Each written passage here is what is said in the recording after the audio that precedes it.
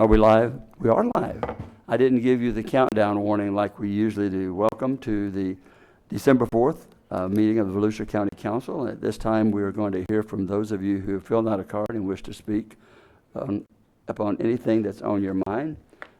Please, when you come to the podium, state your name and address for the record, and we'll be happy to hear. We will not answer questions at this time, but any follow-up that may be needed, we'll direct that to staff. So the first person who, we'll call the meeting to order, the first person who wishes to speak is Greg McKinley. Greg?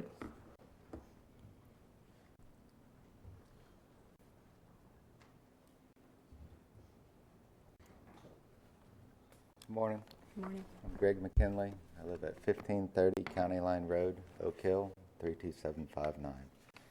I went ahead and printed out some of the stuff. The reason why I'm here today is over the ordinance that the county passed, 2018-15, dealing with wedding barns.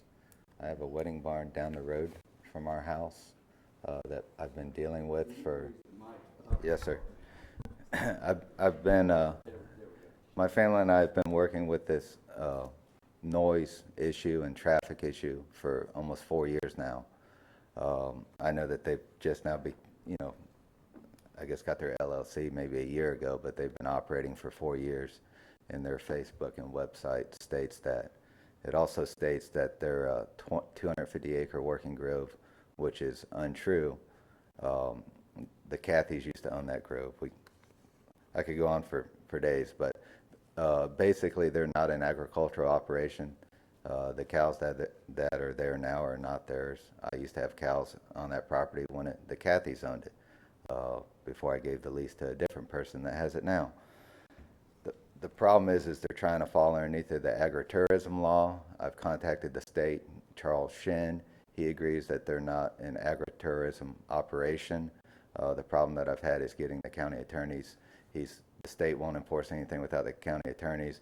I've gotten with Cassandra in the legal department here. She's been working on the noise portion of it for me. The roadblock that I've also hit is code enforcement. They agrees that they're in violation, but they said that they're able to keep operating until this is, until it goes to planning. I've gotten with planning. They know nothing about it. I've tried to get, I have call logs from the sheriff's department. I've had Sergeant Hansford told me that now that they won't do anything about the noise. I even have with different deputies have written in here that there is no noise, no audible speakers, basically verbatim, because I've handed them the ordinance that it's not going on, but I can pull their Facebook and it shows the DJ booth and everything that's going on. So it almost makes me look crazy. The hard part that we have is I own a utility company. I service FPL's territory from Palm Bay to Palm Coast to Sanford. It's a beautiful place for us to live. We built there because it's a layover zone for Volusia County and for that area. But we just completed the house that appraises at $740,000, and to listen to bass every Saturday night to keep my kids up through this house. I just want this ordinance enforced if I could. Thank you, Greg. And I know you spoke with Councilwoman Denny's, and I will share this with her, and maybe she'll get back with you. Okay? So Thank guys, I printed out a bunch of stuff. you. You can give them to the clerk. Perfect. Thank you. Thank you. Mr. Chair, Ron? I intend to bring this up under comment Okay. at the end of the meeting, too. Okay. I'll address it. Thank you. Ronald Scott?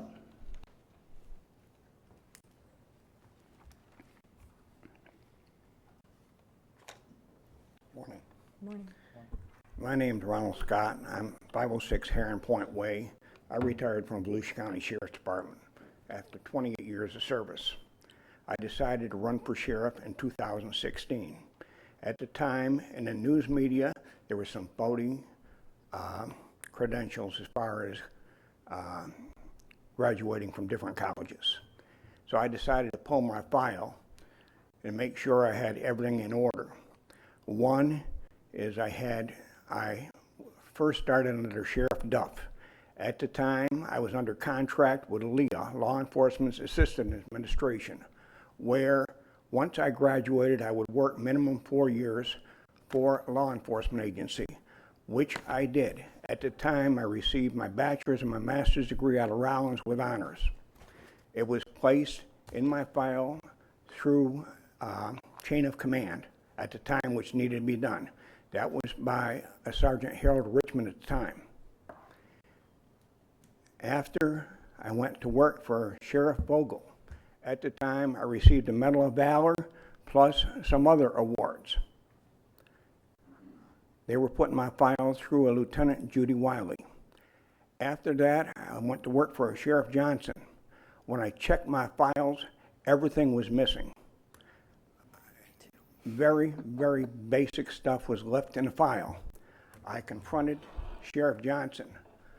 I was told education in this county meant nothing.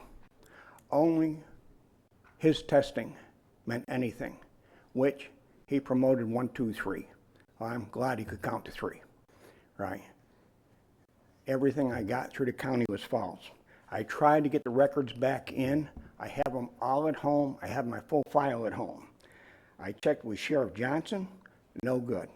Meant nothing. I checked with Laura Bounds, who was in charge of the records at the time. I was told we had to keep our own records, which is illegal. Okay, I checked with the county manager. His is in charge of budget only. I checked with a man by the name of Matt, which is in charge of records. He says it's illegal to take anything out or put it in whatsoever. I checked with Sheriff Chitwood. Education was only for myself. The other awards meant nothing. FDLE, they advised me that they would get everything put in, right?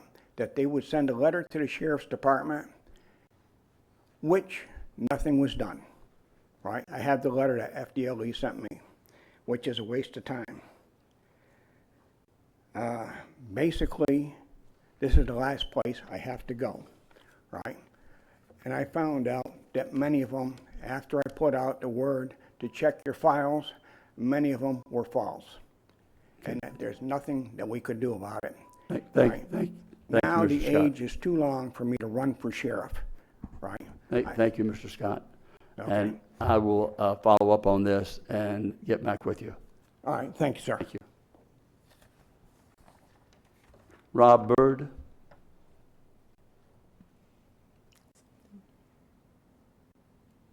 Morning. My name is Rob Byrd. I live at 26 Oak Oaks Drive in Ormond by the Sea. I'm speaking this morning with reference to file number 6160, letter P, under Parks, Recreation, and Culture on the consent agenda. License agreement with Paw Paw Chapter of the Florida Native Plant Society to provide, plant, and nurture native plants in Michael Crotty Bicentennial Park.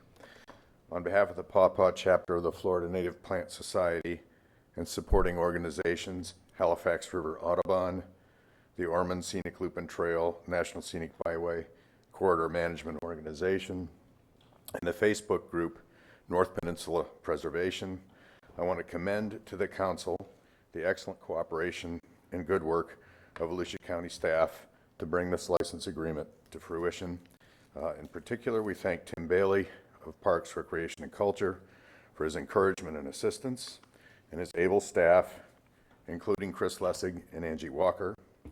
We're also grateful for the help of Ron Falanga at Purchasing and Contracts and Kathy Williams, Procurement Manager, as well as the work of the Legal and Risk Management Departments in writing the agreement. Bicentennial Park's Nature Trail affords visitors an accessible way to experience a unique ocean to lagoon view of the contours and habitats of a barrier island. Volusia County government has been responsive and enabling to our citizens' initiative to enhance and protect this wonderful park, and we want the council to know. Thank you. Always nice to hear good things. Is there anyone else? Hearing that there's no one else to speak, we will adjourn this portion of the meeting, and we will see you back here at 10 o'clock.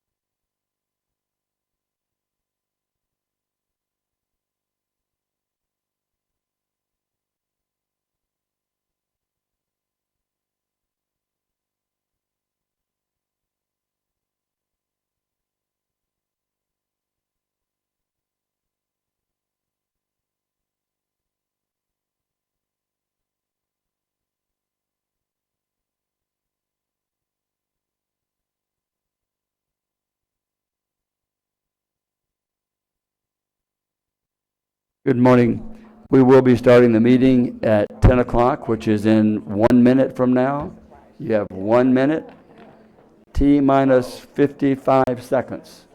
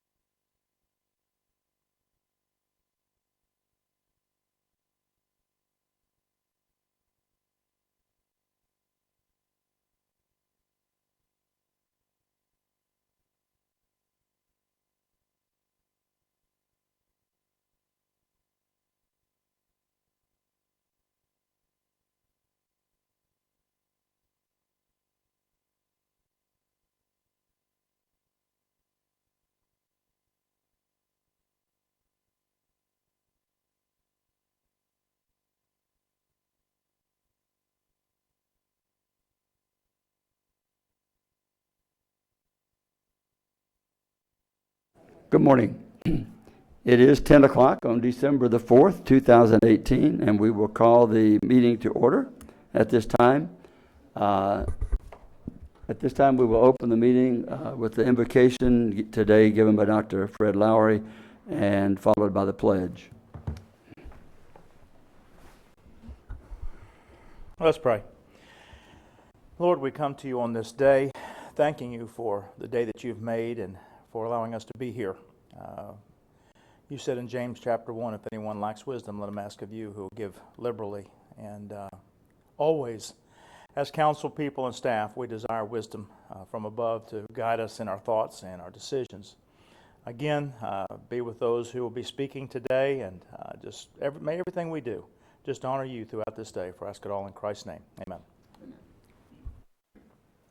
To the flag of the United States of America and to the republic for which it stands, one nation, under God, indivisible, with liberty and justice for all. I already have a pen.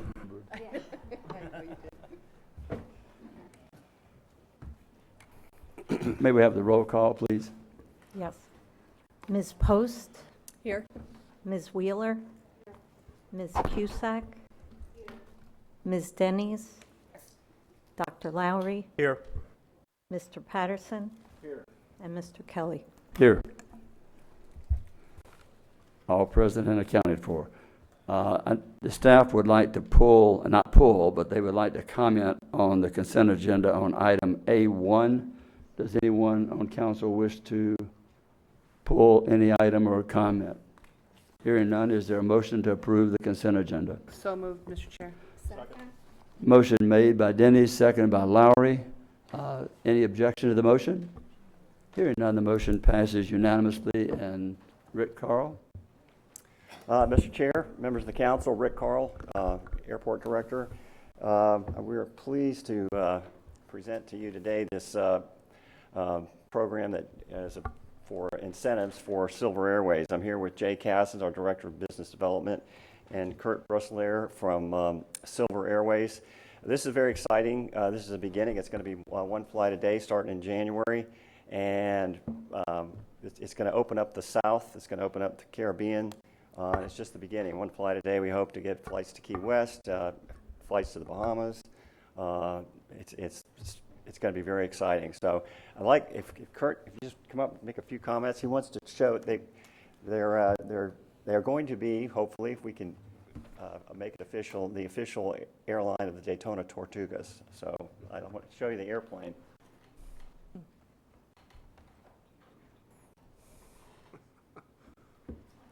Decked out with the Tortugas logos and.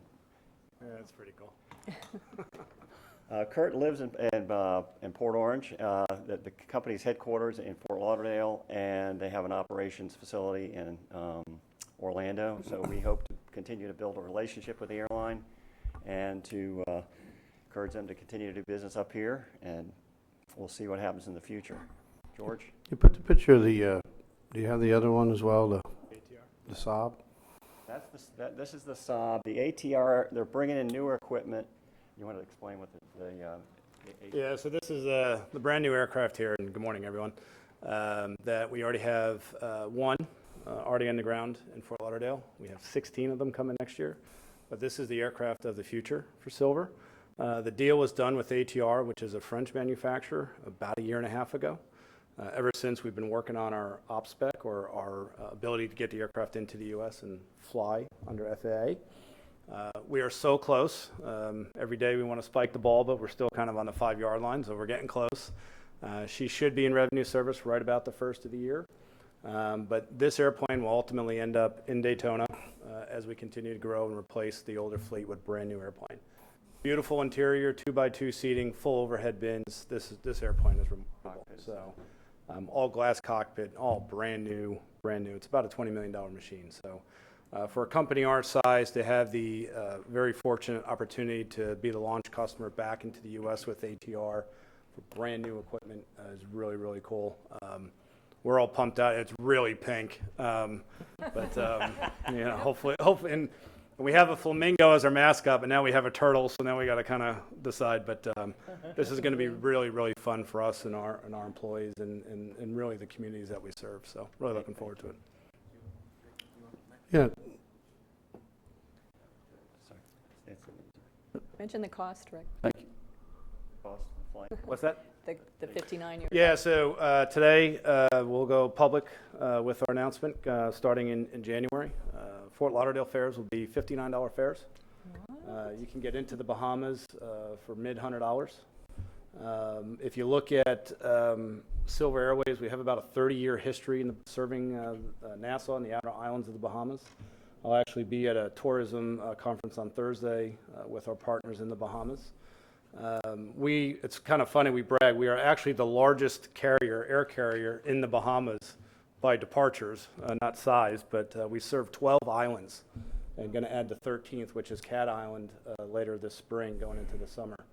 And it's very, very important for the Bahamians. It's a way of travel. It's not just, you know, leisure and pleasure, but it's how, you know, really locals commute back into the mainland and back. So really, really proud of that partnership and relationship. And connecting northern Florida to southern Florida and into the Bahamas, it's really cool. You know, if you ever seen Exuma on any travel destinations, it's where you actually swim with pigs. I know it sounds weird. Usually you swim with dolphins or stingrays, but this is very unique to those islands down in the southern Bahamian islands, and it's really cool, really fun. Pigs migrate from island to island, and you can go swim with them as they migrate, so it's pretty fun. Wow. We have that on some of our marketing too, and it's kind of weird. So we have a pig, a flamingo, and now a turtle, but it's really a good gateway to connect northern Florida to the Caribbean and such. So. Ms. Dennis.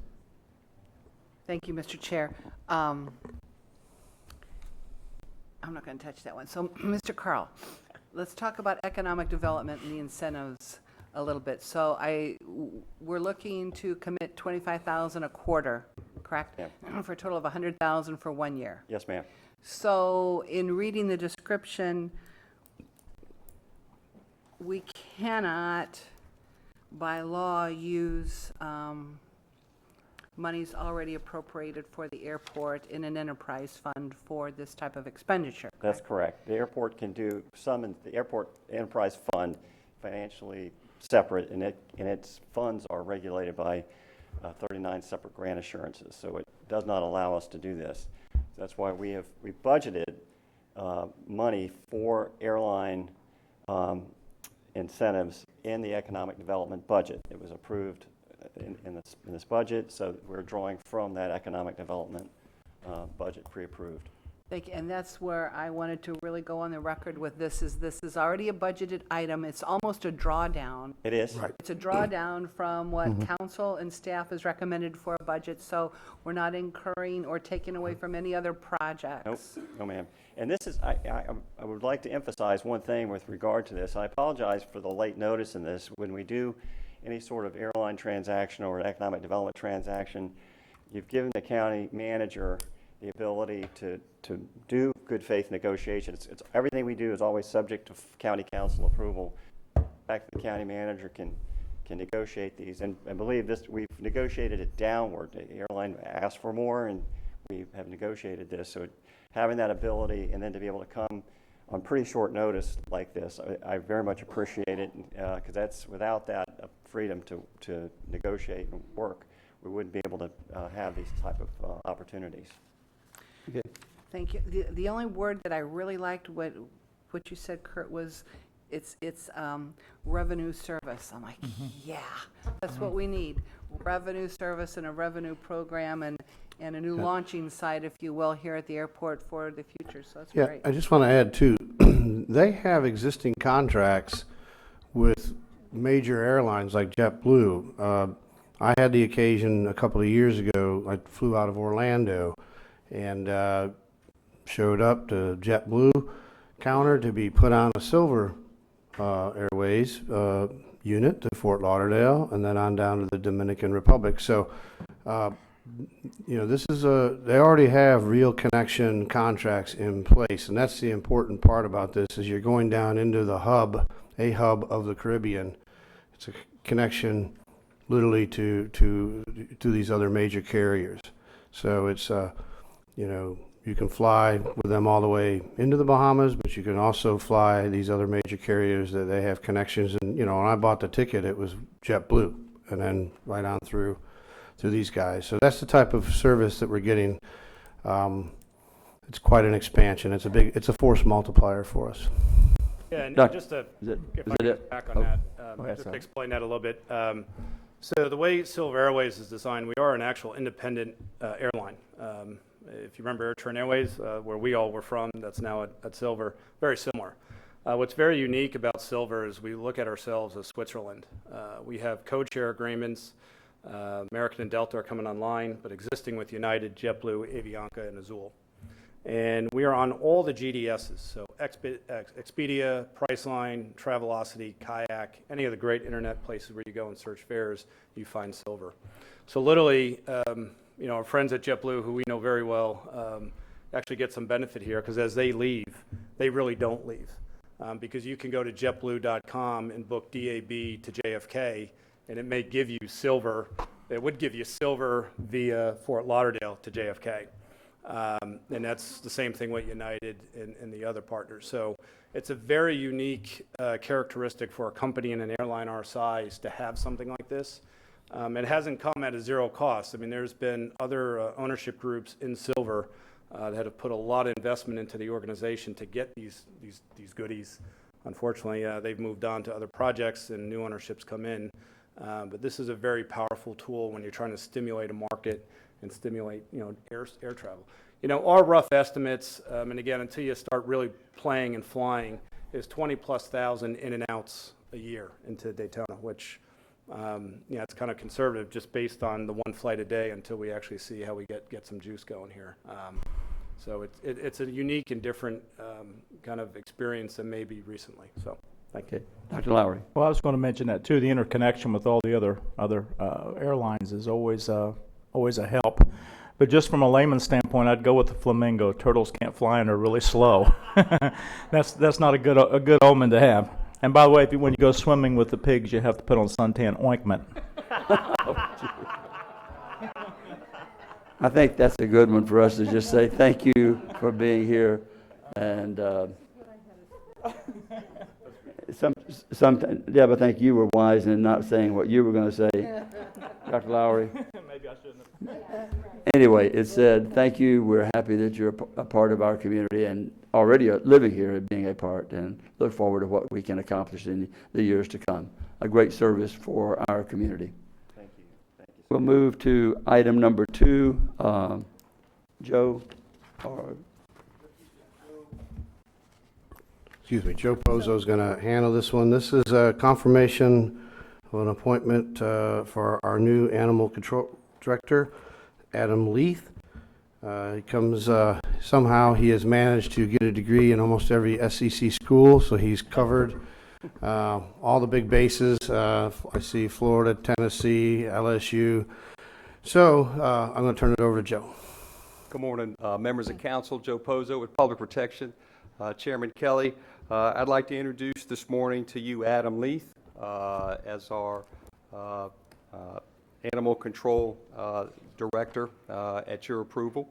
And you've got his resume in the packet, so I won't spend too much time going over that. I would like to just point out that as Mr. Rechtenwald has already said, he has several technical certifications and formal education that focuses on veterinary medicine, veterinary sciences.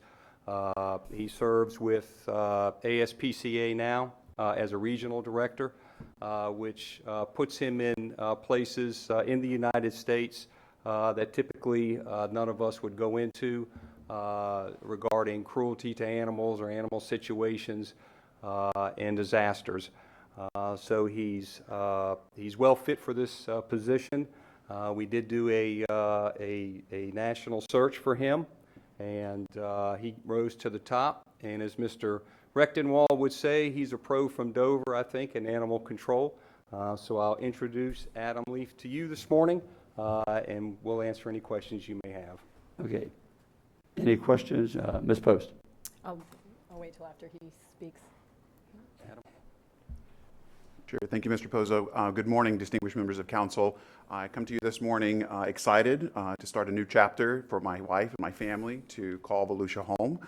If you're so to move today, we are very excited to call Volusia home and are excited about what the future holds for animal services. And if so, look forward to coming before you on a number of initiative items as we come forward in the future. So thank you very much for your vote of confidence. Okay. Ms. Post? So, Mr. Leith, I did want to say I went through your background, and I am very impressed, especially that you are affiliated and you're regional director for ASPCA in New York City, correct? Yes, ma'am. So that certainly brings a lot to the table, and I wanted you to know that I am very much looking forward to what you will bring to the table to really broaden this role and to add some other things in rather than the specific operational part, but all of the other experience that you have in terms of advocacy and all of those other things. So very exciting time for Volusia County. And just as a side note, I thought maybe it was somewhat coincidental, but this morning on the way over on ISB, there was a whole bunch of law enforcement trying to round up a poor little dog on ISB, and so we started out the morning saving an animal, and now we're putting you in to work on the rest. So Looking welcome. forward to it. Thank you very Welcome. much. Ms. Dennis? Thank you, Mr. Chair. Good morning and welcome. Conversation I will be bringing up under council member comment time, Mr. Rechtenwald. We have an issue, and looks like you're the man in charge now. I'm going to be asking for a meeting in Southeast Volusia to address our overwhelming problem with coyotes. It's probably the #1 issue I'm getting concerns about, real concerns. So I'll be setting up a meeting here very shortly with your help and I assistance. had one in from my staff. drively the other night, and that's on this side. Yeah, I had about 2 months And ago. I he had wasn't carrying the Acme TNT like Wile E. Coyote, but it was the real deal. It So, is yeah. the real, and it's increasing.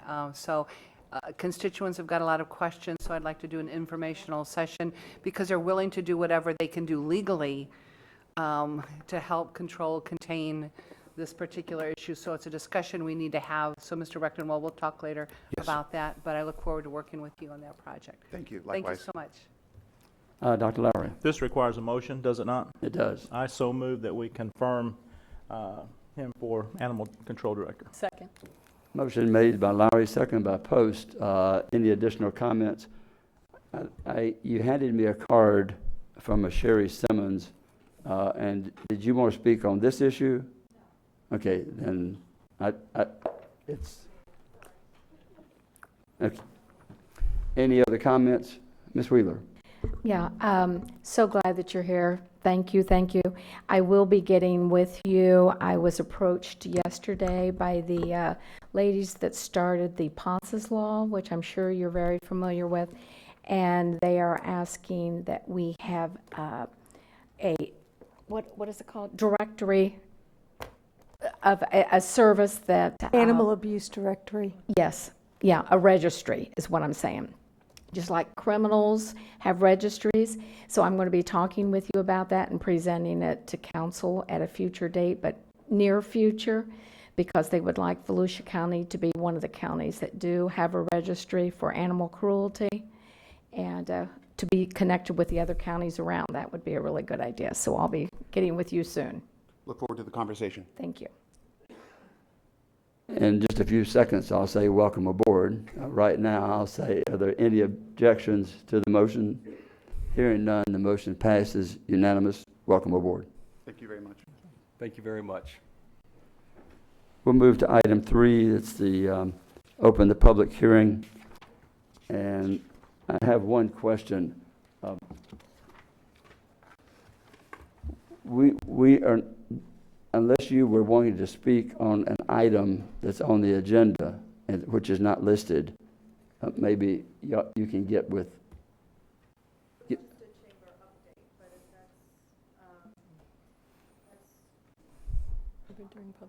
We will have to, it's a chamber for, okay, and that would have to be done at the public and at the end of the meeting. Okay. I just wanted to make sure it wasn't on an item that we had here. George or Jamie? I'm going to turn it over to Jamie, but this is the, from our previous workshops and previous work, it was the council's desire to put back in place an internal auditor. Jamie has worked with Donna to put together the an updated ordinance that's before you. That would basically, we've had the auditing position, but this puts the position at a and clarifies its place within the organization. That it'll be answering to me, but reporting its final reports simultaneously to the council and to myself. Thank you, Mr. Chair. The ordinance creates the Department of Internal Auditing. Organizationally, the departments report to the county manager. By charter, only the county manager and the county attorney are your employees. But we created it as a department so it has a little bit of independence. The way the ordinance is drafted, the internal auditor would come to the council and you all would approve an annual auditing plan. That those audits, when they're completed, would come simultaneously to the manager and the councils, so that there is that level of independence where they're making their own recommendations without undue influence of any kind. The types of audits are spelled out in the ordinance, and the council would direct the type of audits when they approve the annual auditing plan. We believe the ordinance reflects your direction, and we recommend approval. This is a public hearing. I have no one wishing to speak on this. I'll close the public hearing. Ms. Dennis. Thank you, Mr. Chair. So while we're looking at this ordinance, and thank you for bringing this back, I think this is exactly what council has discussed. What really struck me, I'm thinking, well, why are there strikeouts and additions to a new ordinance? But it's not a new ordinance. This has existed previously. We are just reauthorizing is probably the best word. We're reauthorizing a previous ordinance and shaping it to the current request from this council. That's it. Exactly. It characterizes it. And it was funded in the budget, correct? Yes. So there's nothing that there's no budget adjustments that have to occur. So we're just reauthorizing something that happened in years past. But looking at this, and Ms. Seaman, if you could clarify, so whomever we hire, whomever this internal auditor is, as council, we may not know exactly or where an audit should take place. This leaves this up to the scrutiny of this individual, correct, to move around? Well, I believe so. I mean, it's something that you will have input, I would have input, And they themselves, in reviewing what's going on, would, of course, look at things. And, of course, there may be a recommendation that comes from your external auditor, whoever they may be. They may, they take a little bit different view, and then they may recommend a deeper dive into a particular area that maybe in the past we would have done ourselves, but we would probably assign this person to look at that. It's pretty broad, too, in that the authority will to conduct audits of all departments, offices, boards, agencies, contracts, grants, and any other operation or program under the direction or responsibility of the county council. I think that's a pretty broad, so it's not just internally, it's all of the external agencies and appointments and anybody that has a budget that's using county dollars will be open to scrutiny and to an audit should that be deemed so by the council, correct? That's correct. And it's another tool that you'll have. I think this could prove to be very effective. So with that, I know there might be other council member comments, but to that end, I'm going to make the motion to approve ordinance 2018-21, creating the Department of Internal Auditing. Second. Motion made by Denny, second by Wheeler. We'll continue on with discussion. Ms. Wheeler. Yeah, I actually was going to make the motion, but that's okay. Thank you for all this work, Jamie. This was something that I found really important and suggested the internal auditor, and I think this is another good step of checks and balances, and the fact that there'll be any reports will simultaneously be submitted to the council and the manager. This is all good. Thank you so much, staff, for your support in this, and thank you to the rest of the council for your support. Mr. Patterson. Thank you, Mr. Chair. Initially I had some deep reservations about even supporting this.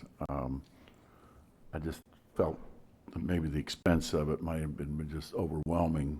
But when I started thinking about certain things that I've seen over the last 20 years in office, but especially at the county level, I have the utmost confidence in a lot of our county departments and the way they operate and what goes on. But I do have some reservations regarding certain contracts that we have with some of the cities.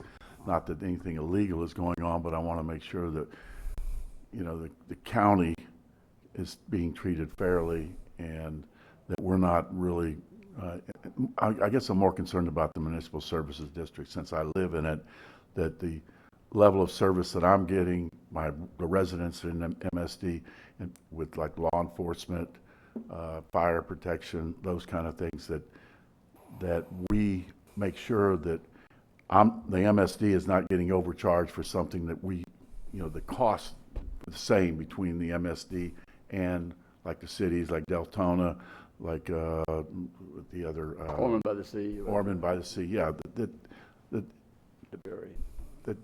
it's fairly, level across the field. So this is something I'm concerned about. Now, this will probably start after I'm gone, but I'll be watching it very carefully. So I'm willing to support this now. As before, I was ready to come in and vote against this, but after some deep thought last night, I started realizing maybe there are some things that really need to be looked at carefully. That'll probably take some time to do, but I think it's worthwhile, and I think it's worthwhile for the residents. If I was living in Deltona, I'd want to make sure that we weren't being overcharged by the county. At the same time, I want to make sure that everything is fair all the way around. So this is important, and I think sometimes you can catch some little things that are unintentional that just need to be corrected along the way. So thank you. Okay, Ms. Post. This internal auditor will be an employee of the county internally. So I want to ensure and really make sure that the council as a whole, that we keep up on direction in terms of what this specific position will be doing, and not have it revert back to somewhat of what it used to be, where it's simply another county employee within the financial division or the auditing division. Because I think for the reasons that this was proposed by the council, we should really stay on top of this. And perhaps as a council, we can lay out some sort of strategic planning each year, or for the coming months, as to a game plan, so that that person is never left sort of sitting on their hands. Right. So I would hope that we would. And I think we have that covered in the ordinance, that there will be a plan. It'll be something that we will have on our calendar. Yeah, I just want to make sure that right. we do that. That'll be and that what comes they're to working fruition. on. Yeah, okay, thank you. I had reservations about this from the beginning, especially when we were discussing forensic, and I think this is an alternative that is putting back into place something.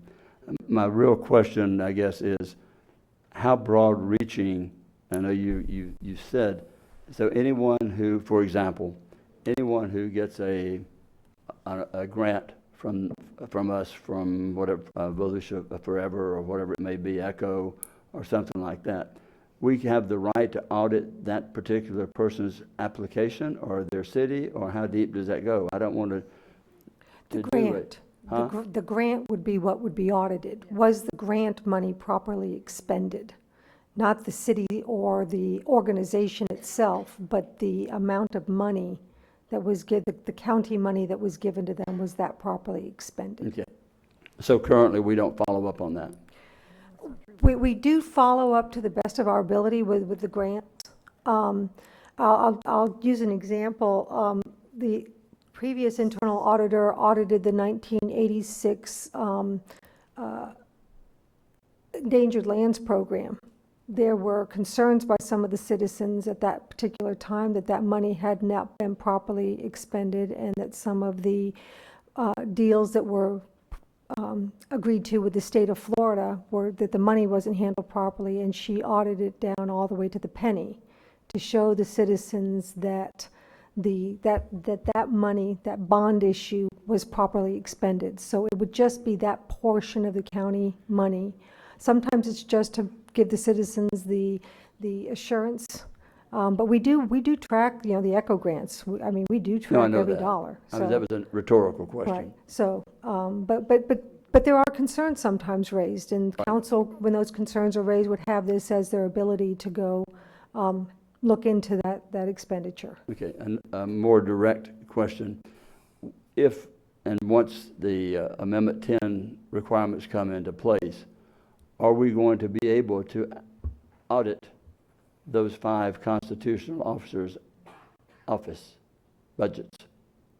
And I think the answer is no, but I'm asking anyway. Maybe. Not with this ordinance. Pardon? Not with this ordinance. That's what I'm saying. That's not the way this was drafted, no. Okay. We're taking probably $150 million worth of annual expenses, which we will not be able to audit or account for, out of a almost $900 million. So that really concerns me, because I think that, anyway, that was a question, and I got the answer, and there's nothing we can do about that. So I'll go to Ms. Cusack. Thank you, Mr. Chair. My question is this: do you anticipate that the amount of work that will be done by this auditor, that it will require additional staff? And it's so, at what cost would that be? It would more than likely, once you get a qualified internal auditor on the ground, and depending on the number of audits that either council identifies or the manager identifies, or collectively we come up with, it may require a staff of at least an additional person to help go in there and do help do some of that field work that would have to be completed. So conceivably, it could grow. Conceivably. And so, do we have that amount of coverage in the budget to address that? For this fiscal year, no, but that would be something we would probably address in either next fiscal year or in the fiscal year afterwards. The last internal auditor we had, Mr. Ford, he had one staff person working with him. So there were two at that point in time. I mean, that was back in the early to mid 2000s. That would be one of my concerns, is the fact that whether or not we will have the necessary funding to make sure that this is a position that is absolutely something that we need to have and we can afford to do so, especially when we have these constitutional officers that it would not be addressed in that ordinance. Thank you, Mr. Chair. I do have some concerns about this. Just to follow up on that, what concerns me is we will not have, and I'm sure unless we can control it, you'll wind up with a director, auditor, internal auditor, and two people in an office, and we'll be spending $250,000 to track the funding. And that kind of concerns me, to spend that kind of funding. And I'm sure that we could, if we see, first of all, I think I'm very confident with the CAFR that we are presented every year, and our finances are in good shape. And this is to suppress the opinion that there may be something different, that there's pots of money hidden, which we know there's not. It's all out there in the open. We've got all of that. I mean, it couldn't be any more transparent than that, that we're creating a department. And my concern, it may not be next year, maybe the year after, but it's going to be a big expense. And then the time that's going to be involved, that it's going to take of the other employees of the other departments to answer and work with, when they're already being audited and answering the majority of those questions that are asked now. And we do receive recommendations from our auditor every year, and they're followed, and we also get a good report on that. So I'm just pointing these concerns out. This is, to me, something more for people to think that we're transparent, which we already are. The opinions that we may not be, we're trying to let people know. All they've got to do is ask. If there's anything, I'm very confident in what staff does now. And if it gets to the point where it is another $250,000 annual expense to have an internal auditor that's proving that everything we're doing is correct, I'm not so sure that it's going to be worth the money spent. I'd maybe rather have the taxpayers, the few taxpayers that complain about it, say, sorry, but we're saving you $250,000 this year, and everything is running smoothly. But we'll go to Dr. Lowry. I was going to ask, we already have an external auditor that works every year. How will this, how will they work together? I guess is a question I have. Or What usually would see would be the external auditor would be very interested in knowing what the internal auditor worked on during the year, because both the internal and external auditor approach their audits through what they call a risk assessment. So they'll assess the risk, and they'll choose some of their audits based on that, along with recommendations of counsel, et cetera. If, as you know, the auditors come and talk to you sometimes prior to the audit to see if there's areas that you're concerned. They're all kind of doing that now. And so, again, the internal auditor, anything that he or she performs during the year is of interest to the external auditor as they look to see where they're going to spend their time and in their assessments. On the other side of the coin, the internal auditor is also going to be interested in anything the external auditor may find in their review, and if there's any audit findings, it's usually typically the internal auditor will make sure that those audit findings are cured in the next by the time the next audit comes on. I mean, that's the job that as myself as the CFO and prior to that as the accounting director, we always made sure all our issues were cured. There was never an issue with that, but that would be something that the internal auditor may also be involved in as well. Well, my concern was exactly what the chair expressed, just another layer of bureaucracy. And I'm just wondering if we couldn't expand the external auditor in some fashion to compensate or do what this would accomplish. Is that a possibility? I think the roles of the two are distinctly different enough that I don't think that would be appropriate for the external auditor to probably do all of the things that you might be interested in doing, to be honest with you. Okay, thank you. Ms. Dennis? Thank you, Mr. Chair. Just a couple final comments here.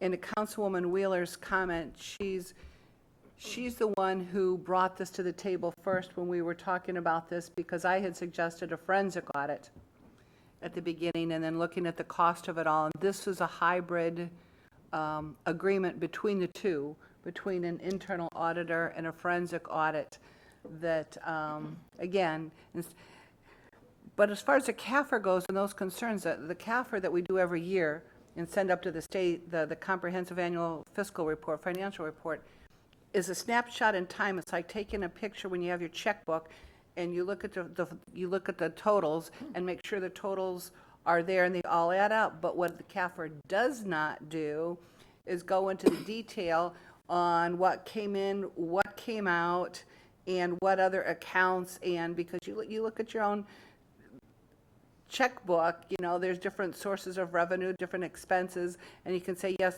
we can all agree that's the balance, but how did we get to the balance? So this is a different thing, and I will tell you, James Moore, in speaking with them, they are not interested in having this piece of it, and it would be a conflict of interest, and I would not personally be comfortable in a transparency or accountability issue having our same auditor that does a CAFR do the internal. They have to be independent, and if we ever get to the point where council decides to shelve this, we can do that too. This is not a forever deal. I mean, if it takes on a life of its own and council decides it's an expense not worth pursuing for the future, that's always an option too. But at this point in time, and it's not just, it's like a SWOT analysis. It's not necessarily that we'll find fault. That's not the issue here. But there could be weaknesses that can be strengthened and savings along the way and duplication of services or payments or strengthening the system. So it's not necessarily trying to find fault, but to strengthen any weakness or opportunities or threats, however that looks. But I think it's time, and I still stand by the fact that I think we owe our citizens and each other and this council to go forward with this for all of those reasons. And I am going to make the motion then to support ordinance 2018-21, creating the Department of Internal. I thought we already Did that. have a motion. I'm going to make it again. Never mind. We're good. We She already have seconded it again. We're made and good. seconded. You made it, she seconded it. Okay, there you go. Ms. Post? Donna, the position is already allocated, correct, from Yes, from it the- is. It having is. an And by the app- time we hire them, we have enough money in the budget to pay them for this fiscal year. Okay, so it has been Remainder of budgeted this each fiscal- year, even though it hasn't That's been correct. used. That's correct. So That's it's not correct. as if we're Right. sucking this money out of someone else. No. So I'm confused about the $250,000 that keeps being brought up. Where is this going to cost us $250,000? That was me that came up with that estimate. I mean, you have I'll answer that. You have in the budget right now for hiring someone that will be in a range from up to 150,000 or so, right? That's just for the one person. They're going to need an assistant.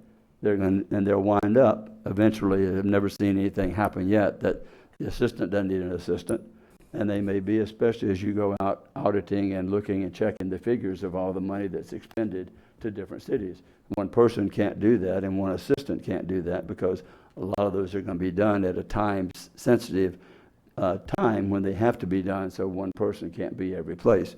And then you add on the benefits, which are approximately 30% of the benefit cost, and you're going to wind up with $250,000 very soon. And that's just my estimate, and I would be willing to bet a lunch to everybody up here that within 2 years it will be that or more. So that's me. I'm pretty good on figuring the numbers, and I think if you gave us the numbers, an assistant is going to cost 40, 50, 60, 70, because it can't be someone that's not qualified with being the ability to be able to audit numbers. And you're not going to find somebody as an assistant that's just going to be able to go and just shuffle paper. It's going to be much more detailed than that. They're going to have to know, everybody can look at numbers, but they have to be able to know where to look and how to match those numbers up. For example, it wouldn't be just a clerk who's trained to process numbers that you'd have to have as an assistant. You'd have to have a qualified, probably the assistant would be just one level below the director. And then one more question along, will you have another question? I do have more Okay, comment. go Yes, ahead. I was just wondering, I just because we wanted to kept answer that one. talking Sure. about the $250,000, but I'm That's still me. not, but it is already budgeted, correct? And No. it has been No. budgeted for years. All that's budgeted, The one internal auditor position has been budgeted. So the assistant and an assistant for an assistant It's- of an assistant is not budgeted. No, but that's while I've got while I future. have a title for an auditor, that's not, other than the internal auditor, there's no position for that at this point. Okay. Well, I'm not really looking at this in any relation to Amendment 10. I think the reason, my feeling of this being brought up was not, not to give the illusion of transparency to the public. It was actually to do this function.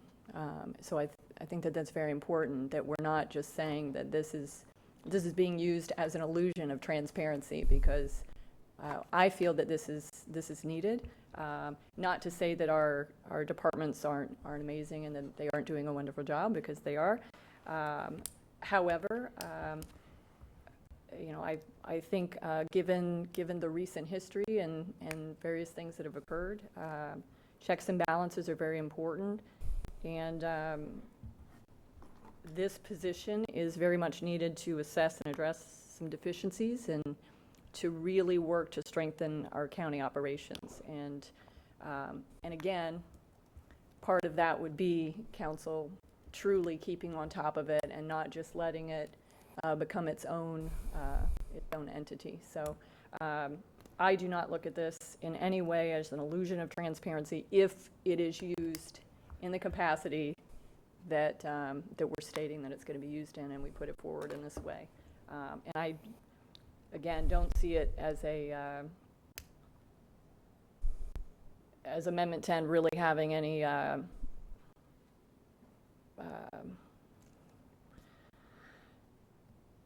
true effect on this actual position. If various departments are no longer under the control of the county, then great, that's even less for this person to do. So and less of an assistant that they will need. So I'm definitely for approving this. Thank you. Ms. Cusack. Thank you, Mr. Chair. I would just like to have a little background as to, this used to be a position that we had here in the county. What was the ramifications or the desire to eliminate the position in the first place? Well, I'm going to surmise what it is. I wasn't involved in that, but again, when we were in the downturn, we were looking at positions that we could basically not fill in order to save some money, and the idea was we could do that and eliminate that function. Now, to be honest with you, I mean, the accounting folks doing a remarkable job of staying on top of things. They do. And a lot of the controls constantly are assessing controls all the time and tweaking them and improving them, et cetera, because we're in a changing environment. Things don't stay the same. So from that perspective, we kind of took on some of that role more than we did before in the accounting world. But what I think also happened, we also engaged James Moore to do specific areas. For instance, when we had the issue at SEVA, now in those days when that mess started down a few years back, if you recall, we would have probably put our internal auditor on that, but we didn't. Instead, we used James Moore to do it. So we've used James Moore over the last 10 years or so to fill in those areas where we have some places we want them to look at. They looked at our administrative service charges to make sure they were in line. There are different little tasks that we've given them along the way. They're doing the tourist development tax audits, so just every year. We've engaged them to do that. Now, I probably would recommend that we continue to do that because they've got that down really well. So some of the things that maybe the internal auditor would have taken on, we've filled in with James Moore to do those specific things that we've targeted that we needed some additional work done. So it was then determined at that time that you had necessary folk in place that could do the function that you had a in-house auditor do. Is that correct? I would say yes, we did as much as we could. We did. Is it everything that you might want? No, we couldn't do everything that you may have on some desires that you may have. I would say we don't have the staff currently to probably do all those things. But we certainly to keep the boat floating, which was our mission. I mean, during this to keep going, we were able to absorb some of those functions, like for instance doing P-card audits of the purchasing card. Well, we've identified people in the office that can do those spot audits, those types of things, which were in the purview of the internal auditor at that time.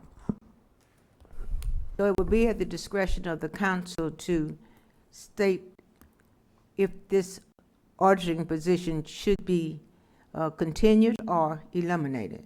Is that what I'm hearing from council members? Yes.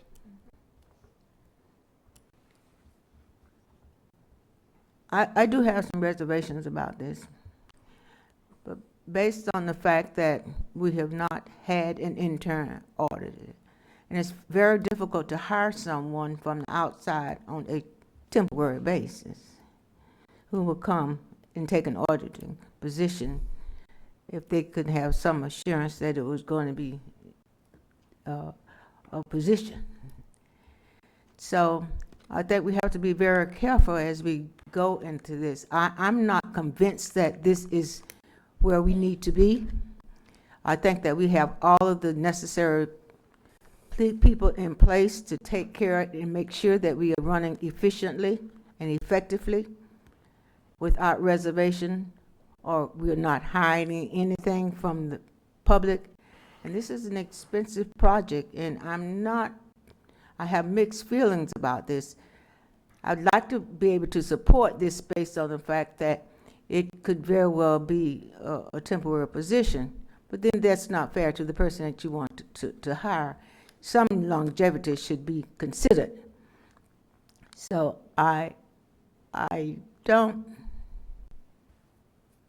think I'm going to be able to support this, because I don't think at this point in time that it is a necessary thing that we need to do as a member of this council. Thank you, Mr. Chair. Thank you. Just to address a couple of points that were raised, I did not make a statement that this is an illusion. I made the statement that we already are transparent and everything is there. This is not to create any kind of an illusion. Here. That was never anything that was intended. The transparency of everything we do is there. Everything that I have available to me, everything you have available is there. So it's not that. It's just that some people felt, I think, that we weren't because they didn't look, and that's what they have to do. And I guess it also is relative to the Amendment 10 and the lack of ability to be able to audit those functions, of which one of them constitutes about 1/7 of the entire budget of the county, and not be able to do that. That also affects the MSD, which Mr. Patterson had concerns with, because some of those things, some of those operations of the various departments that may be contracted with may not be subject to us following up on. And that is important because we're going to have the information. And one quick question, which is probably relative as much as anything, who does the director or the internal director auditor, who do they present their budget to whom? I mean, Well, they'll present it to the manager, and then, of course, I present the budget to you. So they will be, the independence part comes in that they're a separate, they don't fall under finance, they don't fall under budget. They'll answer directly to me, their budget will be to me. And then, you know, again, the work plan will be jointly developed because in a lot of ways, if you think about it, our work plan is jointly developed anyway, because they're out there doing what you're asking us to do. This will be a little bit more direct in that a plan will be developed that we will jointly agree on, and then they'll go do that work. Again, things like what happened in the southeast will also probably pop up, and they'll be assigned that in addition to their other work. I would assume they'll be, hey, this is something that's come up. We didn't plan on auditing it, but it's something that needs to get a deeper look. They will have the ability to do that.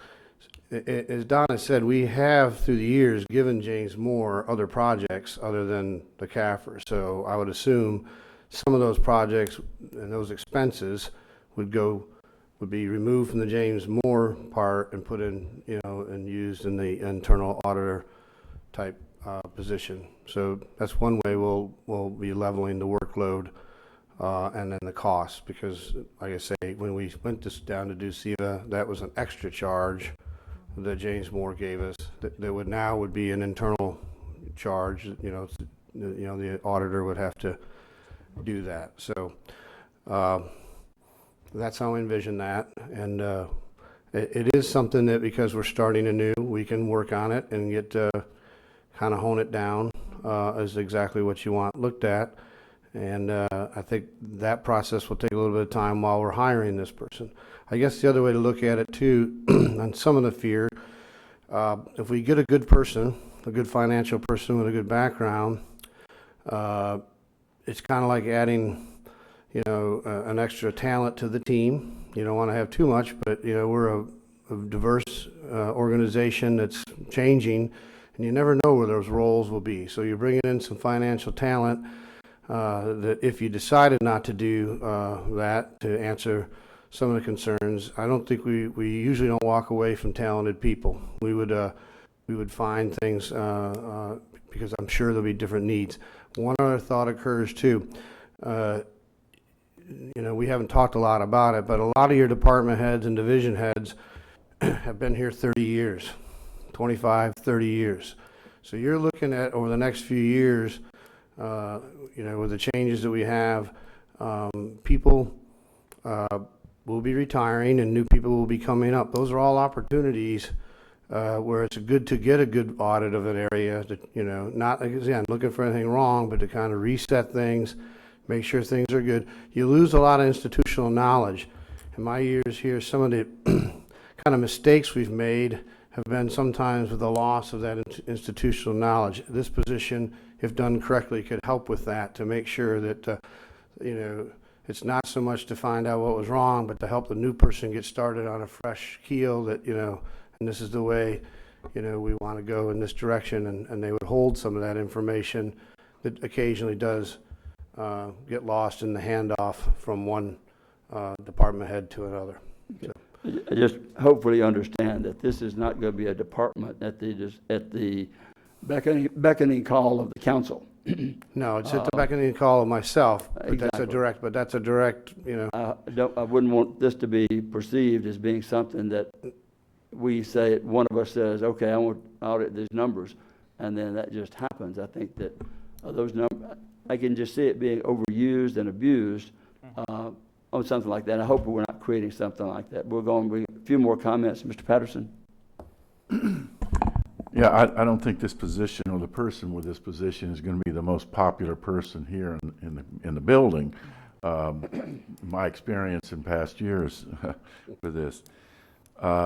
In regards to the effect of Amendment 10, if Amendment 10 is going to have somewhat of an effect on it, I would suggest that before Amendment 10 gets implemented, is that we do go into the departments that are going to be affected by it and do an audit of them before we hand them off.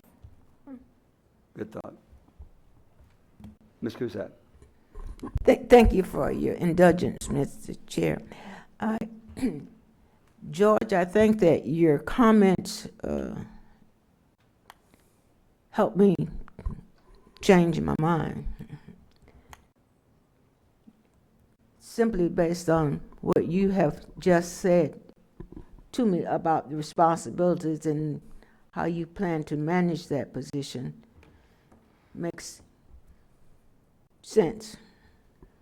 And based on that, I changed my mind. I can support it. Okay. I'm going to support it with the comments I made of where it may go, and hopefully the future councils, if they see that it's become something like that, that they will take the necessary action. And I think, George, what you said, you and I had already talked about this in our one-on-ones, that we do have, we'll probably have a need, and my guess is we probably will have to hire an assistant as close to a CPA as possible. And the first jobs that a CPA usually takes is auditing. That's usually, I thought I wanted to be one at one time, and I saw my friends going to different big four accounting firms and spending 4 years auditing, which is not a lot of fun. So, Dr. Lowry, and then we'll try to get this thing wound up if possible. I'll be real quick. I agree. Thank you, sir. I agree with Mr. Patterson. I think those areas, if that's possible, should be that are getting ready to go independent from us, need to be audited. A major portion of our budget, as Amendment 10 comes into play, is going to be out from underneath of our auspices, and so with that cost, and a lot of people don't realize how much Amendment 10 is going to cost.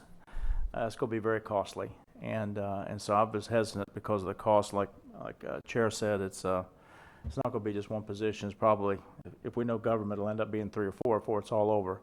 So I'm going to support it, but I'm going to do it hesitatingly, but I will support it. Thank you. Okay, if there's no further discussion, we have a motion made by Ms. Denny, seconded by Ms. Wheeler. Is there any objection to the motion? Hearing none, the motion passes unanimous. And it was a good discussion, and I think that's what we should do. This is a very important decision, and we've all laid out some things that may happen, could happen, that we should be aware of as we go forward. Okay, with that, we will move to item number 4, and this too is a public hearing, and we will open up the portion, and you've got those books, don't you, Tom? Yes. This, as Tom Motes is getting ready, this is amending our merit rules and regulations that all the employees work under. A lot of our union contracts are tied, also reference to these rules. This has been a really good work of both the legal department and the HR department. These rules date back, to the beginning of the government. That had been a long time coming to get some of them updated. I think the last major update, we didn't even have email. So we're at a point, and Tom has done a series of these. This, I think, is the third, and should kind of complete this current round of updates of the merit rules. I'm going to leave it to Tom to touch on the highlights. I will say, we did put this out to the union leadership, and he can speak to that. And so it has been, this has been out to the employee groups. Go ahead. Good morning. My name's Tom Motes. I'm the Human Resources Director. As Mr. Reckenwall stated, this is the first comprehensive review, the final of the comprehensive review since like 1981 of the merit rules. They haven't been reviewed. We started 2 years ago. Hopefully this is the final of going through all of them. We did send the proposed changes out to all the labor unions to get any input they had. None of them responded. Basically what we're doing here today is some of the major changes in here that you'll see is one of them deals with, there are 16 changes that deals with a definition. Under section 86-228 kinds of eligibility list, there's a definition, and number 4 that says reemployment list, layoff list. There's a confusion what that means throughout the merit rules. So there's 16 places that it refers to that is a layoff list. We're just changing reemployment list to layoff list, which is in the definition. That's 16 of the changes. Some of the more important changes that we're putting in here is the no harassment, the sexual harassment and retaliation policies were not in the merit rules. They were in a handbook. The handbook was old and outdated, so we're placing them here in the merit rules where they should be. They've been updated. The emergency disaster employment policy was a resolution. Again, we're going to now put it in the merit rules and make it an ordinance, so employees can find it during emergencies and managers can find that. And then we went through the merit rules after that, and again, we're updating, clarifying the rules, the rest of them throughout, from issues that we've seen, and managers and employees have came forward and told us. We took these to the Personnel Board. They reviewed them and approved them. And this morning we had asked that you approve them. So if you have any questions, I'll be glad to answer it. Thank you, Mr. Mose. This is a public hearing. Do we have any cards from the public that wishes to speak? No, no, ma'am. Okay, so we are going to close the public hearing for public participation. And now council discussion. Councilwoman Wheeler. I was just going to move forward to make a motion to adopt the ordinance 2018-16, amending the merit system rules and regulations. Second. Motion by Councilwoman Wheeler, seconded by Councilman Lowry. Any more discussion? Councilwoman Cusack. Thank you, Madam Chair. I wanted to just ask the question that this document was also reviewed by the Personnel Committee? Yes. Did you say on that? November the 7th, and they approved it unanimously. They approved it. That was a concern I had. And no union organization had any objections, or they did not comment on They it. did not comment. We gave them a time period to comment. They did not. I sent it to 2 individuals at each labor union, their official representative and the employee representative. So I just want to make sure, Madam Chair, that that's on the record, that we had all of the folk that engaged in this document had the opportunity to make comments, and Yes, that has happened. That's Thank you, Madam Chair. That's very great comments. Thank you, Councilwoman Cusack. Any other comments, Council? With that, we have a motion and a second. Any opposition to the motion? Motion passes unanimously. Thank you, Mr. Mose. Great job. Good work. Okay, now item 5, resolution repealing Resolution 97-167, initially establishing our emergency disaster policy superseded by the ordinance codifying the policy. And here you are again, Mr. Mose. Good morning. Good morning again. It's Tom Mose, Human Resources Director. This is repealing the resolution for the employment disaster policy. As I just stated in the previous, we've now incorporated it as an ordinance in the merit rules, so we no longer need that resolution. So we'd ask that you rescind that since it is now in the merit rules. Council? And we'd ask for your approval. Is there a motion? Mr. Patterson. Mr. Chair, I move approve of repealing Resolution 97-167, initially establishing emergency disaster policy superseded by ordinance codifying policy. Is there a second? Second. Second by Mr. Lowry. Any objection to the motion? Hearing none, the motion passes unanimous, and we'll move to item number 6, which is the...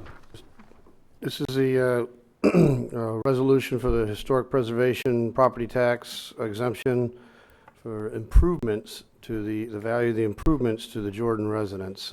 Tim Bailey, take it away. And this is a public hearing. We'll open the public hearing portion and... Okay, good morning, Mr. Chair.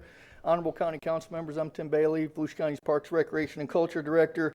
Today before you is a request by Donna Jordan and Charles Jordan, who own a locally designated historical residence here in DeLand. They are eligible for the historic preservation property tax exemption. According to the property appraiser, they've improved their property by approximately $128,772, which if you're looking at the current applicable county millage rate of 6.2464, if approved, this would reduce their 2019 tax bill by $804.36.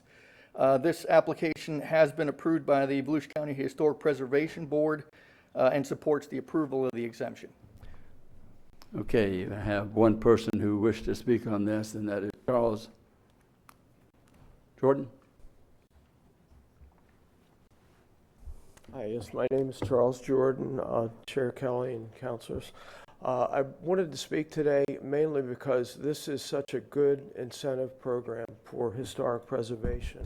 And we were able to go through this process and take a building that was abandoned for 4 years.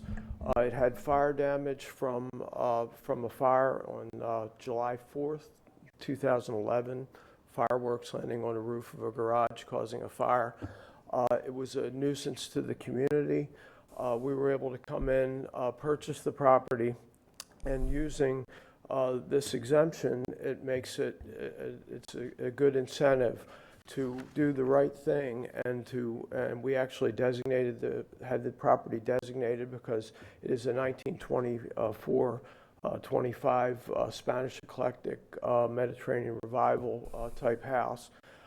It was owned by Morton McDonald and Thelma McDonald for about 50 years. And we felt that it really was a part of the community that needed to be restored. Without programs like the incentive, these type of things don't get done, or if they do get done, they get done improperly. As a general contractor with New World Builders, who specializes in historic preservation, I've been advocating for this particular incentive for both residential and commercial property owners. Unfortunately, the federal tax credits only deal with commercial properties. So this is one of the few incentives that are available to homeowners who would like to possibly restore their house, restore their siding, restore their windows, do it right, and get some credit for that. It's basically a revenue generator in the long run. You don't get the $800 and something for 10 years. But the fact of the matter is, after that 10-year period, you're back to a normal assessment. So this is a great program. I'm encouraging other people to come before you, and I just wanted to bring that out to the public. Thank you very much. Thank you. Without objection, we'll close the public hearing. And Mr. Patterson.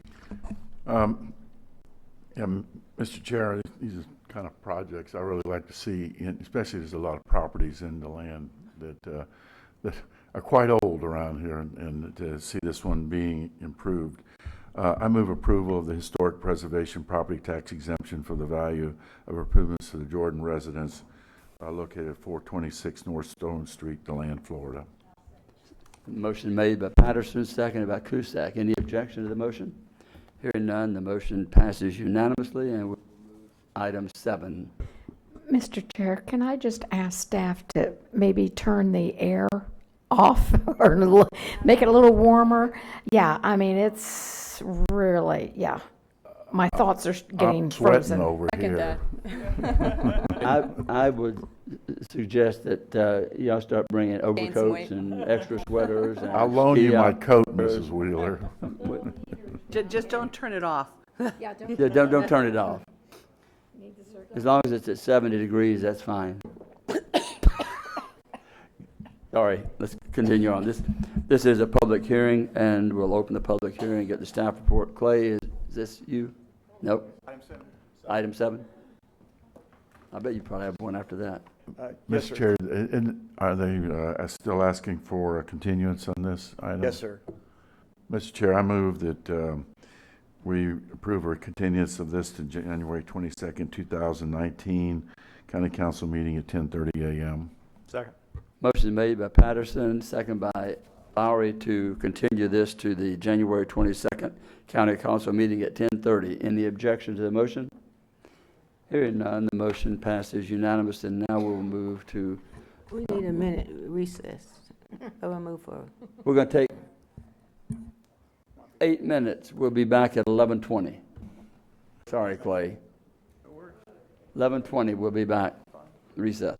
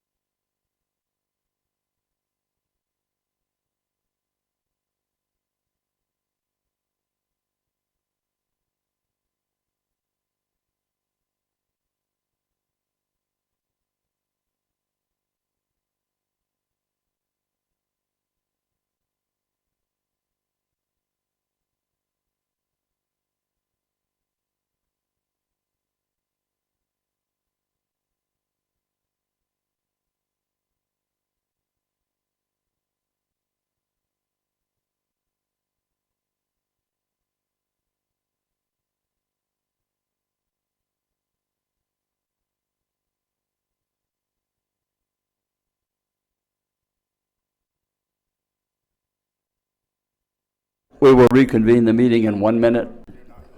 We will reconvene the meeting in 1 minute.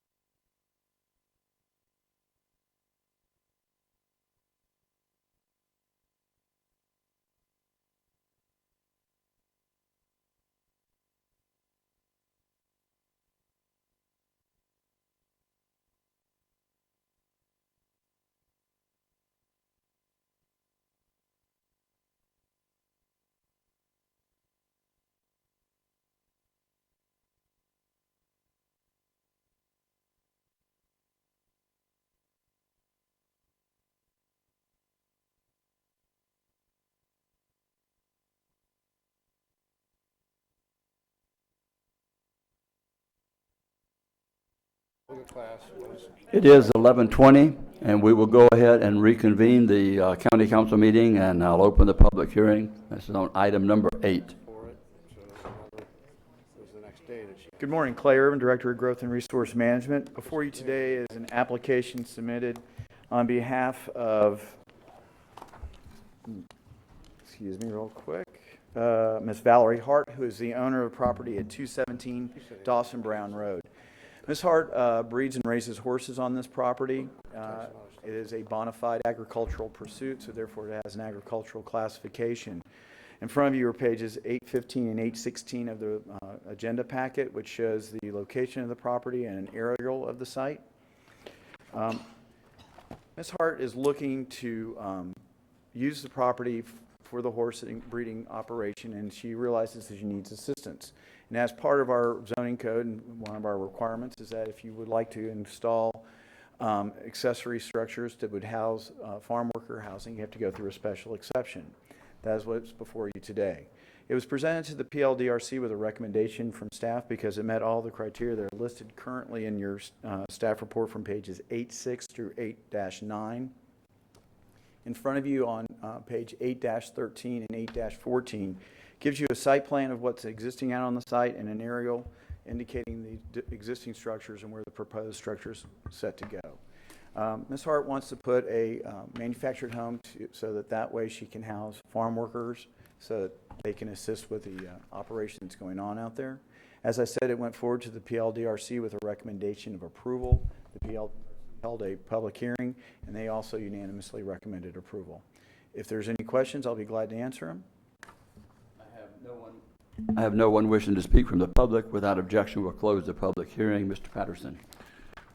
Mr. Chair, I move approval of the special exception for a farm worker living facility on 6.7 acre property zone prime agriculture A1 and resource corridor RC located at 217 Dawson Brown Road, De Leon Springs, case number S-18-096, including the recommended conditions of approval by the PLDRC. Motion made by Patterson, seconded by Wheeler. Any objection to the motion? Hearing none, the motion passes unanimous, and we will move to item number 9, and this is a public hearing. We'll open the public hearing. Mr. Irvin. Good morning, Clay Irvin, Director of Growth and Resource Management. If the council doesn't mind, I would like to address items 9 and 10 at the same time since they are related applications. We will have to have separate public hearings and separate motions and actions on them, but it's easier to discuss both projects at one time. The first item, number 9, is an amendment to our future land use map. This is coming for an 8.8 acre parcel. The contract purchasers, Libin Capital, are looking to purchase this property to expand an existing uses located on US 92 near the city of DeLand. The proposed change will take the land use category from urban low intensity to commercial. Urban low intensity is primarily a residential land use, but it does allow for some limited commercial uses. The commercial land use allows for pure commercial uses that are consistent with what is existing immediately south of this property. That is where there's an existing RV storage facility, and what you're seeing is the owners of that would like to expand that operation and incorporate this 8.8 acre parcel into the project. This is an amendment to your future land use map, so therefore it gives you the general what. So we're going from urban low intensity to commercial. Item 10 is a BPUD, so therefore it tells you how and what. And so in that, there's going to be a detailed staff report that identifies what's going on the property in regards to buildings, parking, stormwater, buffering. As you can see on page 9-40 and 9-41, we have the location and aerial of the subject property. On 942 and 943, we show you the future land use. Here's the proposed zoning on pages 9-44 and 9-45. And this gives you an idea of the concept plan. Just to kind of clarify what's going on, is that here's the existing facility, and what they're hoping to do is expand in this area, if I can get this working. And is it? So what you'll see is here's the expansion of the area. They're providing a 40-foot buffer along the west side of the property, so that way the adjacent property owner does not feel the impacts of the additional commercial enterprise going on in the 8.8 parcel. Went to the PLDRC with a recommendation of approval from the staff. The PLDRC held a public hearing. Again, they came forward with a recommendation of approval. So this is the first time you'll be taking action on is the actual future land use map. The next one would be the rezoning to BPUD. If there's any questions, I'll be glad to answer them. And there's no one wishing to speak on this from the public. I'll close the public hearing without objection. And counsel, Ms. Post. I move approval of both the resolution rezoning the 8.8 acres located at 2485. You can only just make one. we can only, you have to open a public hearing for the comp plan amendment, which is what we're talking about. Then we'll have to open up item 10, and then that would be a separate motion. Okay, well, I won't start with the resolution, then I'll do the ordinance. I move approval of the small-scale future land use map amendment and map notation changing the 8.8 acres located at 2485 East ISB from urban low density to commercial designation. Second. Motion made by Post, seconded by Lowry. Any objection to the motion? Hearing none. And with that, we will move to item number 10, open the public hearing. We've already had the staff report. I have no one wishing to speak. Without objection, we'll close the public hearing. And Ms. Post, you're still up. And so then I move approval of the resolution rezoning the 8.8 acres in the classification from rural mobile home MH-4 to the land RV and boat storage business planned unit development BPUD classification. Second. Motion made by Post, seconded by Lowry. Any objection to that motion? Hearing none, the motion passes unanimous, and we will move to item number 11. This also is a public hearing. We'll open the public hearing, and Mr. Urban. Thank you. Clay Irvin, Director of Growth and Resource Management. Again, as with the last two items, you don't mind, I would like to discuss items 11 and 12 in regards to the special exceptions that are proposed in front of you today. This is an application by James Golding for a 12.37 acre parcel at zoned I-1. This is located near the city of Edgewater, near Park Avenue. The subject property is an existing, for lack of a better term, junkyard. And we have new owners who are looking to clean up the property and come in with some new uses on the property. When we met with them, we identified what had to be done in order for them to open up first a resource recovery center, and then the other aspect is installation of an air curtain incinerator. So item 11 is pertaining to the resource recovery, and item 12 is pertaining to the air curtain incinerator. As you can see, the property is located, as I was saying, near the city of Edgewater. There's an aerial, and as you can see, there is where the existing junkyard is operating out of there. This has been historically operated prior to a lot of our codes in place, so now we have someone who's ready to come in and renovate it and operate it. This gives you an idea of what the zoning and land use are for the property, and this is located on pages 1140 and 1141 of your agenda packet. This is a site plan that kind of gives you an idea of what they're hoping to accomplish out there on the site. And what you're seeing is that they're going to be cleaning up these areas that are existing, and then they'll be utilizing it for mulch and wood storage, and then setting up the air curtain incinerator. Staff is aware of these operations and making sure that they operate within state guidelines and making sure that there's no external impact on any of the adjacent property owners. We've identified that and incorporated it in all the conditions that are necessary for the approval of the special exceptions. And the critical part is that making sure that they're properly spaced so we don't have any mishaps with the air curtain incinerator occurring. And remember, the air curtain incinerator is a technology that the county itself utilizes when you're dealing with a great deal of debris. It provides an ability to take care of and get rid of many of the debris in a quick and efficient manner. And it does require a great deal of monitoring because it does involve a great deal of heat. The good thing about it is the amount of ash or smoke is greatly reduced, and that's why it's a favored technology for getting rid of debris. So we have a situation where staff has reviewed the application for first and foremost, which is the Resource Recovery Center. Then the other application is for the air curtain incinerator. We reviewed it for the criteria that's contained in our code for those specific special exceptions. We made a recommendation approval for both of those to the PLDRC. PLDRC held a public hearing and again recommended approval on both counts. If there's any questions about the technical specifications or any of the other issues, I'll be glad to answer them. As I mentioned, this is a public hearing. I have no one wishing to speak against it. I have the applicant who may or may not wish to speak. I'm going to, Mr. Golden.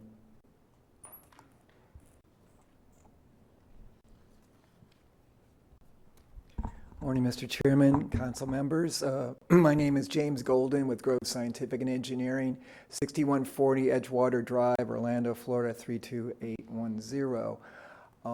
We accept the staff's recommendations of the conditions of the special exceptions, both special exceptions, and I'm really just here for questions today. Okay. Okay. Ms. Dennis.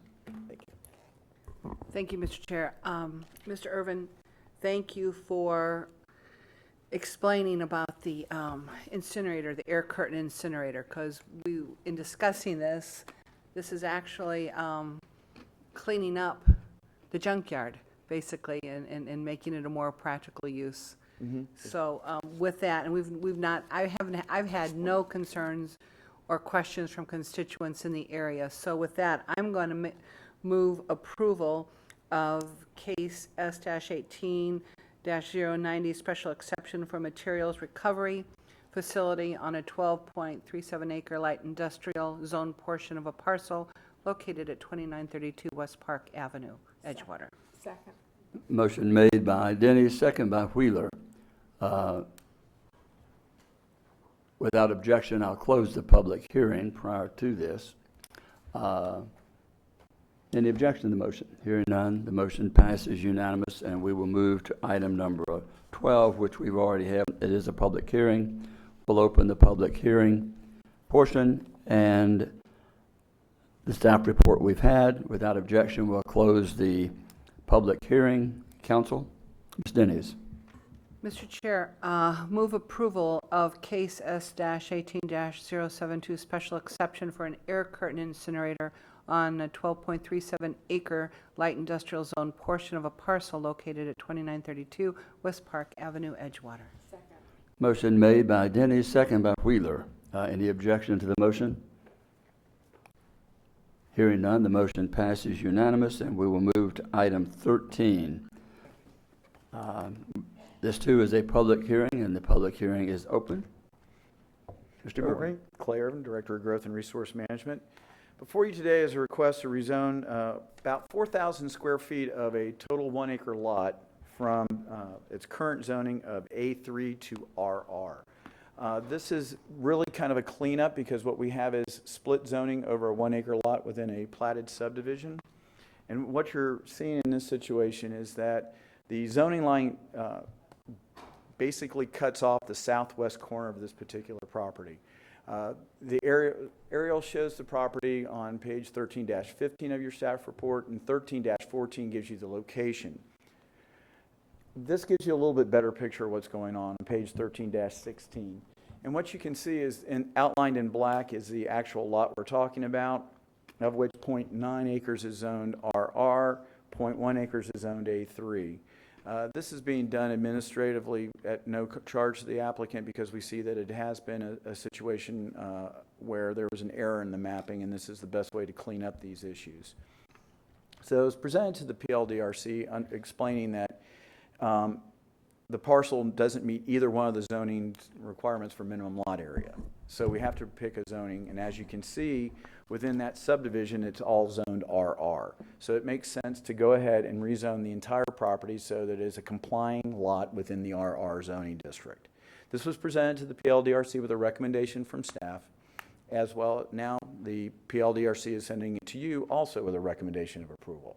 If there's any questions, I'll be glad to answer them. This is a public hearing. I have the attorney who would be willing to answer questions if there are questions, counsel. Mr. Patterson. Mr.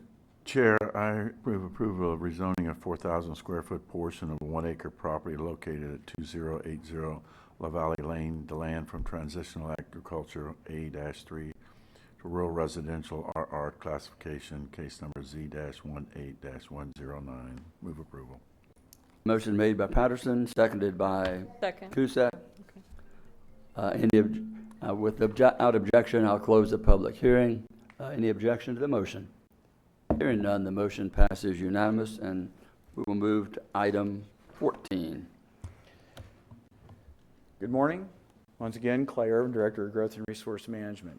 What we have today is an appeal by Mr. Smathers, who owns a 20-acre parcel near in the Osteen area near Deltona. The 20-acre parcel is subject to an application to subdivide it into approximately 4 5-acre tracts. The applicant went through the process with staff and was presented in front of the DRC. DRC took action on the proposed overall development plan and subdivision and recommended approval. And in doing so, Mr. Smathers requested a waiver of the requirement to have to pave a cul-de-sac that is required for this property. On page 14-3 and 14-4, you get a general idea of what the location is and some of the existing conditions. I need to point out that here is Murray Street. Murray Street is a public right-of-way that was maintained by Volusia County and was part of our dirt road reduction program. So what has happened is Volusia County has gone out and used a basic paving mix to go out there and make it a stabilized surface so that way it can change the type of maintenance that we have to do.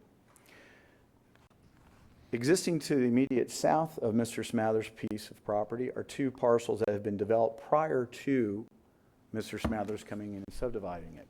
There's not an extension of Murray Street, but there is a ingress-egress easement that has been recorded that somehow, some way, shape, or form provides access to these 2 properties. We've been working through the legal description on it, and there's some concerns in regards to whether or not it makes full extent over here to this easternmost property. But it has been established at how these 2 properties get access. So what staff has heard from Mr. Smathers was that he wants to create these 4 lots. And the thing that's kind of unique that's hard to pick up off of this particular picture, and this is why we sent the next detail out to everyone, this gives you a clarification of what the lot configuration is going to be. And this is kind of a unique situation. It's in the Osteen zoning area. As you're all aware, we have an Osteen overlay. And as such, there's no minimum lot width required for properties within this overlay. So hence, that's why we have these flag lots over here, here, and here. Typically, we would not allow for these flag lots. Typically, what you would see is that you would have frontage on a public right-of-way. Then at the front building setback, you would have to meet the minimum building width, or lot width. Because we don't have a minimum lot width, Mr. Smathers is able to create this and still comply with our code. In doing so, he wanted to point out that, this is going to be for my family. I'm not really a developer. I just want to be able to create 4 lots and sell them basically to my family. That's why you see that the DRC did not necessarily require what would otherwise be required of a standard subdivision, where you would see a 70-foot rural road with a radius of 68 feet at the terminus of the cul-de-sac. So that would be a normal development requirement in this situation. But because of the uniqueness of this location, the DRC felt it was appropriate. And so what you're going to see is that you have a 45-foot wide ingress-egress easement that will be developed to our unpaved road subdivision standards. So what we're allowing is for access to lots 2, 3, and 4 through a dirt road that meets our unpaved road standards, and waiving the requirement for the typical 70-foot right-of-way, and waiving the requirement for the 68-foot radius with a cul-de-sac at the terminus because it does not make any further connection. What we requested, though, is that there'd be a cul-de-sac constructed at this point so that way if emergency vehicles or anyone coming down Murray didn't want to go all the way down, they could turn around in a safe condition. And so Mr. Smathers understands the need for being able to turn around, but what he doesn't want to do is have to pay for the paving of the cul-de-sac. We're requiring it being paved because we felt we've already made enough accommodations in regards to his desire to have a rural setting, in that we're allowing for the access to lots 2, 3, and 4 via a unpaved road. But we have to come to a point where we're saying this is needed for emergency vehicles, it's needed for the future. And one of the things you'll hear is that he's requesting us because he's trying to do this for his family. We understand that, but once this is subdivided and once those lots are recorded, they can be sold. And so it's our duty as staff to make sure that in future conditions, when the current property owner who may be fine with this is gone, that the future property owners are properly being served. So that's why you see staff is looking at it. This is a situation where, again, we're pertaining to emergency vehicles and the general public being able to get in and out of this proposed subdivision efficiently and safely. We think that, we've made sufficient accommodations for his request. And if there's any questions, I'll be glad to answer them. I know Mr. Smathers is here, so if there's anything other, I'll be glad to answer them.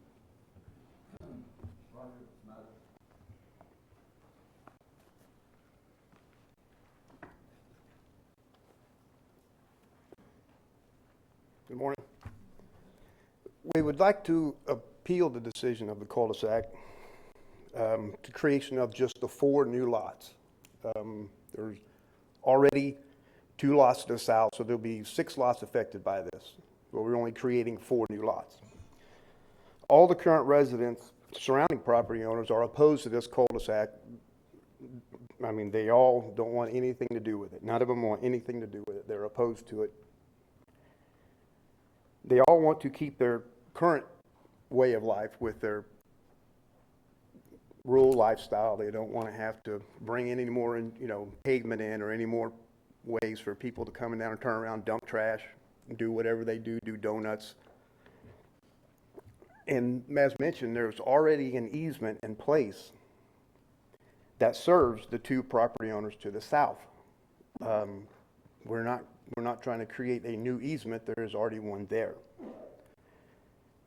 And we all feel that the pavement of this cul-de-sac is going to adversely affect the neighborhood there at the end, affect all the property owners, not just the 4 of us, but all the 4 or 5 surrounding property owners. It's going to affect them just as much as us. Murray, if you can go to 14-28, please. Murray Street itself, the whole entire length of Murray Street does not even meet the standard that the county wishes for us to pave the cul-de-sac to. And the chances of Murray Street going any further beyond its current end is not very likely. All the property... Excuse me, which you wanted to see page 1428? That particular? Yes. Mm-hmm.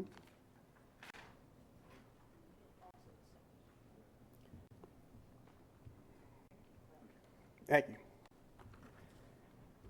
Like I said, saying the likelihood of Murray Street going any further beyond where it does now is not likely because all the property owners to the east of this property access their property off of Maytown Road. And to extend Murray Street to the east is going to have to go through a significant wetlands area. It's just not something somebody wants to do. In the development order, if we could go to page 1423, please. In the development order, as approved by the DRC, there's over 900 feet of paved easement that they have agreed to. that will serve lots 2, 3, 4, and its 2 property owners to the south. So why would not just the additional 100 feet to serve lot 1 be it just as acceptable? You got 900 feet, what's 100 more feet? And if we're allowed to use the current easement in place, we want to maintain it as a 30 to 40 foot right of way with single marked addresses and driveways for ease of emergency vehicles coming in and out, and eliminate the need for confusion. If there's any kind of confusion, no confusion. People are going to come in, driveway marked, driveway marked, driveway marked, and at the beginning of the road, we want to install at our own expense a turnaround area for fire vehicles, for whatever, garbage trucks, whatever needs to come down there and turn around that don't want to go into our driveways. We want to install a turnaround at the beginning of the property, but requiring us to pave the cul-de-sac we feel is just not needed. We want to have 900 foot of dirt, unpaved road. Okay, I'm allowing you because of the interruption, what we call penalty time or something. Yeah. Appreciate it. And Yep. David Harris. David, I believe Harris.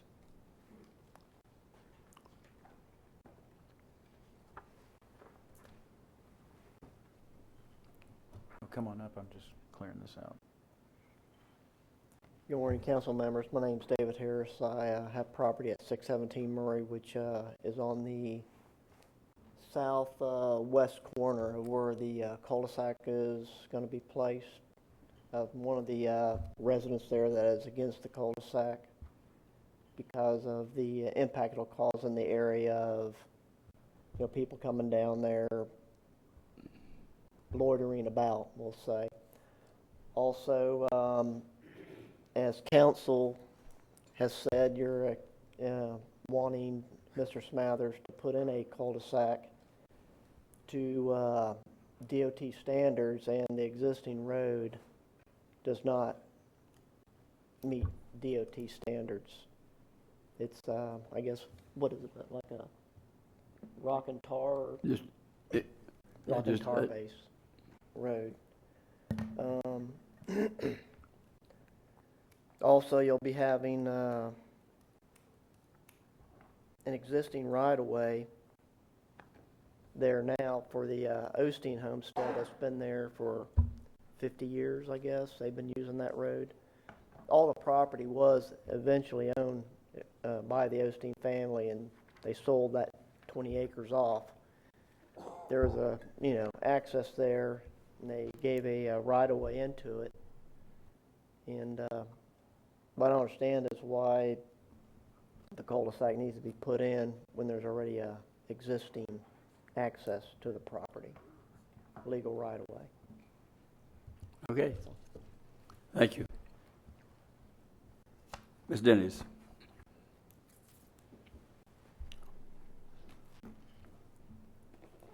Thank you, Mr. Chair. I met with Mr. Smathers and staff on this and asked the same questions. But what's not been said here, and probably doesn't want to be identified, but what we're doing is this is a new development. We're developing land that has not been developed previously. So, Mr. Smathers, I know that's a term you don't like to hear, but the fact is you're a developer and you're developing 4 lots that have not been developed, and council has, we have our ordinance, I don't have, yeah, I guess I do, our private roads ordinance. But the only real issue here in working through PLDRC, Mr. Irvin, there was quite a few concessions made for these 4 lots to begin with. Can you go back to that? So I don't want it to be thought here that staff and the PLDRC have not been accommodating. So can you go back to what has been accommodated so far? Yes, let me go ahead, and before we do that, I want to make sure we have clarity on what the staff comments. The cul-de-sac needs, this is coming from Scott Martin. This was to the staff, to the PLDRC, or to the DRC. The cul-de-sac needs to be stabilized with the latest version of FDOT's traffic and design stat and option base 4. And then, as you can see, Anthony Taylor, who's the engineering assistant, although the survey, excuse me, let me try and get to it. In order to provide access to development, the two parcels of paved road constructed to standards should extend from the terminus of Murray Street to the east where all properties front on a paved road. That is a requirement that we waived for Mr. Smathers. And that's a pretty big one. Yes, ma'am. And I think that this is the critical part. This is from page 1414 of your agenda packet. In order to provide an appropriate turnaround for the public utilizing Murray Street, the DRC should require the cul-de-sac is dedicated to the public, instructed to county standards, granting of the ingress and egress easements to the two parcels to the south. So again, our staff, when we were coming up to avoid doing this design, which would normally be required, which is a 70-foot right-of-way with a cul-de-sac at the end. We agree with Mr. Smathers. Right. We are not going to see Murray Street extended. And that's why you have to have a cul-de-sac. Realize we require limitations on length of cul-de-sacs already in our code.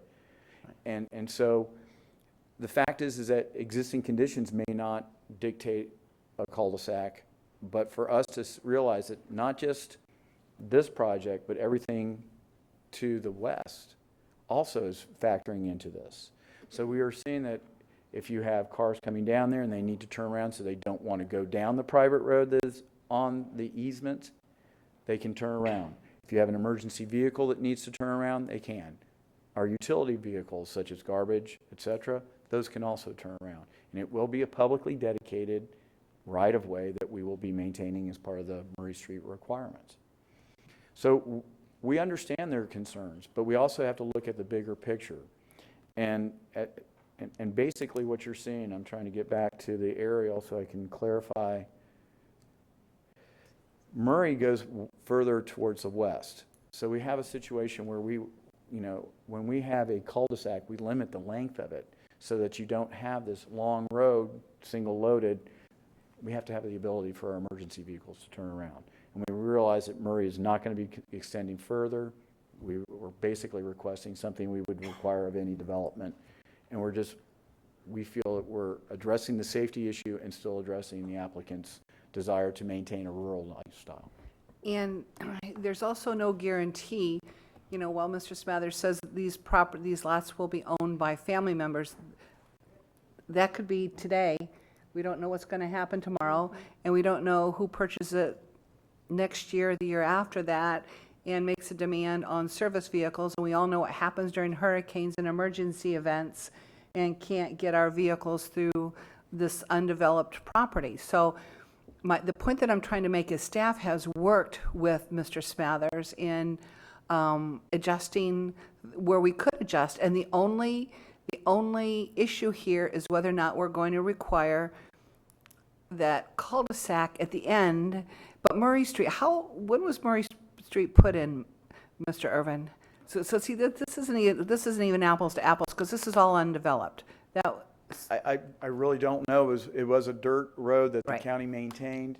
When we initiated our dirt road reduction program, we went out there and basically paved over the existing dirt road with, as the gentleman spoke about, an asphalt mix such that it would retain and give us a little bit harder surface that would minimize some of the maintenance requirements. So it's an accurate statement that it's not to FDOT standards, but there's a reason for that, and it's because the road was put in so long ago. So when you develop new land and open up new lots and previously undeveloped land with access, we've got to have these points, and I don't think it's asking too much that for the safety of all the citizens out there, that a cul-de-sac, and it's not even that big an ask, with all due respect. If you've got 4 property owners, divide the cost by all 4 property owners and implement a cul-de-sac. So I know we've got more discussion on this, but I am going to make the motion, and we can continue to discuss, if that's okay, Mr. Chair, to make a motion. Perfect. I'm going to move to deny the appeal of the development. I'm going to move to deny the appeal, period. Is there a second? Second.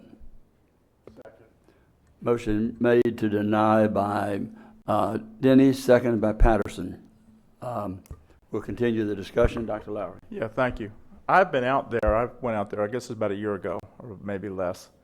And I wanted to ask, on 1424, it shows orange line there of the road.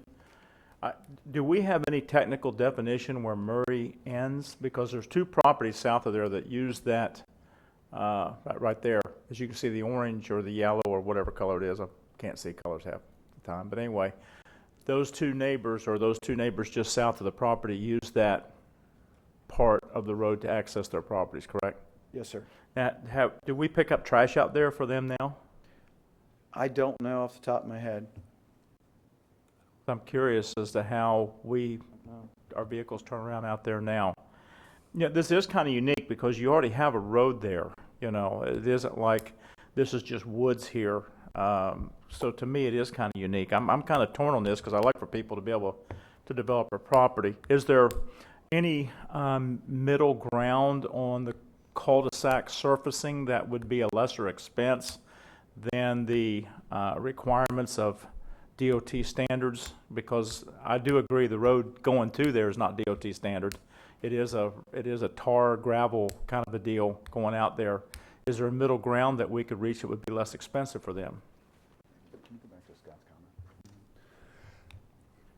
Good morning, Tad Kaysbier, County Engineer. With regard to the surface, the comment as put forward by Scott Martin is that we'd accept an optional base group. That's not actually a paved surface. That's the material that goes underneath the paved surface. So what we're saying, in effect, is that we are comfortable without paving the traffic circle, or the cul-de-sac itself. Got roundabouts on the mind, pardon me. Cul-de-sac itself. So the road portion that would be the through lanes, that would be paved, but the exterior surface, the rounded surface, not included in that portion, would just be a hard packed surface, lime rock or a like Soil material. cement. We typically, as a county, do not accept soil cement, but in this case, we would, yes. Well, I was just curious because, you know, with that picture I had up just a minute ago with the Murray Lane extending, it really already services lots 1, 2, and 3. That one there. As you look up in the right-hand corner, there is Uranus actually doesn't officially extend into Lot 4, but there is road section there is an access. People have been accessing that from my travels out there. That reflects where the legal description of the ingress-egress easement is. This reflects the route that everybody's taking. Right. In other words, those two people to the south, there's two homes south of that property, and they use that road. And so I'm wondering, is there, because I didn't sense that there was any technical legal definition where Murray ends. Right here.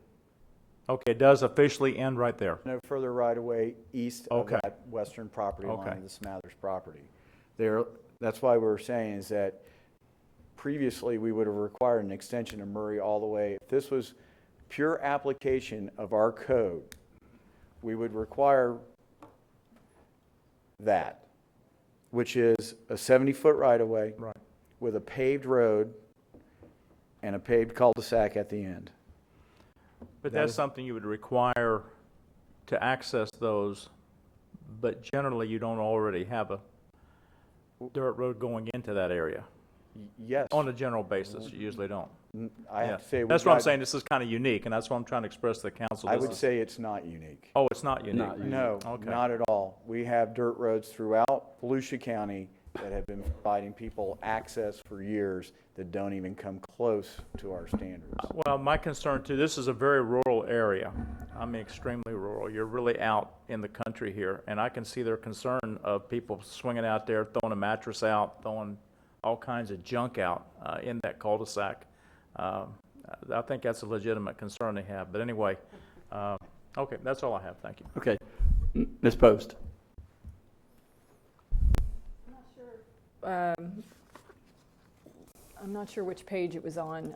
Could we go back to the, Clay, could you go back in your clicking? Sure. Probably 4 or 5 slides. Keep going. Keep going. That's it. All right. Well, we had why don't we do this? So you had mentioned, that's it right there, and maybe one more? That's it. Okay, so those 2 pages, can you, you had made a statement at that point, and I know Mr. Smathers was vehemently shaking his head, so I just wanted to clarify any miscommunication or misinformation. Can you, Clay, perhaps go over, do you remember what you were referencing in reference to the in order to provide the appropriate turnaround? This was coming out of the DRC packet. In other words, the staff's report to the Development Review Committee. This was part of their recommendations. Because what had happened, the previous 2 comments were the technical staff's request. When we at the DRC get the application and the staff report, they include a recommendation. So what the DRC was being told was, hey, if you're going to go ahead and waive some of these requirements and provide something, we do need to have at the very least a cul-de-sac so that way we have a turnaround available for the safety of the public. And so we're increasing the development out in this area, so we're going from currently 1 20-acre tract to 4 5-acre lots that will be developed. Okay, let me just do this then. If Clay, if you wouldn't mind hanging on 1 second, and Mr. Smathers, if you could just... I was going to ask him to come if there were questions of him. Yes. Great, because I have a question. Okay, go ahead. So I just wanted you to clarify any miscommunication or misinformation that either you might have or we might have. Well, I'd like to clarify one thing. Yeah. When you see the picture of that cul-de-sac with the flag lots going off, that was not the suggestion of the DRC. That was my suggestion. I proposed that. They make it sound like they made a concession to me to do, here's what we'll give you, which is totally incorrect. I came up with that design myself and proposed to the DRC. Yes. Okay. And that was what was said earlier, was we made concessions to me when you, in fact, you did not. That's my proposal. That is a concession. It is a concession opposed to what had to be. No, sir, It doesn't really matter who made the offer and acceptance. A concession means you're giving up something. Well, so I think from what I understand, and I think legal can answer this, the requirement that you would have been asked to do would not have been that. That's wrong. I met the requirement of the code with that cul-de-sac. There is no special exception, right? You can correct me, but I provided that cul-de-sac. But what we were shown... with the minimum lot Sure. widths, Okay. everything to But meet your code perfectly. What we're shown is that you would have been required with the 75-foot right-of-way to go down to extend Murray down and make the cul-de-sac at the end of those lots. That would be the standard, Clay, as I understand it. Clarify, we did not come up with the plan you see in front of you. Understand that. That was 100% out of Mr. Smathers' reading of the code. Agree. And what he is saying is that because he is claiming that he doesn't have flag lots, in this particular situation, because he's got frontage on a cul-de-sac right there. We require all lots to front on a public right-of-way. Which is what I designed. And so what we would have said is that these are flag lots, and you would have had to construct this. And so then the appeal wouldn't necessarily be of our granting of approval subject to the cul-de-sac. It would be basically saying, did we have the right to require this as opposed to that? Because, again, in our interpretation, these are flag lots. We're understanding that the Osteen overlay allows him to have lots that may not meet the minimum width because there is no minimum lot width. But it still doesn't take away from the fact that they're flag lots. And so what we've agreed to do is not get into the argument about what the code does or does not require as far as the lot width. What we agreed was that, okay, we have a rural area. This gentleman's trying to develop these 4 lots. Let's try and work with him and allow him to have a ingress-egress easement from this cul-de-sac to serve as the substitute for lot fronting on a public right-of-way, and being able to utilize a unique flag lot type of design to meet the minimum requirement of being on a public right-of-way, and requiring that to be paved to our standards so that way we could meet the minimum requirements we would require of anyone going forward with a subdivision. So he is correct in that, and if I misled anybody believing that we came up with this design, we did not. That is 100% coming from Mr. Smathers. Where staff has come forward, and rather than creating a major deal with him, we've agreed that we can allow for a 45-foot unpaved road to serve lots 2, 3, and 4 that meet our minimum specifications for subdivisions that are called unpaved roads. Typically, that's reserved only for rural areas. That's why we felt it was appropriate in this location. So again, we're not trying to keep him from doing what he wants to do with his property. We're just trying to find the minimum safety requirements that would meet our code requirements. Ms. Post, if I could have Ms. Seaman maybe address the legal part of that. Actually, that was not my Okay.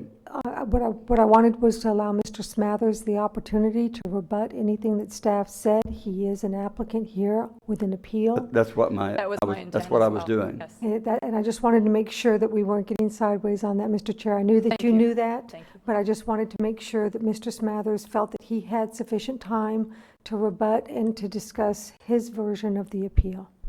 It's right here in my notes. I was waiting until we had questions and all the questions that he could discuss and rebut or discuss or try to clarify. I would say clarify those. So if there's anything else that you would like to clarify, please do, sir. I believe I heard a comment. Just wait, just speak into the microphone. No, you talk, but so it's recorded. I believe I heard the comment that the cul-de-sac could be paved with the lime rock base, according to the roads. Was that correct? Correct. That's what the comment states. Okay, so basically. But it has to meet, base group 4 is a certain depth. Sure. And it has to meet certain. But it could be lime rock, compact, whatever. But okay, it doesn't have to be paved. Yeah, you can coordinate that with Scott. He can tell you what they are. Okay. So you're good with that? Yes. Mm-hmm. Wow. Okay. We should have let off with that. We just needed them all to talk. Good job. I mean, So if I'm hearing this correctly, Mr. Chair, the is agreeing. appellant is agreeing that he will stabilize the cul-de-sac with a lime rock base. I think, Tad, didn't you have that in the report somewhere? What's the basis? It's written in there, the base that you've allowed him to do that with? The big, Clay? It's in there, I thought. Comment number 1 up above from Scott Martin, the cul-de-sac needs to be stabilized with the latest version of FDOT's roadway traffic and design standards, optional base group 4. So Which is that? Correct. Okay, so it was in there as just a misunderstanding or misinterpretation, okay? Yes, all the conversations I have had, it was paved to a DOT spec road. And it is, but it's to group 4 of optional group 4, which didn't go forward enough to say you're not going to have 4 inches of base and 6 inches of overlay with topping on it. So that was probably what they were looking at. So with that, we have a motion on the floor, which I would like to clear up. And The motion is to deny. So yes, I in the understand motion- that. Yeah, okay. And so I'm going to ask for people to vote no on it. No, let's clarify this. Or Mr. not. Irvin. Well, no, they can vote whatever they want to vote. No, but you've misstated the motion. To deny, he has just agreed with what PLDRC said and staff said. So when we deny the appeal is saying, we don't want a cul-de-sac. There's going to be no cul-de-sac. What we're saying is there will be a cul-de-sac, and he's in agreement with that based on what we just said. So denying the appeal grants the fact that the cul-de-sac will go in based on the minimum standards that were discussed. Is that correct? Correct. So we So- want to approve the denial. Yes. It's confusing. Is that right? Yes. Okay. Okay. It's a positive, negative. It's a negative, positive. I understand. All in favor of the... Yeah. Any objection to the motion to deny the appeal? Hearing no objection to deny the appeal, the motion carries. Period. And it's a good ending. It's a good ending. Yes, excellent. Thank you, Thank you, Mr. Mathers. Smathers, and all involved in making that come about. We have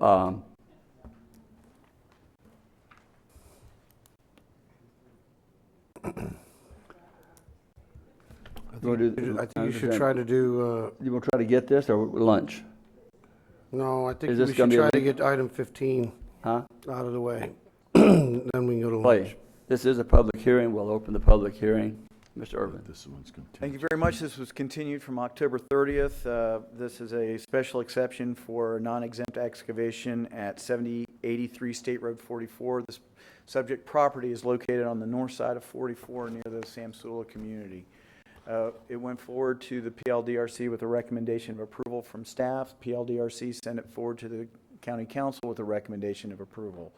At the October 30th meeting, there were residents who were concerned, and they had hired an attorney, Mr. Wells, to voice opinion or opposition to the proposed special exception. Mark Watts, who's representing the contract purchaser, which is Florida Resources Material, asked for the discontinuation in order to meet with the residents and Mr. Wells to go over their concerns to see if there was a way that additional conditions or site changes could be done to accommodate their concerns.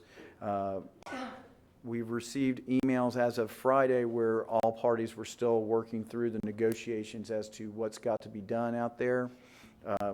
I can tell you that on page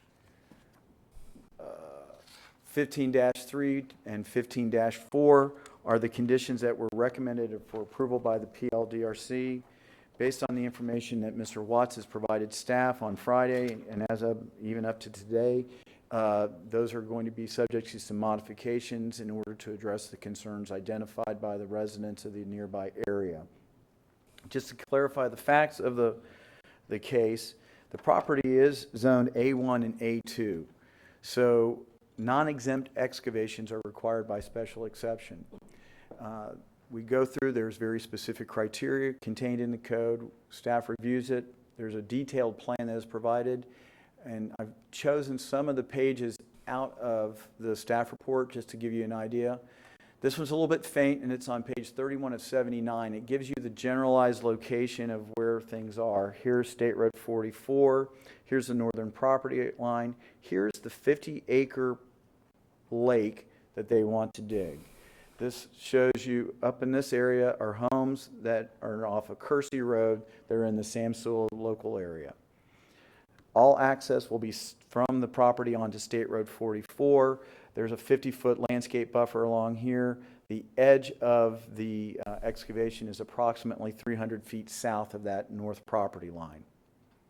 There's been conversations with one of the adjacent property owners in regards to the size of the berm that's proposed. There's discussions about what landscape materials are proposed there. Right now, the plan that is included in your packet meets all of the site requirements that are identified for non-exempt excavations. There's a landscape plan that's included in this. This gives you an idea of how they're going to be phasing the excavation, because they're going to be doing individual cells, basically working in the northwest quadrant and working around clockwise, so that way they will dig here, here, here, and then lastly over in here.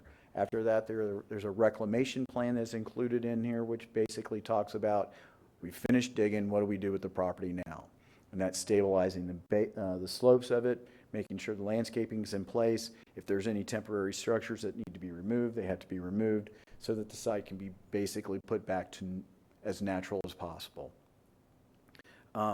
There's been discussion about the depth, and that's why this was included. This is from page 26 of 79 of your staff report, or excuse me, 15-31 of your staff report. And what it's showing is that the depth is actually 25 feet.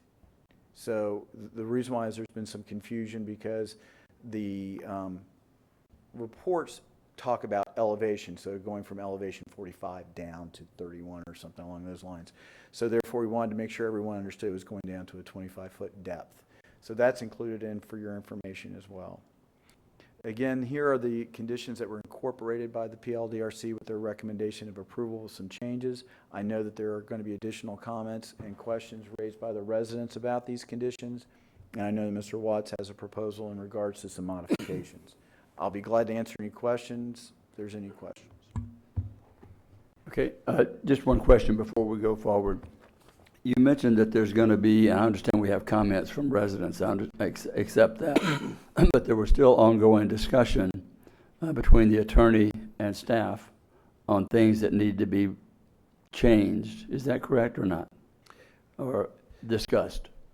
What it is that there are additional conditions or modifications of the existing conditions that were provided to us on Friday, in which they, Mr. Watts met with Mr. Wells and as well as with Mr. Costa, who's a concerned citizen of the area, where they worked on some of the changes. And I'll have them go through it, but it's talking about the hours of operation, the landscaping berm, the landscape material, talking about how the reclamation plan will be addressed, addressing some of the concerns in regards to dust creation, in regards to impacts on wells of the properties to the north, because the areas to the north are part of the Sam Sewell local plan area. They are reliant on on-site wells for their water supply, and they were concerned that by this excavation they would dewater and create a problem for their personal wells. So we don't have that in our report, right? Or Not at this point. Right. Mr. So my question is, I don't really like creating legislation, as it were, on the fly, and leaving those open if they're going to be part of the conditions, unless we approve something subject to something. And that seems like that's kind of where we are. Council, anybody can, Jamie, or? I don't know to what extent that the attorneys representing the citizens. You haven't been involved in those discussions? I have not been involved. In fact, I think they were still going on early this morning. If it's minor modifications to some of the wording that's already presented to you, that's something that, you know, a word here and there. If we're adding extensive new conditions, we might want to continue the hearing, but I think that we should at least hear from the applicant and hear whether or not they've been able to resolve some of the issues and whether it's just a minor modification of the conditions that you already have. Well, what Clay read out didn't sound too minor. Maybe they are, but there's a list of them. And is that all, or is there anything else that's going to have to be worked out? I would recommend that you listen to Mr. Watts because he's going to be able to identify what the changes are. I mean, again, changing the hours of operation, that is not a significant change. Okay. Yeah, the hours of operation are already listed on Right. number 13. Right. So if the negotiations have been just to modify that, then that's a simple. Okay. Mark? Ms. Dennis? Yeah, just a question. Mark, do you have a list of the modifications and or changes for council? I do. I have a list to go through with you. But do we, I know, but do we have them? And not that, do you have them, do we have them? I have them to put up, and I have copies that I can hand out to you. These were the ones that were addressed. I think I emailed them in on Friday afternoon. So there's no change from the ones that were provided on Friday? If no change from the ones that were provided on Friday. If I may, for the record, Mark Watts with the law firm of Cobb Cole. My address is 231 North Woodland Boulevard, DeLand, Florida. And here on behalf of Florida Resource Materials. There are a couple of things going on, so let me explain the context of things first, and then I think I can clarify, kind of the tweaks that we're asking for. I think they are what you would characterize as minor tweaks to some of those existing conditions. There are multiple things that we're working with Mr. Wells, who's the attorney representing the property owners in the area, with regard to. In addition to the special exception, he and his clients have filed a petition to challenge the ERP, which is one of the stormwater permits that's been issued by the St. Johns River Water Management District. One of the things that he and I spent a good amount of time this morning talking about outside is a list that we got from his hydrologist yesterday that relates to the ERP. That is separate and apart from the things that we've talked about with regard to the special exception. I think that the things we have talked about with regard to the special exception are very simple to go through, and they require minor tweaks to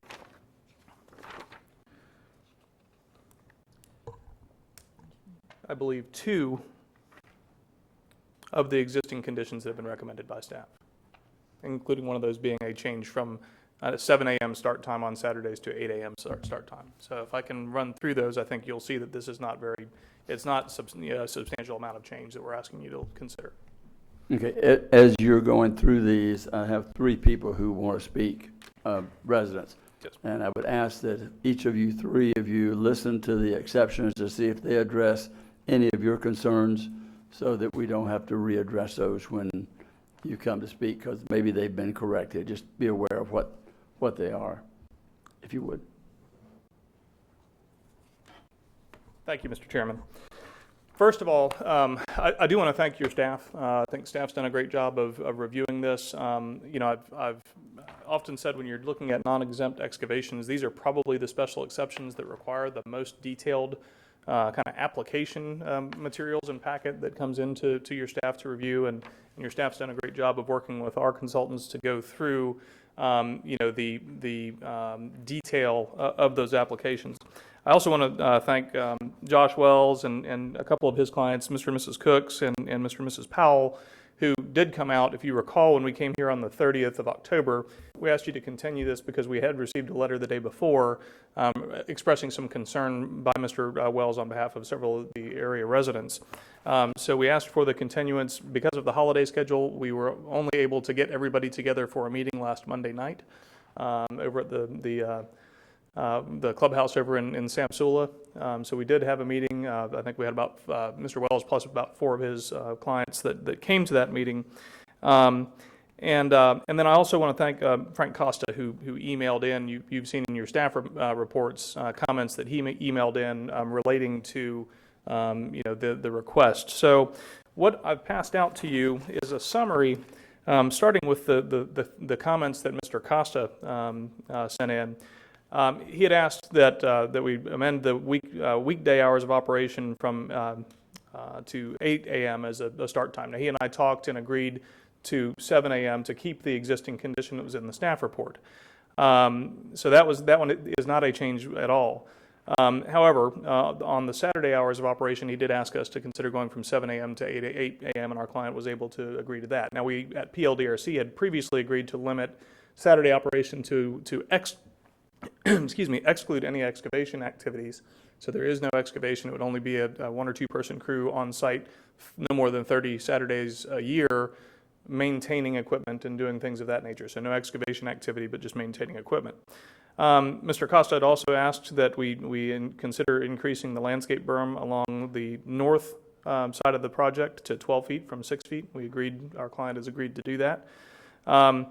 If you look at the schematic that I've included here, this is in the existing plan set that's in your materials. Mr. Costa had asked us to consider going to 500 feet for the setback on the northern portion of the property.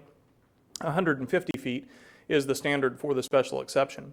If you look at the schematic, though, the actual distance we have between the north property line and the beginning of the non-exempt excavation activity is 300 feet. And so when Mr. Costa and I walked through kind of how the existing site plan, which is incorporated into one of your conditions, the existing site plan with that 300-foot separation is already in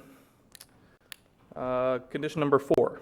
The construction plan signed and sealed dated May 29th. So you already have this standard. This isn't a new standard. It's simply pointing out the standard that is already in the plan set. So if you look at the additional things we do have in this area, this is a relocated drainage ditch that currently goes across the center of where the excavation is. So that's one of the things that helps us create more of a setback here. So we agreed with that, and I think going through it with Mr. Costa, he understood, and we agreed that that was a reasonable approach. We can go down to the ones below there.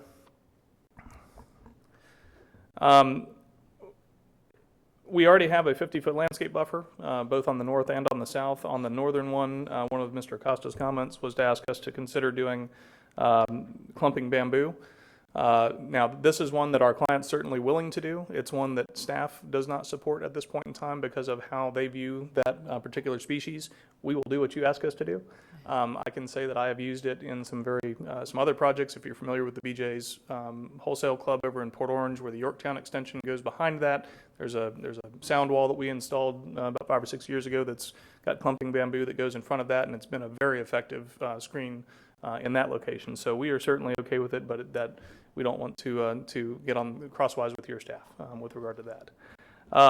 And so I think the other conditions that Mr. Costa had specifically raised, based on the fact that we already have that 300-foot separation on the north and us walking through the plans, we resolved those issues and kind of walked through how the other existing conditions address some of his concerns.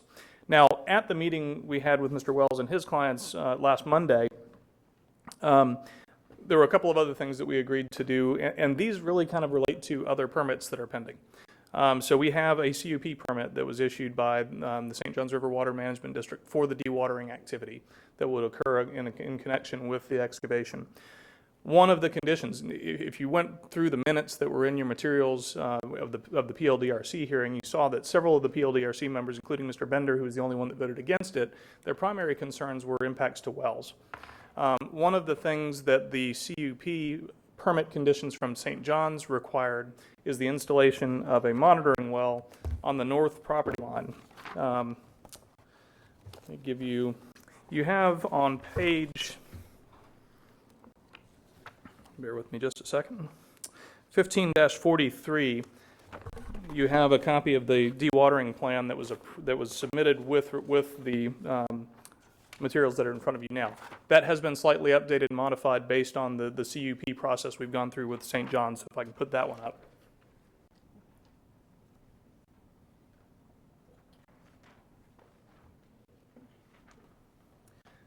Okay. Push and hold? All right, there we go. Okay, so this is the dewatering plan that was approved as part of the CUP. Now, if you'll note on here, it's hard to see, but there's a requirement for a monitoring well here, and the requirement under the permit is if that well, if the water level in that monitoring well at any time drops below 11 feet below the surface of the land, then dewatering activities have to stop, and that's a protective measure for all of the the wells, the other residential wells that are in the area. Mr. Wells and his clients asked us to consider adding a second monitoring well and spacing those out so that we had monitoring wells across the northern boundary.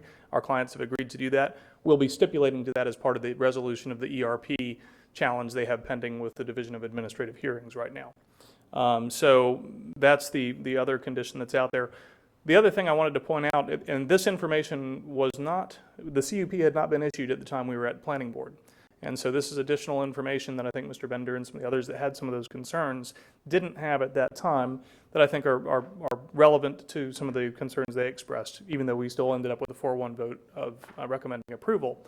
The line that you see going up here and going around the site, that's the 1-foot drawdown line. Based on all the modeling that's been done from the standpoint of the groundwater modeling for the dewatering plan, if we dewater at the maximum rate permitted under that permit, which we don't expect to do.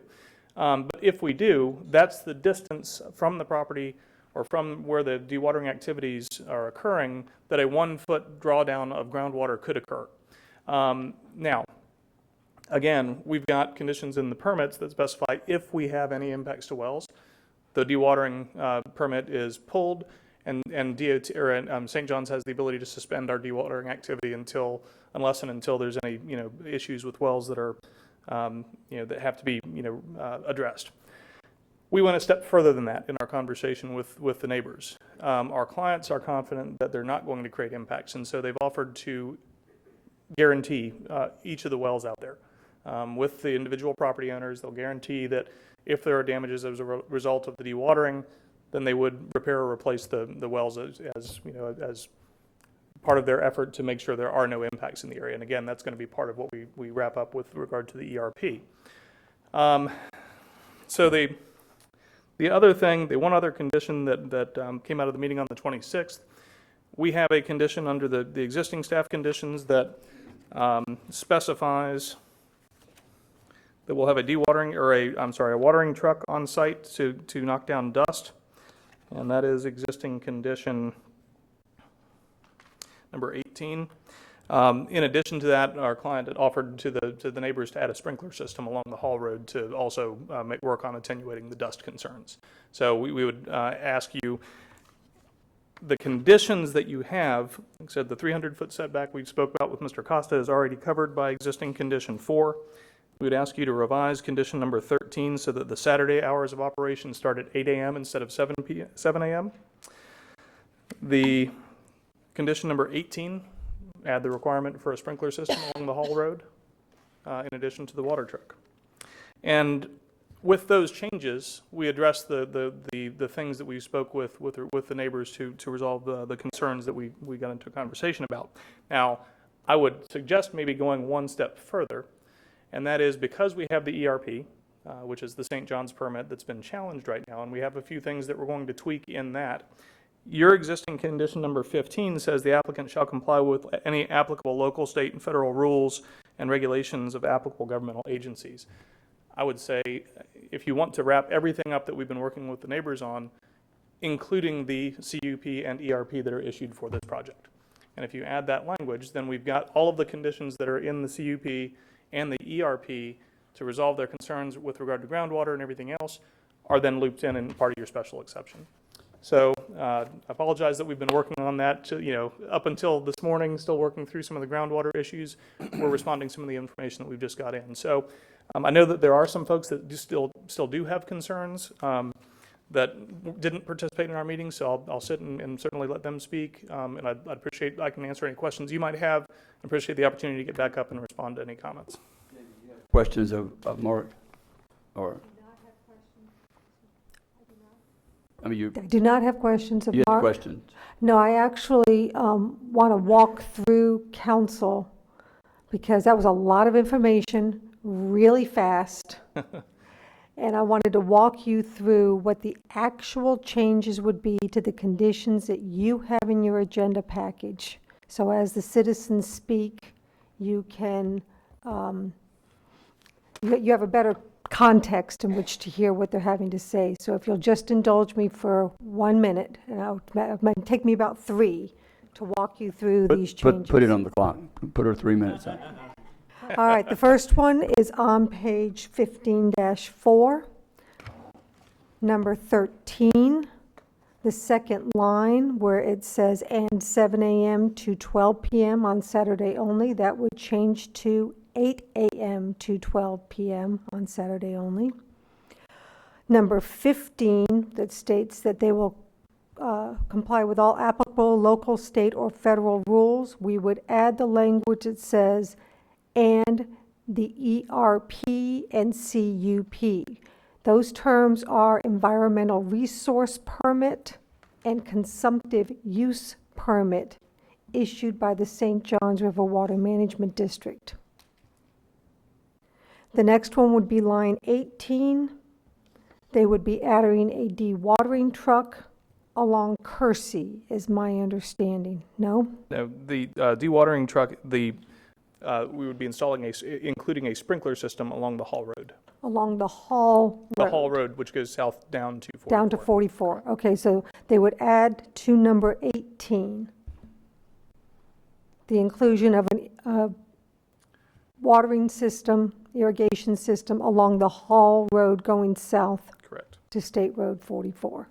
And I believe those are the only 3 changes to the document you have in front of you.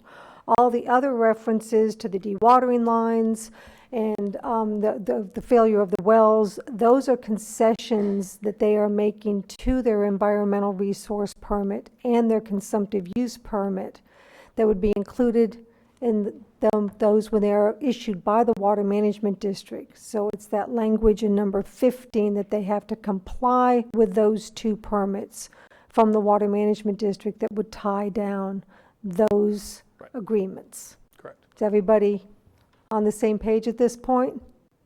All right. Thank you. I appreciate it. Okay.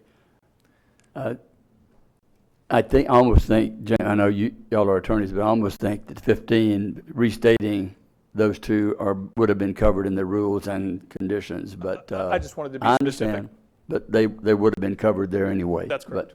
And I think there's been a suggestion that you put those into the form that we can see in writing now, and unless everyone, I mean, we were going to break for lunch at 12, and we can either get those put into the form so that they can be done and be back here at 1:30 to finish this part as well as the comments from the public, only because since 12 o'clock, my sandwich has been getting cold and I don't want to get hangry. Certainly understand. I'm certainly okay with that. So if staff, I mean, the council, Mr. Cusack? Thank you, Mr. Chair. I know that since we have folk here that would like to testify, do you think that would be possible that we could have that done prior to lunch? And the final I'll work document till would we be finish it presented all. to I was us just trying to be accommodating to everyone. at the end of, then the document can be voted upon after it has been cleared up and we have a new document before us with all the inclusion. But I don't think we should hold the public here until we have lunch. I would be willing to bet that the public that's going to speak is going to be here for the vote, but that's okay. Well, that's okay.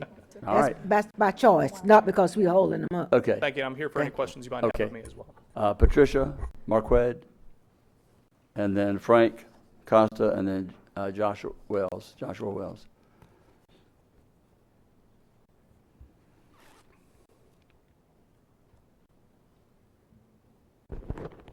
And just state your name and address for the record, please. My name is Patricia Marquand. I live at 4161 Kersey Road. I stand alone.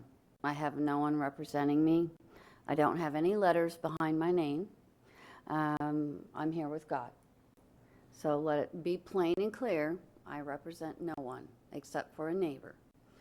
I'm against the pit, and I'm going to call it the pit.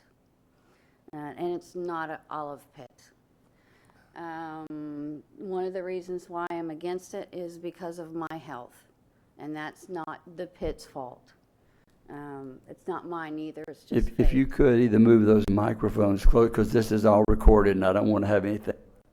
Okay, can you hear me now? As you turn sideways, we lose you. Thank you. Okay.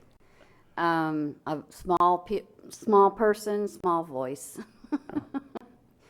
In this day and age, we have a lot of political things, and this morning we've already been privy to all of that going on.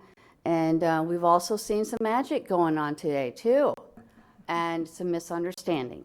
So I don't want to be misunderstood.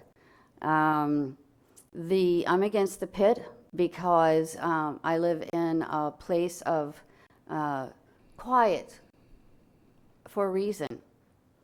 I had a brain hemorrhage 20 years ago. I was told, wearing a clip, I'm by the grace of God still alive, but I was told that noise, any noise, could cause my death. So, because of the adrenaline surge that I might receive, I'm very careful, but I'm still alive. I have a pulmonary disease, and I have oxygen in the car. And this is toxic air that's going to come with the pit, with numerous trucks just down the road. So obviously, I'm against that too. I have asthma, I have COPD, pulmonary fibrosis. That's not your fault. It's not mine. It's the luck of the draw. But I'm still here. Don't know why, but I'm standing here, and I'm still alive by the grace of God. So I'm here, and I'm fighting for my life, and I'm standing here, and I'm in front of all of you, and I'm saying, help me. Help me. And I have no money, and I'm not in anyone's favor, and I don't hire an attorney to stand and pray, and I stand and pray and say, please, do something. I'm not against anyone developing an area, but I chose this area to be in because it was Patricia, peace, I hate to and it cut was you quiet. I know, it's 3 minutes. So I pray that you all take this into consideration and do the best. We hear you. Thank you. You have a loud enough voice. Thank you. Frank Costa.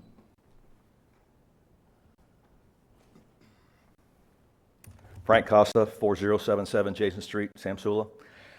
First, I want to thank the council for holding over so that we can get this done before lunch. And second off, I want to thank Mark Watts as well. I did send a list of objections to the project initially, and we have worked through just about all of them. The only one that still gives me some heartburn is the landscaping. And Josh has already made the suggestion, or Mr. Watts, I should say, has made the suggestion that he's going to, his client would in fact put in the clumping bamboo. I also understand that staff has an issue with the clumping bamboo as far as being an invasive species. Is that correct? It And is. Unless they bring a bunch of pandas. well, that's true. According to Joseph Seward at the Ag Extension, he said that the only invasive species of bamboo is the golden bamboo, and that's more of a runner than it is a clumper. I think that the bamboo, A, grows very quickly. B, could also solve the previous speaker's, some of her issues, and it becomes a very good noise screen. And because of its height, it also becomes a very good dust screen as well. So I wanted to make that issue known so that when you guys do vote on this, we can add that as a requirement. Thank you. Thank you. Mr. Wells?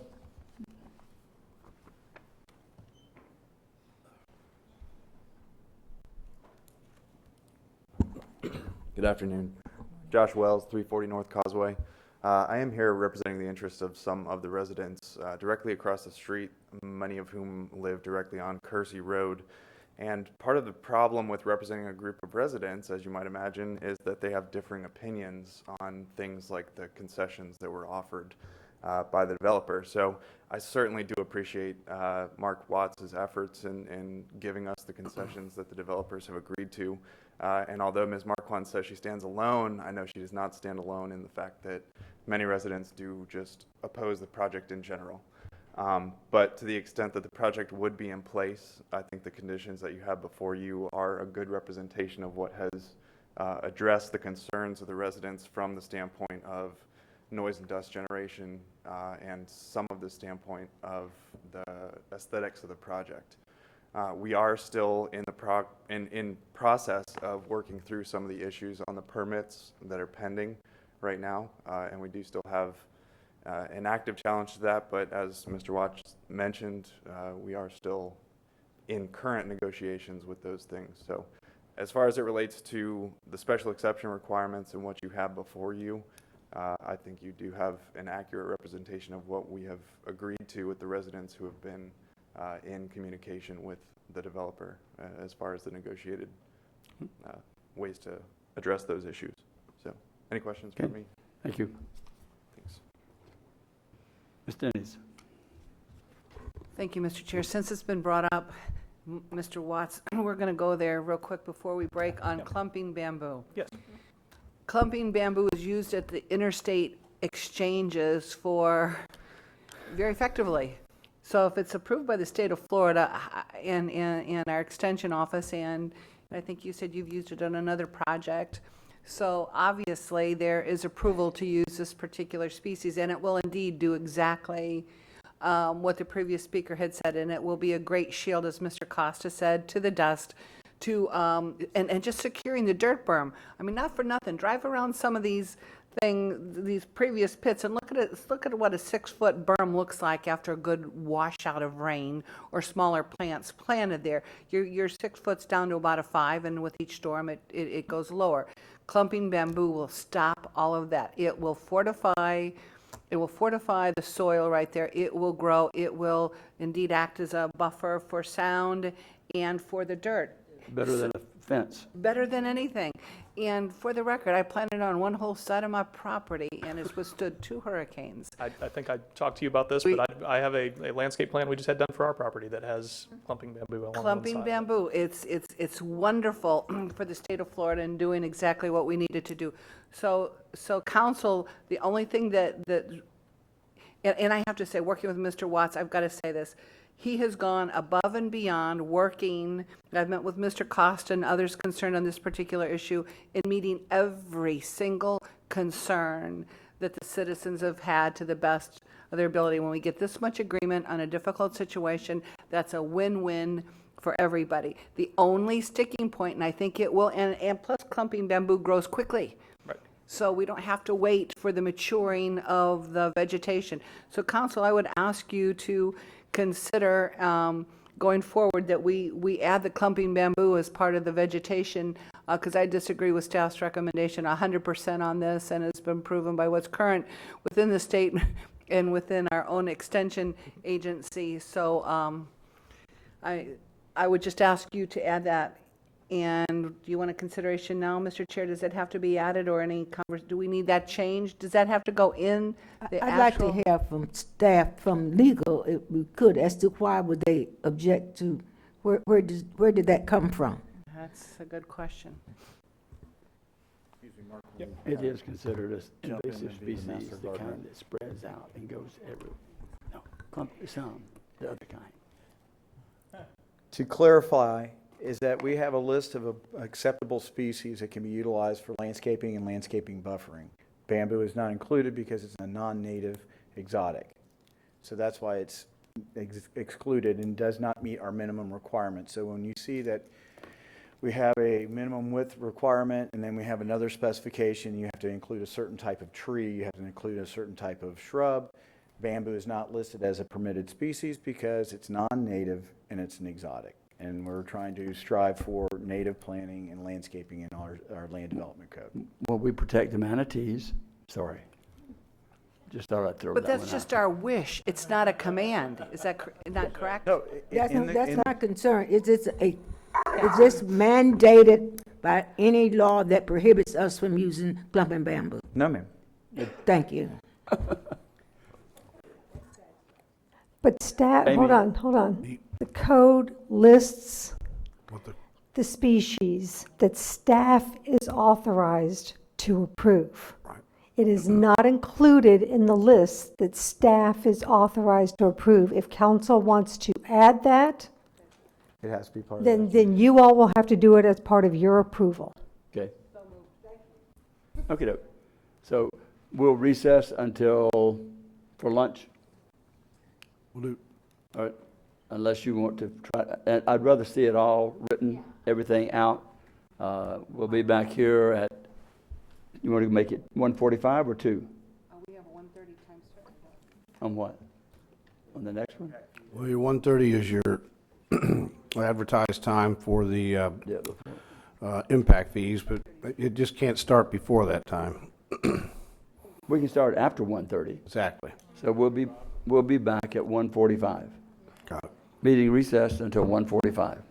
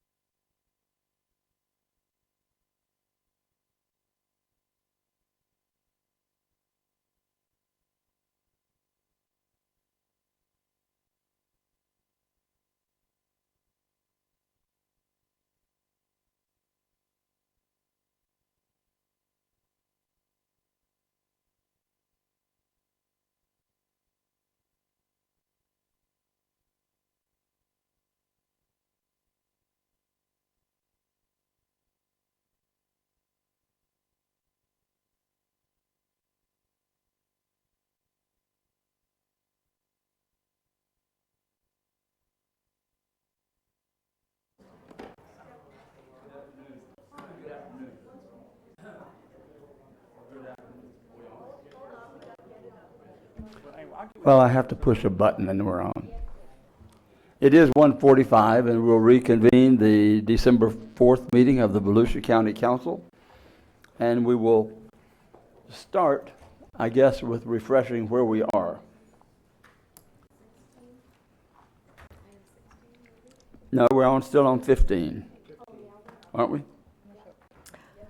On item 15, Mark Watts is going to summarize, no, he's not. Here's where we are, council. Jamie, you have the revised. I actually sent them back upstairs because they missed the irrigation on the road, and I asked them to add that language, so. They're printing copies right now. They're printing copies for you and rushing them to you as we speak. Well, we can move on to While we're doing 16. that, we'll go ahead and we'll go to item 16. You were right, Deb. John Booker. Afternoon, Council. John Booker, Government Affairs. For you is our 2019 proposed legislative agenda to be hopefully adopted by you guys. Any questions you may have, please let me know. Otherwise, we're seeking a vote. Okay, I just have one thing that. Let's do a presentation. What is it, John? I don't even have it. You can't just come up here and ask us for a vote. It was attached to y'all's agenda items. Go Okay, then. ahead and put what you have there before you up on Sue's overhead. Should be attached. It's in everyone's package. I got it. There was a typo that we fixed, so it did come out as an update because there was in the summary page, he had said that high-tech economic development, they were asking for 10,000, and it was 10 million. He fixed that, and he went over and added the list of appropriations, which is again the summary sheet. We talked about the library funding, SHIP funding, early learning coalition funding, water quality improvements. Now, there has been some discussion, which I think should talk about today, about also the mental health aspect. We can have that as a separate item as well. We basically look for increased funding opportunities for that. That's not on your appropriations list, but at least one of you brought that up in the one-on-ones. I would like to see if we could add additional funding for the mental health, because that ties into so many other things that I've got several. Anybody disagree with adding mental health additional funding? Okay, so we'll add that. We'll add that, and the other note we have at the bottom, the purpose of that is that things will come up in between our biweekly meetings. So, we need to just clarify that staff has the ability to identify those items and at least start down that road. We would come to you at the next meeting and add it to a priority list if it was something major. Sometimes they're very minor things that pieces and parts of bills that maybe they affect road and bridge and the design of guardrails or something that may cost us more money. So we try to handle some of those as they come, but the bigger things we would bring back to you. Okay. Also, when we came up with this list, the election had not even occurred, so some of the items were, we had a fairly close election this year insofar as the governor was concerned. So as we get forward, the House they've announced chairs. I don't believe they've announced membership in some of their committees, so it's still a moving target. Then Sue, put up 16-14, which is also at the end of the package. These are the other things that we've been monitoring. We may not necessarily have taken a position, or we have in these cases. We've got the CCNA. What that's talking about there, there are very stringent limits when it comes to continuing service contracts. They haven't been updated in a long time. We've run into some trouble. So with the cost of construction pricing and everything, we just want to make sure that that started reflecting, back into the engineering costs, because typically it's 10%, 12% of whatever capital project. And if they limit our use of continuing service contracts, they have, if they don't update that with construction prices, those contracts will eventually become almost unusable for us. And that slows down the period of time on a project. And that's just something that I know there's always, in fact, I see some projects out there in the public and in the cities and stuff that I don't know how they made it under the Consultants Competitive Act. So just things that we want to make sure we update. Fracking has been on there for several years. The COPCN, we've had that for several years. And we can go on down through the list. But those are things that we have typically done, and I've seen no difference. But if there is, we can remove any of these things or add more to it. Joyce, Ms. Cusack. Thank you, Mr. Chair. I'd like to add to this list of things that we watch is that we would oppose the rating of trust funds, particularly the Skidowski trust funds for housing. Yep. Very good. Ms. Post, do you have something you want to add on? On the legislative agenda, the monitoring, the opposition of the creation and presumption for firefighters, paramedics, and law enforcement officers that cancer is incurred in the line of duty. I'm definitely not in opposition of that. So I don't know if we as a council want to have that on here as in opposition, or I know that was I didn't carryover that, from. yeah. Yeah, I understand that, but right. So that if wasn't it's something like discussed, that's the so I purpose want- today is if or there's that we something discuss it.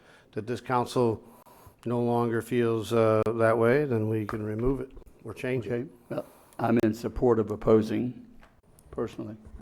I'm The presumption. in support of supporting, simply because I think that that is too many reasons that a person can develop cancer, and I don't think that these individuals, as much as they do for our society, I think that cancer can be determined in many ways other than the line of duty, as it would indicate if we don't oppose that.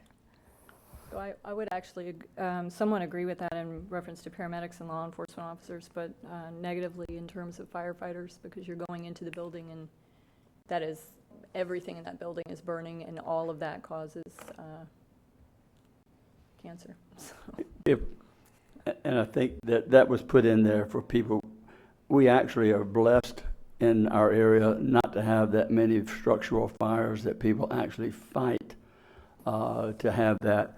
And I've seen over my years of claims of that, where a person smoked 2 packs of cigarettes a day, overweight and whatever, and we all have cancer cells in our body. We don't know when they're going to come up. And I think that's the part to try to say definitively that you presume that a person, because of their line of work, that they have cancer in the line of duty. It's just way too presumptuous. I will listen to, we have any. And it doesn't specify the types of cancer either. No. But my point is here, I guess, is as a council, do we specifically want to be in opposition of that? You could switch does it that to. really even need That's to what be we're on asking here? right now. Well, you could also switch it to just monitor it, because to the point, the bill may be upgraded or altered to a degree that it is acceptable. Right now, it's a pretty, what was come through in the past has been that it's a full-blown presumption. In other words, we have to prove that they didn't get cancer. And I think they're on that moving line. away from that. Right, so if it gets updated, then that could change to. On the monitor. Yeah, but right now it says as an let's do Specifically opposition. that we oppose it. How many of you? Can we just strike it? I'm going to ask for a quick little straw poll. everyone wants to leave it as it is, say aye. Aye. Those that oppose, like sign. Aye. We'll leave it as it is on a straw vote of 6-1. But the same thing would apply. Let's just say that, all right, currently we oppose it as it says today. As the thing gets through the state legislature, we'll take a look at what it really looks like. Exactly. And then if As it is. if it is something that we can support, then we can look at that. Right. If they make it more definitive in saying certain specific things Right. that, if firefighters fighting an asbestos fire in a house, that's, and that can be, then that's fine. Okay. Anything else? That's just- James, it's did just you have started. something else? No. That's from previous. Okay. Ms. Post? No, I'm good. Oh, you were up. Oh, it's not on anymore. Okay, one thing that I would like to ask and see what council feels like. We were part of the Friends of the Court, or the America's Brief on the support of Halifax expanded into Deltona. I believe we were involved in that. I've been asked if you wouldn't mind if I would just reiterate our support in Halifax in the Deltona area. Is there anyone against that? I actually had a question about that. I was going to bring that up in open discussion today. Okay, is anyone I would just make an aside comment that as we were brief on the Friends of the Court, that I would just reemphasize that as they consider going forward. I think David Santiago is going to present it to the legislature, and that being the case, since we've already been on record as being a friend, that I would just that would be one of the last things I would say is to bring that up, that we would as a council support that. Anyone against that? I would support that, but I'd like to know the ramifications in which we are trying to support to make sure that we are not saying that we would agree to use the taxing district funding. I've been assured that there's no taxing district funding that will be used. Also, that Florida Hospital is in support of it as well, and that none of the funding that from the district is going to be used in the operation or any part of that. And that our taxes won't go up in our districts for that. No, Tony's good. that clears it my mind in as much as that was a problem. And also I want to know the position of Florida Hospital. Florida Hospital said that they are absolutely okay with it. If they were against it, they would have filed a complaint against it. So I've talked to the appropriate people on that and been assured that our taxes would not go up and the district taxing would be not used for that. Thank you, Mr. Chair. Okay. So that was my concern as well. I know I've talked with staff about this a little bit, but not necessarily in terms of taxes going up, but just somewhat of an uncomfortable feeling of the county representing a commercial entity representing Halifax outside of the taxing district in representation in the courts, and then to go beyond and have Florida Association of Counties and a number of other entities assisting in that representation from the county to be representing Halifax Hospital themselves. I had concerns with that, and I know I had asked about some clarification, or if we could have some clarification on the record as to that.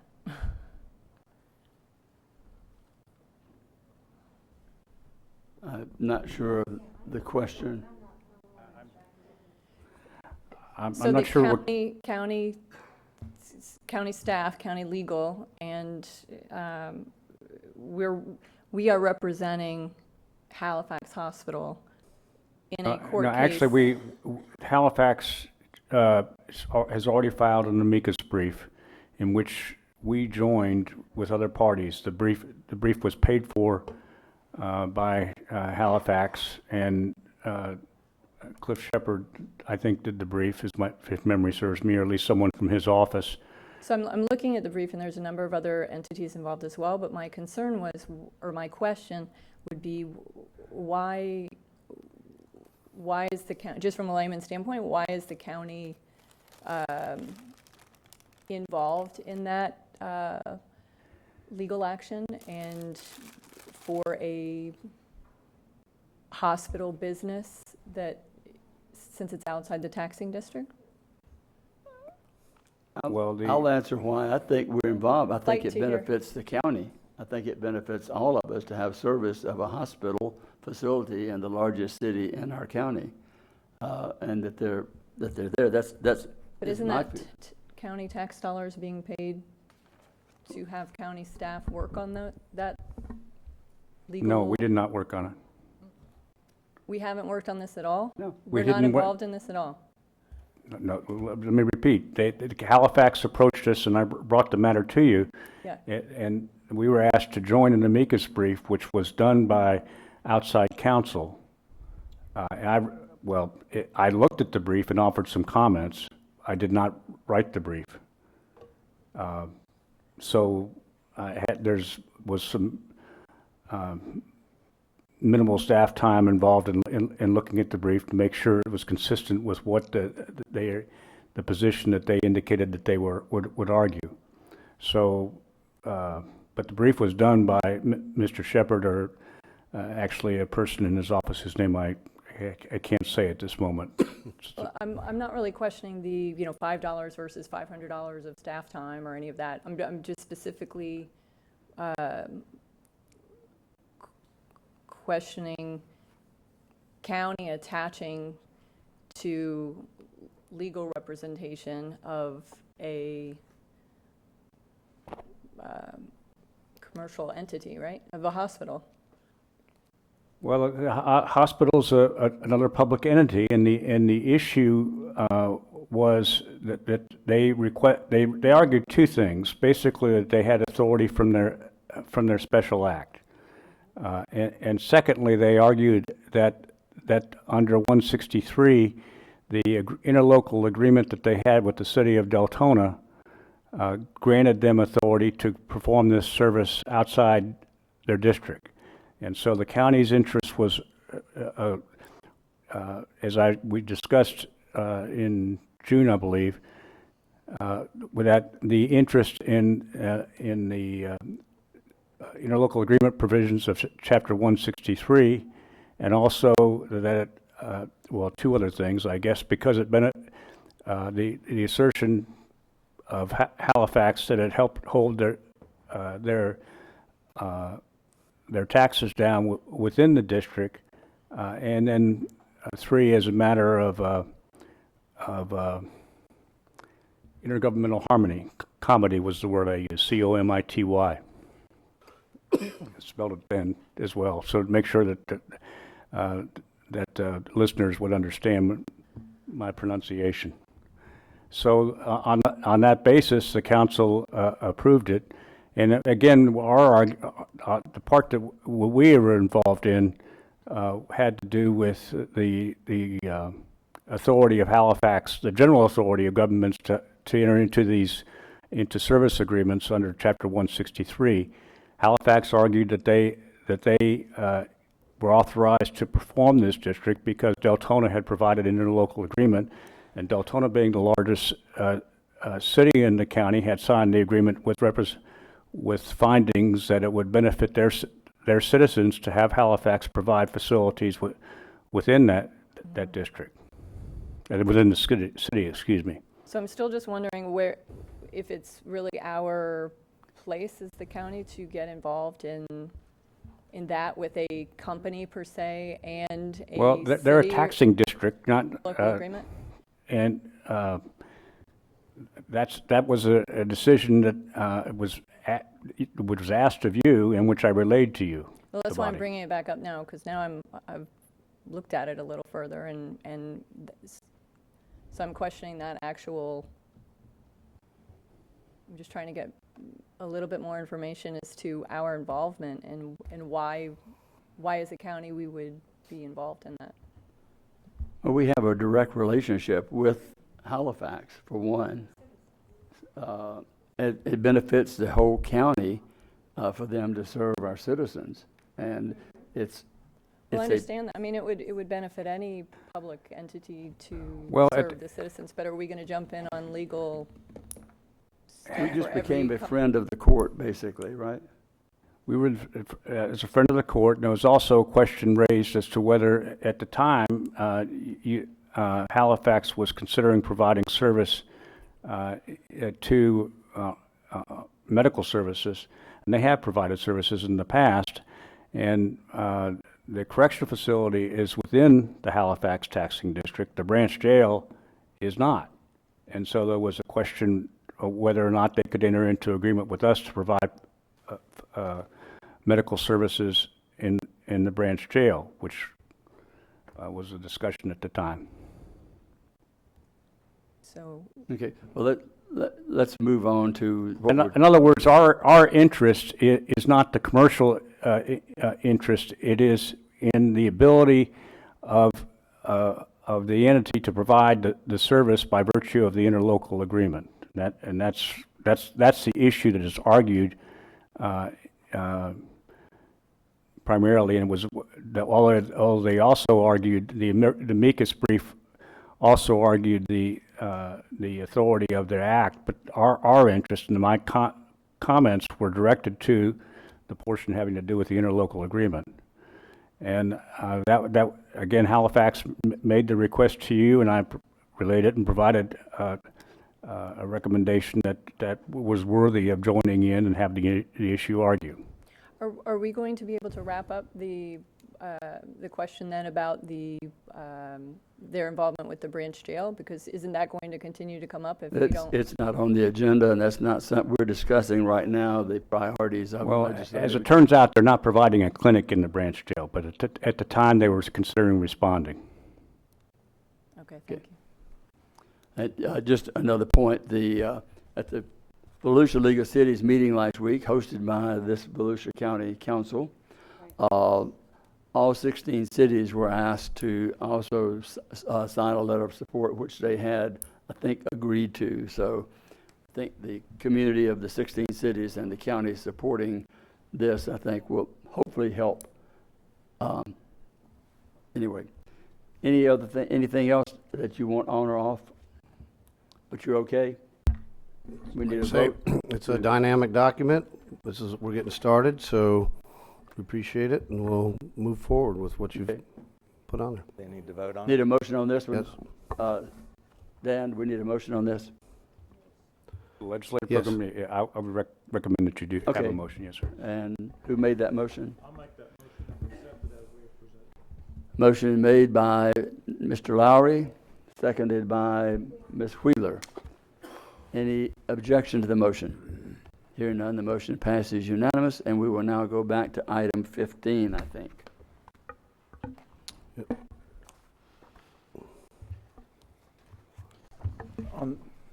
Clay Irvin, Director of Growth and Resource Management.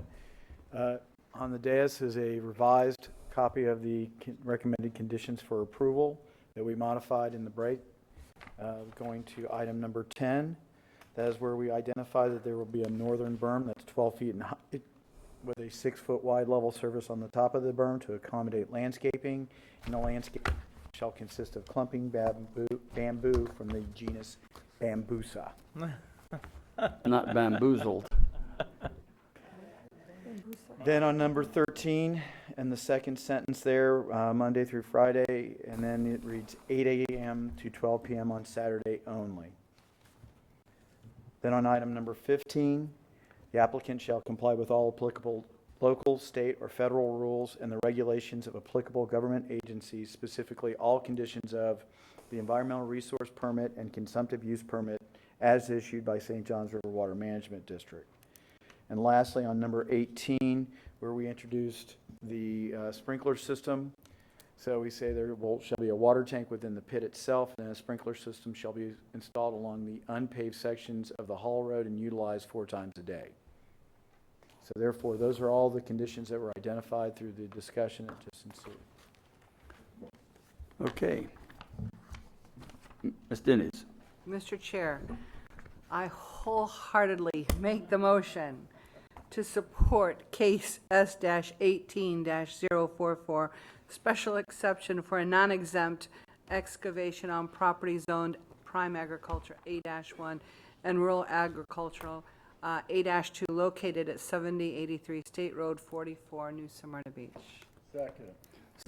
Made by Dennis, seconded by Patterson. Any other comments or objection? Any objection? Just to clarify, As- the motion is based on the amended conditions for. Right. Based on the amended conditions as presented to council. Motion is made and seconded based upon the amended conditions that we have in front of us, which will become part of the document, which you have in your document already, which we just have copied. Any objection? Hearing none, the motion passes unanimous. Boom. Thank you. Thanks for your time. Work in process, not progress. Item 17, Donna Butler. And then after this, we get to break for lunch. That'd be great.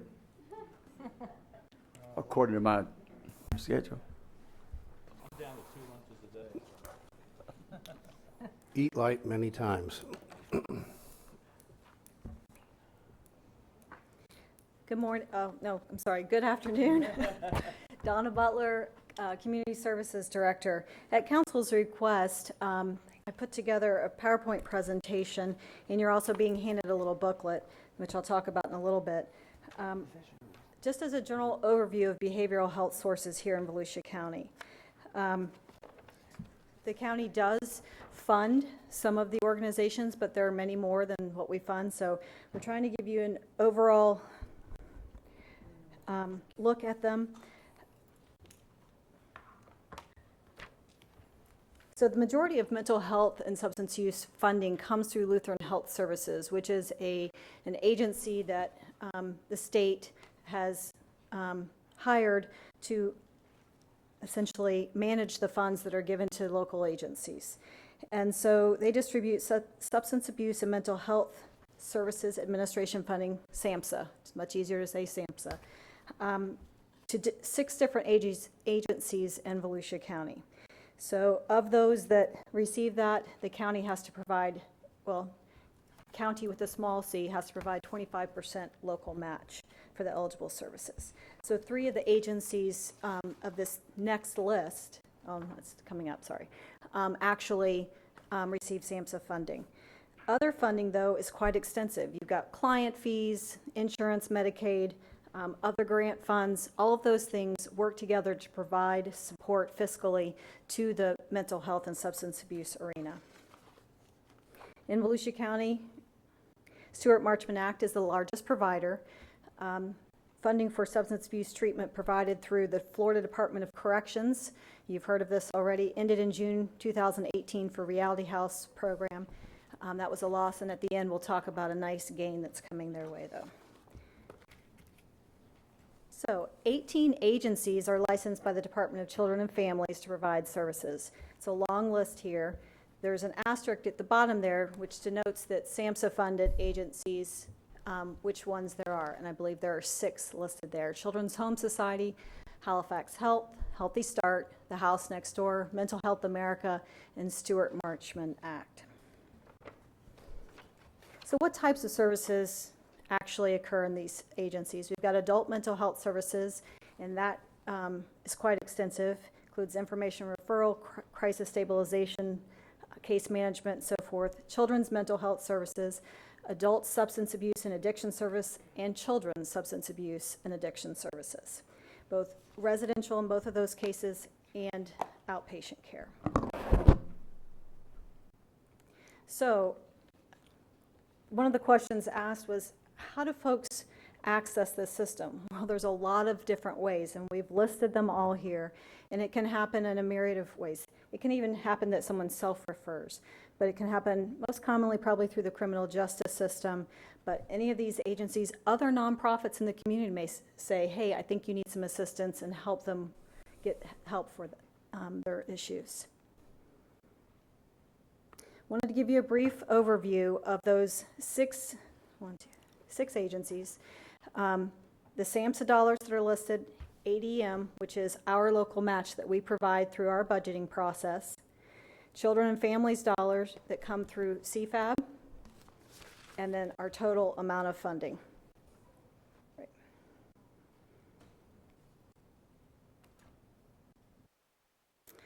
So program losses. Stewart Marchman Act lost $2.2 million for substance abuse services for Reality House.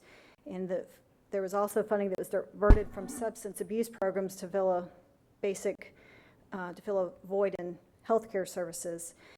And that funding had been provided by the State Department of Corrections, not local, but the state. The Neighborhood Center also lost money to provide transitional beds. It was only 5 beds, but every bed counts when they are trying to deal with folks leaving the corrections system. In July, though, successes. Stewart Marchman Act was awarded $2 million grant from SAMHSA.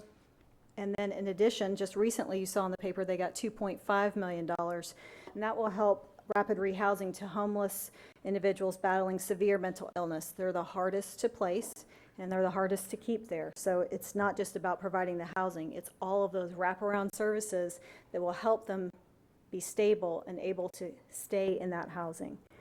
It's one of the biggest concerns that folks had about First Step. That's great, some of those folks will go there, but where are they going to go next? So hopefully this is part of the solution and the response to that. And then they also anticipate the restoration of their central receiving system dollars, which is also through the Department of Children and Families, approximately $950,000. And that's all I have for you today. But we did put this together, and this focuses on the agencies that we fund or SAMHSA provides funding to. And we tried to go into a little detail by the program name, the type, description, and how they would access that. We've got the phone number up there, the funding source. We're going to hopefully work with community information and get this placed on the website so that providers in the community can use it. It still says draft because I want to send it out to everyone. I wanted to show it to you first, but I want to send it out to all those that provide the services, make sure they're in agreement, and then get it up on live. But we also will have hard copies available so that if someone wants to hand one out, if they want to have it in their office as kind of a little reference tool, then they would have that. So we'll have it in more than one way. Ms. Diddes. Thank you, Mr. Chair. Thank you, Donna, for this. Just a couple questions. I'm looking at this. What needs to be added? Where are the locations? The locations, if I was going to pick this up, okay, I'm going to say where are the locations and what's the contact number? Well, generally they have one number for each agency, and that's placed under the agency itself. So the first page, for example, has Stewart Marchman Act, SMA, and we have their 800 number that they want you to call to access any of these services. But if you would like, I'll be happy to have the number placed by every program. I would do that, and I would also put an index in the front and under each agency, then define, underneath their umbrella, their services, that organization. But I think the location and the contact information is great. What's given me heartburn looking at this, name just one of these that's in Southeast Volusia. Just one. There is none. Not one. Not one. So we want to talk about services to our clients and our citizens. And Stewart Marchman, they're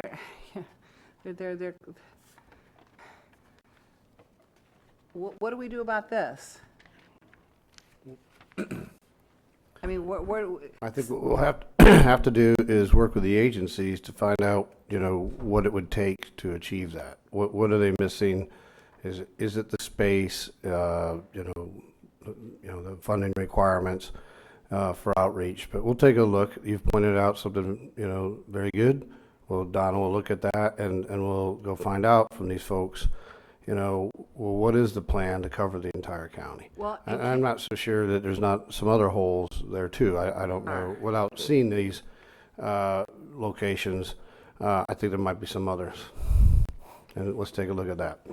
We not then, through all these millions of dollars that we appropriate to agencies and nonprofits, can we not make it a requirement that all of our citizens countywide are covered somehow? Because And it may be along the lines too of transportation to those places. You know, it may not be necessarily physically locating it there, but are there ways that we can get you there? And let's take a look at that as well, because, you know, even ourselves, you know, we got some services. While I'd like to have a building in a certain area, you know, we haven't been able to get there. So we'll take a look at it from all angles, because your point's well taken. We need to be able to cover all these areas, and we'll take a look. We're not privy to what their caseload and their work is from each area. So we'll talk about that. And then, like I say, if transportation is an issue, that might be the first step to make sure that they can get there. And if the workload is such, then we would be asking the question, well, you know, maybe it's better to move the service closer to the people. But very good point, and I'll have Donna work with the agencies to come up with that. well, in funding, when we go through the CFAB funding, when I was on CFAB, that was my question. They use, because here's the thing, when they go for grant funding and funding, they use all of our zip codes. You know how that goes. They use our zip codes to apply and receive grants. But then the question was always, so where are you in 32168? Where are you in the Southeast Corridor? And it has been, through the years, withdrawing from Southeast Volusia to the point that there's nothing there anymore. And it's not acceptable. And I think we've got to make that stand with the agencies and with our funding, that we represent the entire county and all the citizens. And if they want continued funding, I mean, well, there you go. We look at the scoring and the criteria. Right. We need to make it a priority for our citizens. And I'm gonna watch that a little further. But that's my thank you. But this is done. That being said, this is really great. This is a really good piece. We add how they can find it if they need the locations and the services. Thank you. Ms. Cusack. Thank you, Mr. Chair. Thank you, Donna. I know that this is a valuable tool here, and that was one of the reasons why I wanted to have it documented as to what we have available here. So now, Ms. Denny, we can look at what we don't have, because we have a document to tell us where we are. I think when we get everybody's input, we will have a much better document, and we are going to be able to utilize this book because we can tell our citizens where the services are available. If there are holes, we will have to plug those holes. But the first thing to do is to get it documented as to where we are. And I think this is a great beginning, and it's a good document because we need to know what's available to our citizens. And so thanks so much for this draft, and I won't be here, but you'll make sure it happens. And I would like to have a copy of that because there's still work to be done in our behavioral health services. We'll Thank send it so to you, and I'll much. send you the link when it's posted. Absolutely. Thanks so much, Mr. Chair. Okay. You need a vote to accept this? No, this Nope, is just I an didn't think overview. We will take that, the information, and she'll put it into the document, and we'll show you when we're done. And with that, then, we will go to item 18. And this is going to be our deputy attorney, I'm guessing, is going to lead this. Yeah, this is the, I know what it is, I'm just not wanting to say it. I'm Okay. just kidding. This is This is- repealing and replacing the thoroughfare road impact fee schedule. Jamie. Based on council's direction at the last meeting, I've drafted the attached ordinance. Mr. Irvin had taken you through a vote by vote. At the end of his presentation, we transcribed what each one of your votes were to make sure that I properly placed the language into the code. Primarily, we adopted the fee schedule as set forth in the Duncan study. The ordinance will take effect March 4th, 2019, 90 days after this hearing. You asked for a cost adjustment. We used the DOT production price index, no less than 3%, no more than 8%, but that production price impact will not take effect until March 4th, 2021. The first year, the impact fees will be collected at 75% of that set forth in the table. Beginning March 4th, 2020, they will be collected at 100%. We provided for the sunsetting of the fees 7 years after the final certificate of occupancy, or 20 years from which the date the credits are granted, whichever is later.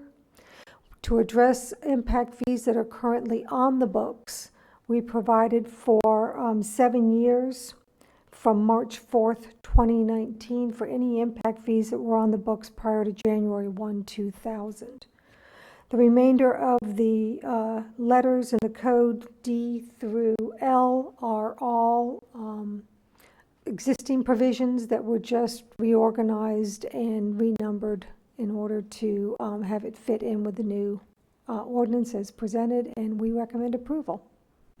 Okay, this is a public hearing, and two people who have requested to speak. First is Ken Strickland.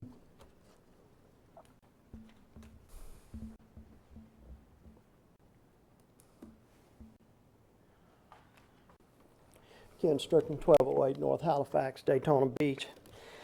Here we are again for you guys to continue to represent and look out for a handful of very wealthy and influential, and not the majority of the 500,000 residents that live here. This was ignored for 15 years. No matter how flawed the hidden study was, the most recent study says we need significant increases. Now, to protect your large campaign contributors by implementing this in 2 increments. At the same time, you're stating that this will not help in our future needs. It will not be enough. That is a true statement. However, the taxpayers are very tired of subsidizing the very profitable projects of the very wealthy. Increasing fees to the maximum today would please the residents very much. If not, there will be very little chance of the half-cent sales tax passing, and much to the dismay of staff, Mr. Eckert, we do still have standing to vote on this half-cent sales tax and who sits up there. I'm asking you today to please represent the residents today and in the future. John Nicholson.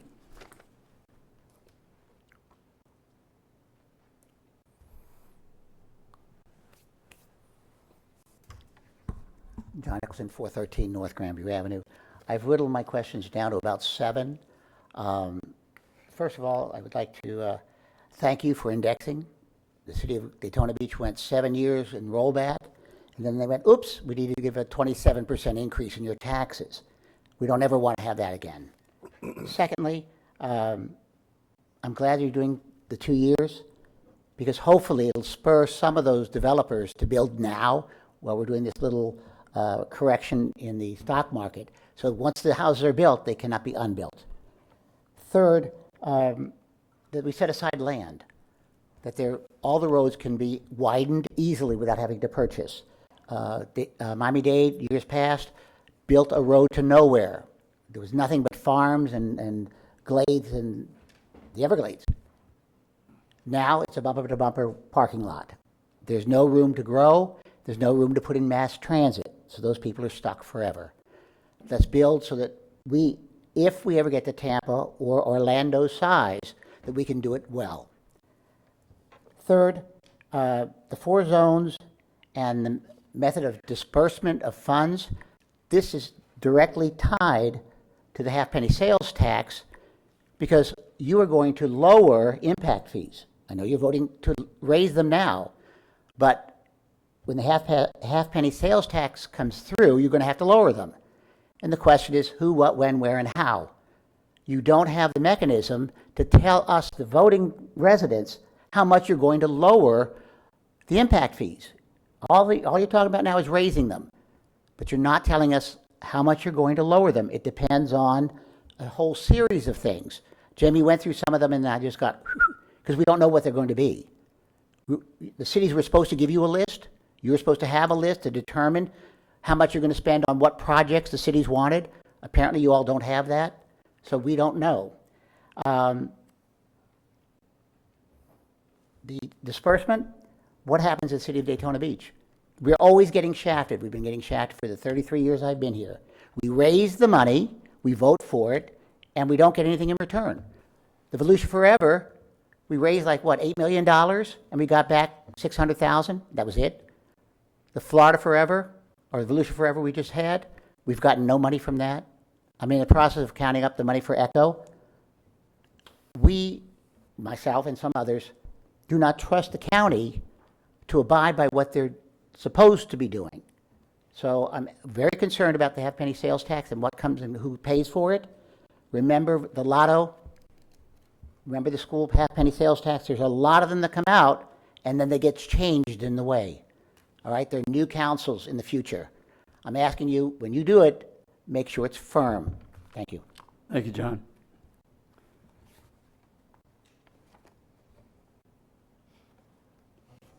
Any more cards? I have no other cards of anyone wishing to speak on this issue. So, without objection, we'll close the public hearing portion of this council on this post. Point of information, Jamie, I'm looking at the ordinance itself, and it appears to be correct, but on the front page on 18-1 of the actual agenda, the third paragraph says, second sentence, credits created prior to January 1st, 2000 must be used within 7 years of the creation date. Should that not in fact be from March 4th, 2019? Yes, ma'am. Okay, so I want to make sure that we correct that. Well, the agenda item's written. I mean, it's Yeah. a matter of record that the ordinance says March 4th, 2019. But I just want to make sure if we can correct that on the item so that it's. I can't correct it once it's published. Okay, well. It's a mistake on the agenda item. That's the best I can do. No, the ordinance is correct. The agenda item has incorrect language, and I don't know of a methodology to correct an agenda item once it's published. If there's a way, I'll most certainly do that. Okay, that's what I was getting at. If there was a way to correct it, I think we need to correct it, but, because now this is going to be on record, but, okay. Just a point. That's going to be a point of confusion. That's not part of the ordinance, is it? No, the ordinance Okay. So I states said it the correctly, ordinance but is Ms. correct, Ms. but I Post didn't is want any correct. confusion from What? the public because it states two very different things, so. The ruling part of this will be what the ordinance says, right? Well, I understand Ms. Post's concern, and if there's a way I can correct it, Ms. Post will do so. Thank you. That's it? Okay. It's up to Ms. Wheeler. I'd like to move forward to make a motion to adopt the ordinance 2018-20 repealing and replacing the thoroughfare road impact fee schedule. Motion made by Wheeler, seconded by Denny's to approve the ordinance 2018-20 repealing, replacing the thoroughfare and road impact fee schedule. Any further discussion? Just a couple of comments. There's no one up here that is doing anything that even mirrors trying to take care of particular people other than those residents who we represent. The only beneficiaries of this are going to be, actually they're not beneficiaries, the only people who suffer within this are going to be the people who buy and build. Because all of these impact fees are going to be reflected directly to the home buyer, reflected directly to the businesses that build, the grocery stores, the shopping areas, which means that all of us are going to be impacted by increased cost because those costs of business are going to be passed on to us. We are the consumer of that. The developers and the builders pass these fees along. They don't pay them. So it's not benefiting anyone other than the revenue that's going to be raised. I had a rough estimate done. It was a guesstimate, if anything. They said 70% of us who live in Volusia County have never paid a single impact fee. I think about that. And those that have never paid an impact fee are some of the loudest ones complaining about people going forward paying the impact fees. But we haven't. House was built, you move into it, it was built 20, 30 years ago, 40 years ago, 50 years ago, 60 years ago, and no impact fees. So I just thought I'd put that out there to just remind us that those that will pay it are the ones going forward. Mr. Patterson. Thank you, Mr. Chair. I was in Tallahassee for the organizational session, listening to the Speaker of the House, and he made a comment that surprised me that there's a single newspaper in the state of Florida has even picked it up, having to do with affordable housing.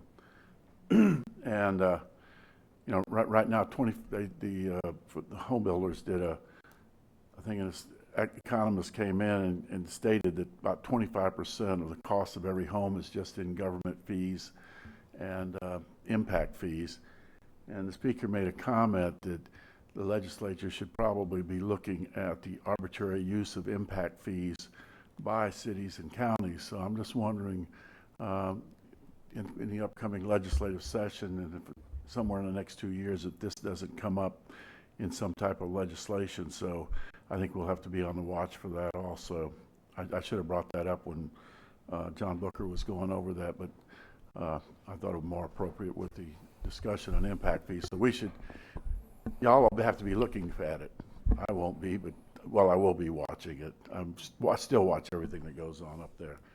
So we'll just have to wait and see. Maybe what we're doing here today may be all for naught. Yep. I had a brief conversation with Lori Galuli, Director of Habitat for Humanity, last week. And she said before their house comes out of the ground for someone, it's about $20,000 in impact fees. And these are the people we want to punish or make pay for something. I despise impact fees. I don't think it's a fair way. I've said this before. I think a better way of doing this would be a sales transfer tax. But I don't make the laws, and I wouldn't be surprised, Mr. Patterson, if something doesn't happen in the legislature, because we're pricing our houses and our cost of government, our cost of living, through the threshold. All this is going to do is create inflation. It's going to create wage increases, which is going to create more inflation by having these additional costs. And the people that have to buy are the ones that are going to pay. And I'm going to support what we said, and I feel that we have to do this. And we're doing what we can do legally by law that we can justify that we do, because this is not something that's just created willy-nilly. It's created by the legislature, and we have to abide by that. So there's no other discussion. Any objection to the motion? Hearing no objection. Item 18, which is the ordinance repealing and replacing thoroughfare and road impact fee schedule, passes unanimous.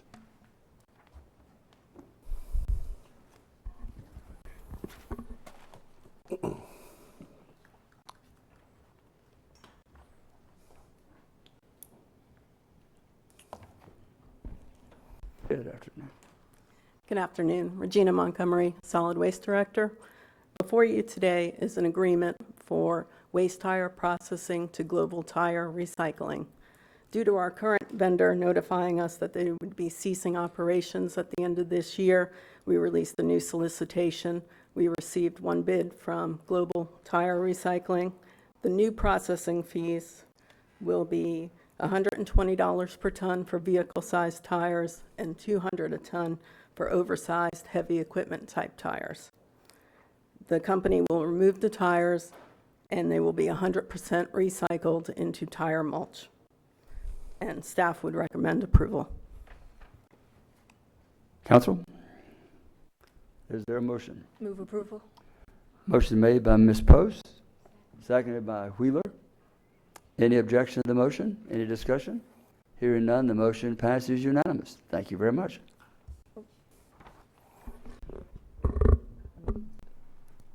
I'm not sure if he understood, maybe he had to turn in a sheet for public participation.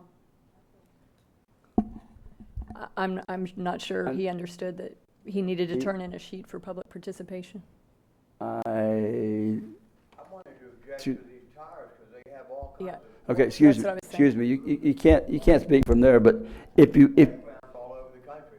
They've got so many poisons in them. excuse me, we have already made the motion, seconded it, and passed it, but if you want to speak on any item, I thought someone would explain to you that you need to fill a card out. I did fill the card out, but you did that so quickly I couldn't even raise my hand. Do you have it? It's under public participation, but I wanted to say something. Okay, no, you can't speak from there. You approved that so quickly I couldn't even raise my hand, Ed. What, that's, once it comes, it's, she did not give me your sheet for that, for this item, and apparently they left off the fact that you wanted to speak on item 19, 20. Okay, we can't have this dialogue. If you would go talk to the clerk, she can explain to you what we need to do on the items.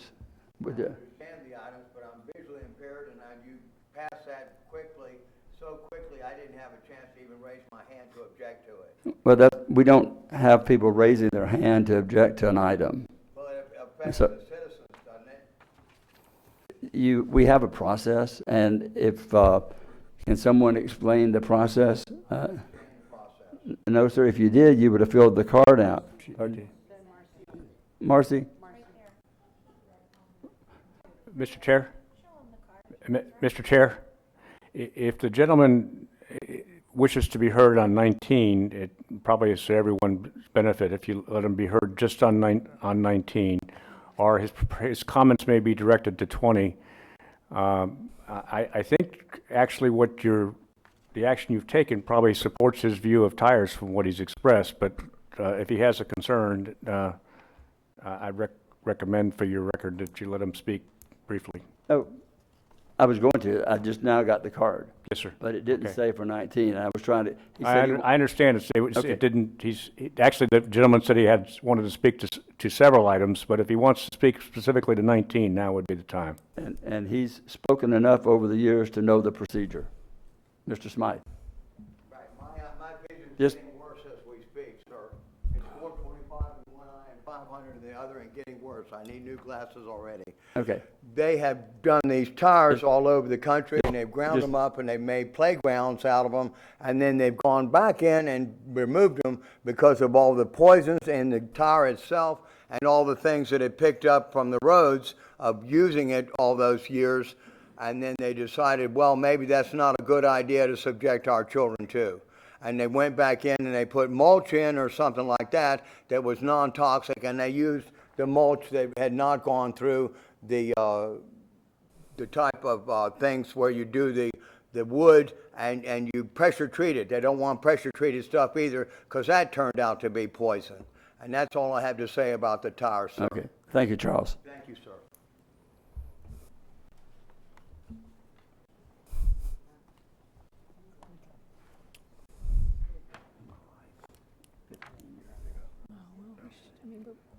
So you don't want to piss them off, let them speak. Okay. I think Charles has filled out enough cards in Ormond Beach that he knows the procedure. Yes, I do. So we'll move to item number 20. No, we just did that one. No, How about we- let's move to item 21? No, we're on 20. No, we're 20. Okay, let's do 20. Regina Montgomery, Solid Waste And Director. this is a public hearing. Solid Waste Director. Before you today, and directly related to the previous item, is a resolution to increase the solid waste disposal fees from $100 a ton to $126 a ton for vehicle tires and $160 a ton to $201 per ton for oversized tires. This adjustment will cover the cost of removal and processing of the tires. This will be the first adjustment to the tire tip fees in 15 years. Okay. The county policy to offer 4 passenger tires free to residents on Saturdays will remain unchanged, and staff would recommend approval. Okay. I have no cards of anyone wishing to speak, and we'll close the public hearing. Council? Mr. Chair, Yes. move approval of resolution repealing Resolution 2003-57, establishing disposal fees for waste tires. Second. Motion made by Denny, second by Post. Any further discussion? Any objection to the motion? Hearing none, the motion passes unanimous. Now we'll move to item number 21, and I see several names on this one. Donna, Don, Tim. Yeah, I'll go ahead and introduce as they're coming up. This is an agreement with LAZ Parking for parking concessionaire management of the Ocean Center. Just a little background. We've been, at various times, the parking garage has been managed by a private concessionaire like this. At other times, and just recently, it was done in-house. The equipment that was purchased several years ago has run its life, and we're at that point where the equipment needs to be changed out and upgraded. And so it was a good point for us to analyze, should we have a concessionaire that would handle the garage and the surface lots around the Ocean Center. I'm going to turn it over to the Ocean Center folks to talk a little bit about the advantages of having LAZ parking. Good afternoon, Council. Tim Riddle, Deputy Director, Ocean Center. As George, Mr. Rectenwald mentioned, it was time to do something because whether we keep managing it or somebody else does, a lot of new equipment is needed. So this agreement, in essence, does, I call it a win-win-win. It brings in a firm with national expertise. They competed with 3 other firms for this business. The management fee we pay is roughly $600,000 a year over the life of the 10-year contract. It's a 10-year contract, 5-year renewal option at the end of the 10 years. And then we pay about $600, save about $700 on operational costs. And as Mr. Rectenwald mentioned, they also manage the surface lots in addition to the garage. We're still responsible for all the other parts of the operating the garage, the heavy maintenance, security, patron services, things like that. They handle all the new revenue control systems and the surface lots. One thing they bring to the table is about $500,000 of new equipment in the first year, right off the bat. That's what happens first.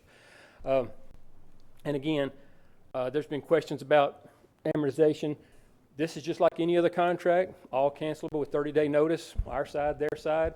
If we cancel within the first 5 years, the county just has to buy the equipment, the unamortized portion of whatever may be remaining on the equipment. Automation is key because, and that's what a firm like LAZ brings to the table. The surface lots right now are closed pretty much every day we don't have an event. With automation and putting in pay stations, we can leave those lots open every day, all day long. Don't know how much revenue it'll generate, but it's going to generate additional revenue, which is good for us because there'll be, for us to staff them, we have to put people out there. Most days would not make sense for us to do that. So that's going to be something new, that's something very good, positive, brings in additional revenue for us. With the management fee and the reduced operating cost and increased revenue, that's what I call the win-win-win. We foresee with known capital projects we've got coming up in the next 5 years, and the regular operational costs, we don't foresee any need to raise the rate structure this time. Council can do so at their pleasure whenever they decide to. But everything looks like it should pan out very well for the county. So that's why staff is recommending approval of this contract.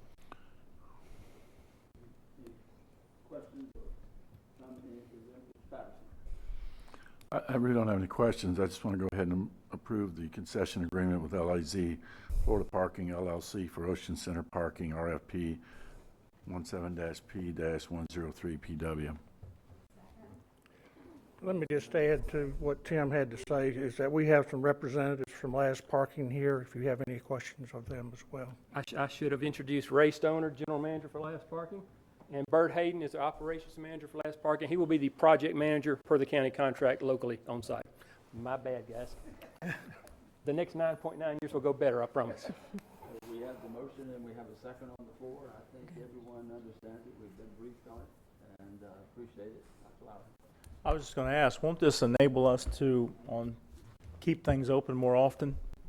Yes, yes. I Yeah. mean, the daily lots will now, surface lots will be open generally every day. We haven't determined, the only deliverable left under this contract, once it's executed, is a standard operating procedure.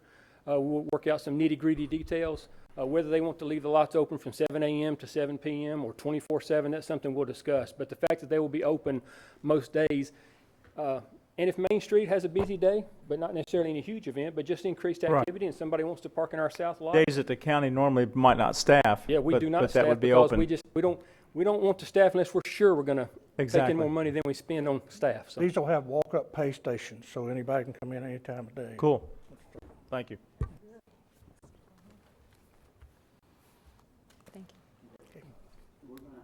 We're gonna have to do better on people speaking.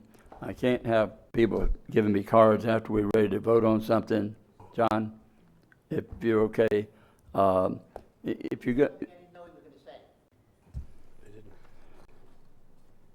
I know, but it's putting me in a bad position. I can only do with what I have, and I can't just stop what we're doing to get a card handed when we're taking the vote on something. If you want to speak on an issue, we should be in before the motion is made, because now we're out of the public participation part. But and you too know the rules. You know you need to have it in. I mean, so I'm gonna let it happen this time, but not the next time. Okay? Good.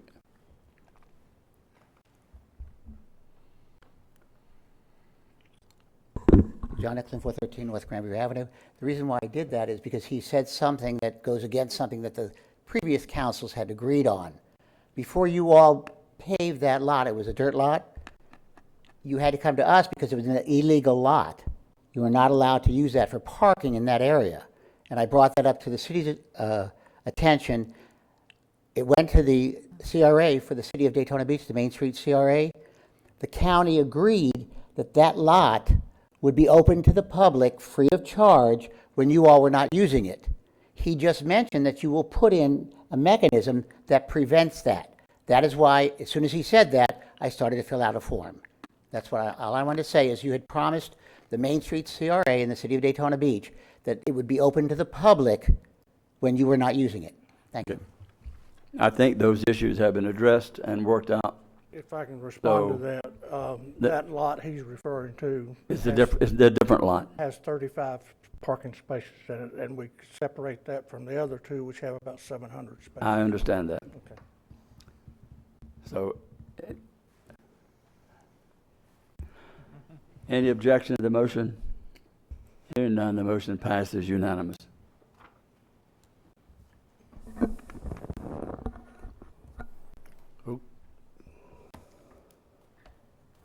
Item 22, George? Yeah, this Donna? is it. The one that, this is here because of its size. We do it every year. It is our, just renewal of our agreement with our various staffing agencies. You get an idea of the estimated expenditure. The largest users are like the Ocean Center for events. The airport uses it for baggage handling. Road and Bridge and some of our public works agencies use it for laborers. There's also, of course, fill-in positions and that type of thing through this contract. Tom, anything else? Tom Moats, Human Resources Director. As Mr. Rickenwald said, this is in 2015, the council approved a 3-year agreement with 2 one-year renewal options. This is the 3rd year. Those companies that we are renewing with, A&, Associates, AUE Staffing, People Ready, Pacesetter Personnel, Daytona Employment Linear Staffing Solutions. Again, this is the final year. We ask for approval of the contract. Council.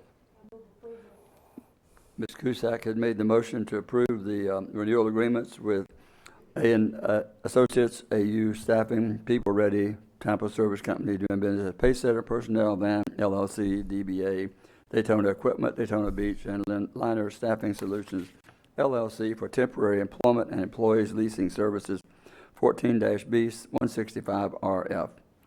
Is there a second? Second, Wheeler. Any discussion? Any objection to the motion? Hearing none, the motion passes unanimous.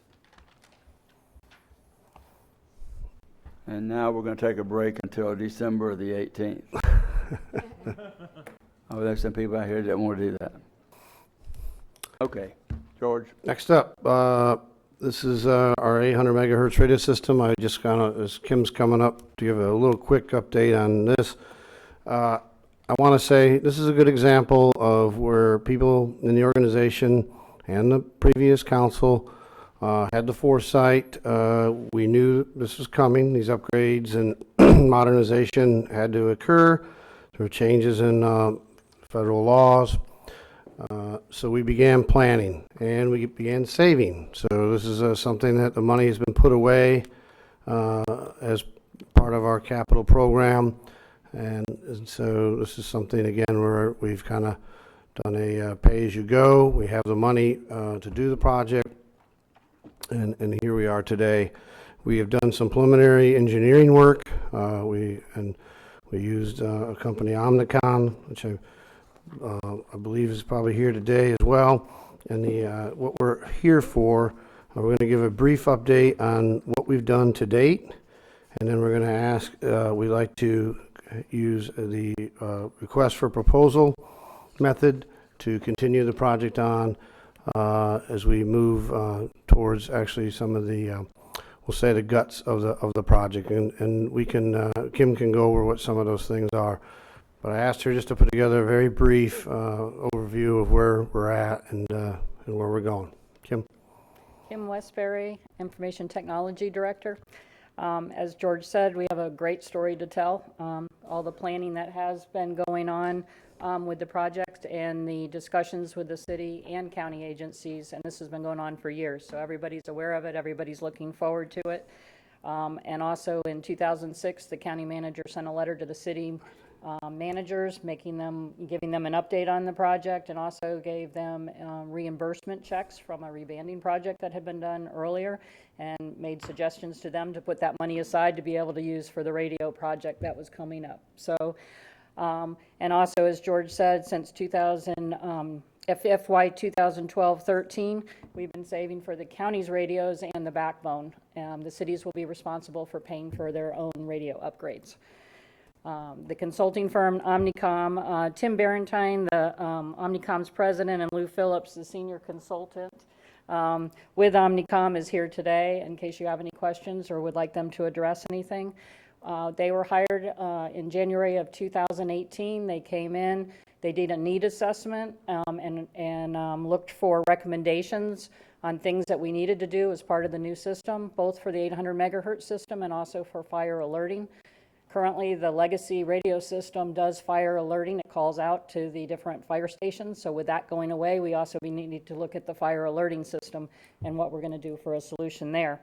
So as part of the work that they did for the assessment, they met with all the city and county agencies. They did site visits at fire stations. They went out and looked at all the different radio towers that we have. They were in dispatch communications. So a lot of work went into the meetings, and then they presented the reports. We had two reports, one on the fire alerting and then one on the 800 megahertz itself. And they met with the cities. We did presentations to the city. They provided the reports to the city and county agencies so everybody's on the same page. We also have been providing periodic updates to all the public safety agency chiefs so that they're aware of what all is going on, and they're kept as, because they're all very important partnership in this. Basically, the recommendations that came from the Omnicom's report was we do need to replace the fire alerting system. We need to come up with another solution. So that report was more of a longer term plan. So that's something we'll have to work on in parallel as we work on the radio system. They also confirmed that we needed to replace our microwave system, which we knew. They also identified two main areas in the county that all the agencies identified that coverage needs to improve. One's in the northeast part of the county, which we're working with Flagler on sharing a tower with Flagler, so we'll be sharing cost and reducing the cost to the county. There's also in the southeast area of the county, in the Farmington area, we're looking at a couple different locations there, and we will hopefully be bringing something forward to you all for approval to either lease land or build on county property. So the intent is to be able to identify, get everything cleared as far as zoning and FCC, so that when we put the RFP out, then basically whoever is selected can build the towers for us. But we'll have everything ready to go, and that makes it much simpler. Basically, there's been a lot of work going on, but now we're at the next step, which is to get your all's approval as item number 23 to support putting an RFP out. That's a next major step. If you approve, then we would be using Omnicom. We'd issue them a task order, and Omnicom would help us develop the RFP, which we'd put out on the street. Timeline-wise, the procurement process from starting to develop the RFP all the way through contract negotiations and award is probably about a 1-year process, if everything goes well. So that's a pretty standard, and this is a very complex project, and it needs a lot of time and energy into it.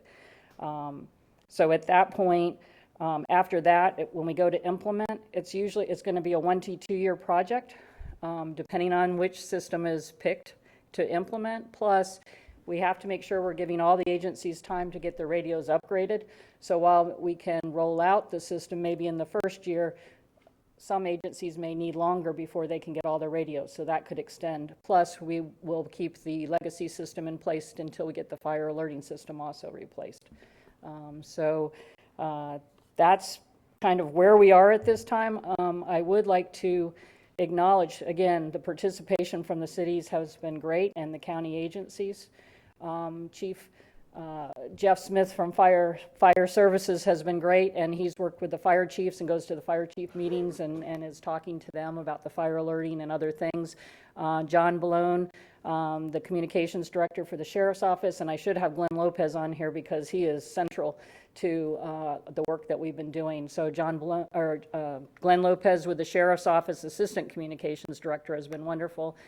Trent Skelly and Bill Clausen from my team have, again, core team, all working together to make this happen. So it's been a very cooperative type of arrangement, and so everybody's anxious and looking forward to modernizing the radio system and getting us moving along. So I have two people that wish to speak on this. John Ferguson.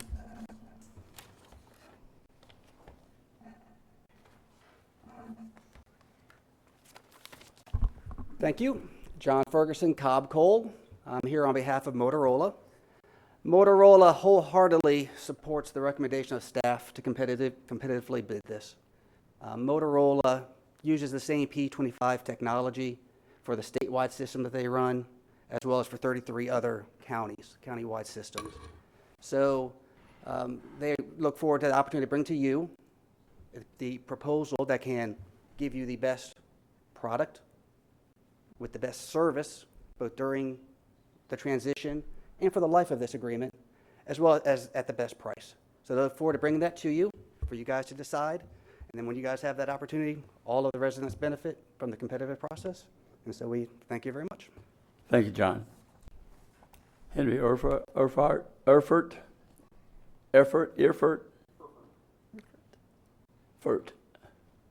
got the FERT part right. Yes, sir. Henry Erfurt, Communications International. Both Communications International and Harris have been a proud partner with Volusia County for over 24 years. We want to thank you so much for taking the time over the last several months, meeting with us, so we can update you on what we see and learn and help you learn what's going on and help on the system that we help manage. And we've been here and what that impact is on the daily lives of the residents of Volusia County. It's very important. It's near and dear to our hearts. As you're aware in the consultant's report, there are two options laid out to the county. First, the matter is put it out to an RFP. But the second one was also, and there are many reasons that support looking at a migration from what we have to the latest state-of-the-art P25, and with the partner. So we we support that fully, but we want also for you to look at what that consultant's report that you paid for has that as a second alternative, as an alternative to going to an RFP right out of the box. We'd like to ask before the decision is made on the RFP that you have staff look at that, give a direction to the consultant, and let's see what that negotiations would look like. You have nothing to lose whatsoever. You always have RFP on the table, always. That is never taken away from you. There's no time loss. There's no anything. It's just an effort that's already been there. It's in the consultant reports, and there's a lot of good, compelling reasons. If the considerations you might want to look at on migration is the simplified transition. It's the two systems talk together very easily, as we have done. And this is not something that's just new to Volusia County. Over half the counties in Florida have chosen a migration path with their existing vendor. Because the technologies, even though there is a standard, the behind-the-scenes technology, well, they don't always work and play well with each other. It's the same reason why if you're a cell company and your cell phone may be Verizon. But the things that run the Verizon network typically are all the same brand of equipment that sits at the tower sites and things like that. So the reason that a smooth migration, and the biggest thing that we look at, not only do we have the cost savings and the training, and I'm running out of time, is the smooth of the ease of migration. But whatever you decide, we stand with you. We stand to support you. We stand, and we are proud partners, and we are looking forward to that effort. And if it's an RFP, we stand right there, and we will get in there, and we will have the winning solution for you. And I want to thank you all for your time and your consideration today. Thank you, Mr. Chairman. Thank you, Henry. Mr. Lowry. Yeah, I just wanted to ask staff, is our current, I mean, are we in kind of a desperation system here where we got to move fast on something, or is there the reason I'm thinking is because I read the report too, and that was an option to look at an upgrade with the current vendor. We always have the RFPs always there. It doesn't go away. Seems like there's an awful lot already been invested with the current vendor to make a total changeover with an RFP, if we pick someone else, there's going to be a lot of things that will be redone. I sense it would be more costly if we were to go with another vendor. I'm also thinking of the cities that are going to be involved in this too, and the expense. But I mean, I'm asking, are we in a bind to where we need to go to RFP right away, or can we look at the option? Obviously, I don't think the group would have recommended that as a recommendation had there been factors that would have kept them from suggesting going with the current vendor. I'd like to see what the extension with the current vendor would look like personally before we go out to RFP. Are we happy with the current vendor, I guess is where I'm going with that. Well, you get several questions in there. The urgency comes from the fact that many of the parts and pieces of the current system are not, going to be serviced much longer, and I think some have actually. Yeah, they have stopped manufacturing as of 2017. However, the current service provider, which is Com International, has committed to us to continue providing support for the system for the next few years as they're able to get parts and that type of thing. Right, and as Kim said, though, that you're looking at a 1-year time frame just to get to that point. So okay. There's not like breakneck urgency, but there's responsible urgency, and I think that's where we're at. I don't need to wait till then there's a crisis. Again, this has been the work of a lot of planning. The group has looked at some of the I would submit that the RFP is a good vehicle to use to, if they have different ideas. The beauty of an RFP is it's a request for a proposal. It's not a hard bid. So if they have different ways that they want to look, we can definitely build that into the RFP. The idea is that I think it's that the end product that we're most concerned about. So, you know, what would be the long-term effects? You know, how long would they guarantee the work? How long would they guarantee upgrades? How would they handle upgrades? So there's a lot to this. It's from when the system was originally put in. You know, now you're talking about a much more software-driven system than I'm sure they did 20-some years ago. And what lasts, you know, very long these days in that world. So I really think that, you know, you're really looking at a time. Do you put money into a system or do you look at the whole system? And that's where we got to, and that's what the group looked at. And I think the decision, and again, you know, all the players that Kim talked about, including the sheriff's office, all felt that the RFP, so that we could get a public proposal of what they like to do on the table for us to look at, was the way to go. So, and that's where we're at today. You know, again, it's different than a hard bid, where we would line out, you know, very specific items, and then we, you know, that's different. This is where they have some flexibility on their side to propose. That we're asking Omnicom to help us to write the RFP so that it is broad. They are a neutral party that does work in this area, so they can make sure that, you know, we get what we need, but the parameters are broad enough that the suppliers or the vendors can use their brilliant people to come up with a great system for us. That's where we're at, and that's why we're asking it to be done this way. Okay, thank you. Ms. Denny's. Thank you, Mr. Chair.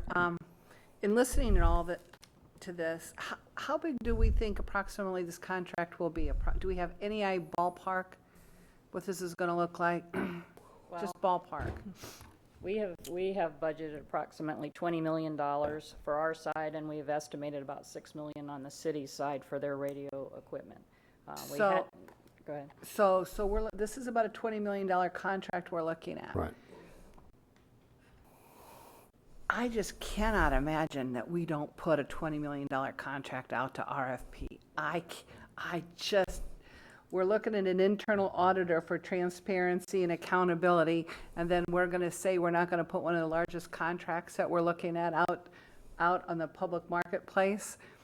But the flip side of that is, and I heard the word, and I understand what you're saying, the migration factor. That's a very strong piece to bring to the table. And I would think that in the open market, in an RFP process, that migration factor would be a good variable, probably in your favor in the contract. And that's the posture that I would expect in a fair bid. I just can't, I could not justify not putting out a contract like this on the market. I just can't. But the other piece to this is, backing up before that, we talk about, you know, planning ahead. We started saving for this money in fiscal year 13-14. County Council made a decision based on our future to start putting cash away on a cash basis for this project. So I don't want anybody to think that, oh, here's a need, we have to fill it, and look at the problem, here it is. No, there's been a lot of visioning and a lot of leadership throughout the years by this county council, and I see a lot of heads nodding, identifying issues and then funding them, so not to put a burden on our citizens and keep it all at once. So this was started in 13-14. In July of 2016, letters were sent out to all of the city managers with updates and reimbursements, checks from Nextel with the letter. And I remember Mr. Deneen made a really big deal about this at the time to the cities, saying, here's your reimbursement check. you better be putting it away because this is what's coming in a couple of years at council. You know, we've got to update our system. So this isn't a gotcha moment for the cities. It's not. They've had, at least that I'm aware of, from July 2016, a heads up that this update was coming. So, and some of these checks were pretty big. I've got copies of all of them in what was sent. I remember that specifically. So, and I want to thank staff. Ms. Westbury, this is a lot of heavy lifting. This is a lot of heavy lifting and a commitment again to staying on the cutting edge of technology. And the thing is, as fast as technology is changing, as soon as we get this in, we're going to be a generation behind. I mean, it just moves that quickly. So, do we need a motion on this? Yeah, I just We need to, direction, Don't a need a motion to motion? put out, well, I need really to do the Omnicom contract, because they're gonna help us write, it's the task assignment for them to help us write the RFP. So what you really need right now is just to go into contract with Omnicom for an RFP. To help That's us the only- write the RFP, That's the correct. only thing that's on the table right now. Yes. So with that, I'm going to move the motion, it's not on here, to enter into contract with Omnicom Consulting Group, Inc., to provide professional consulting services to assist with the modernizing of the county's 800 megahertz radio system. Second.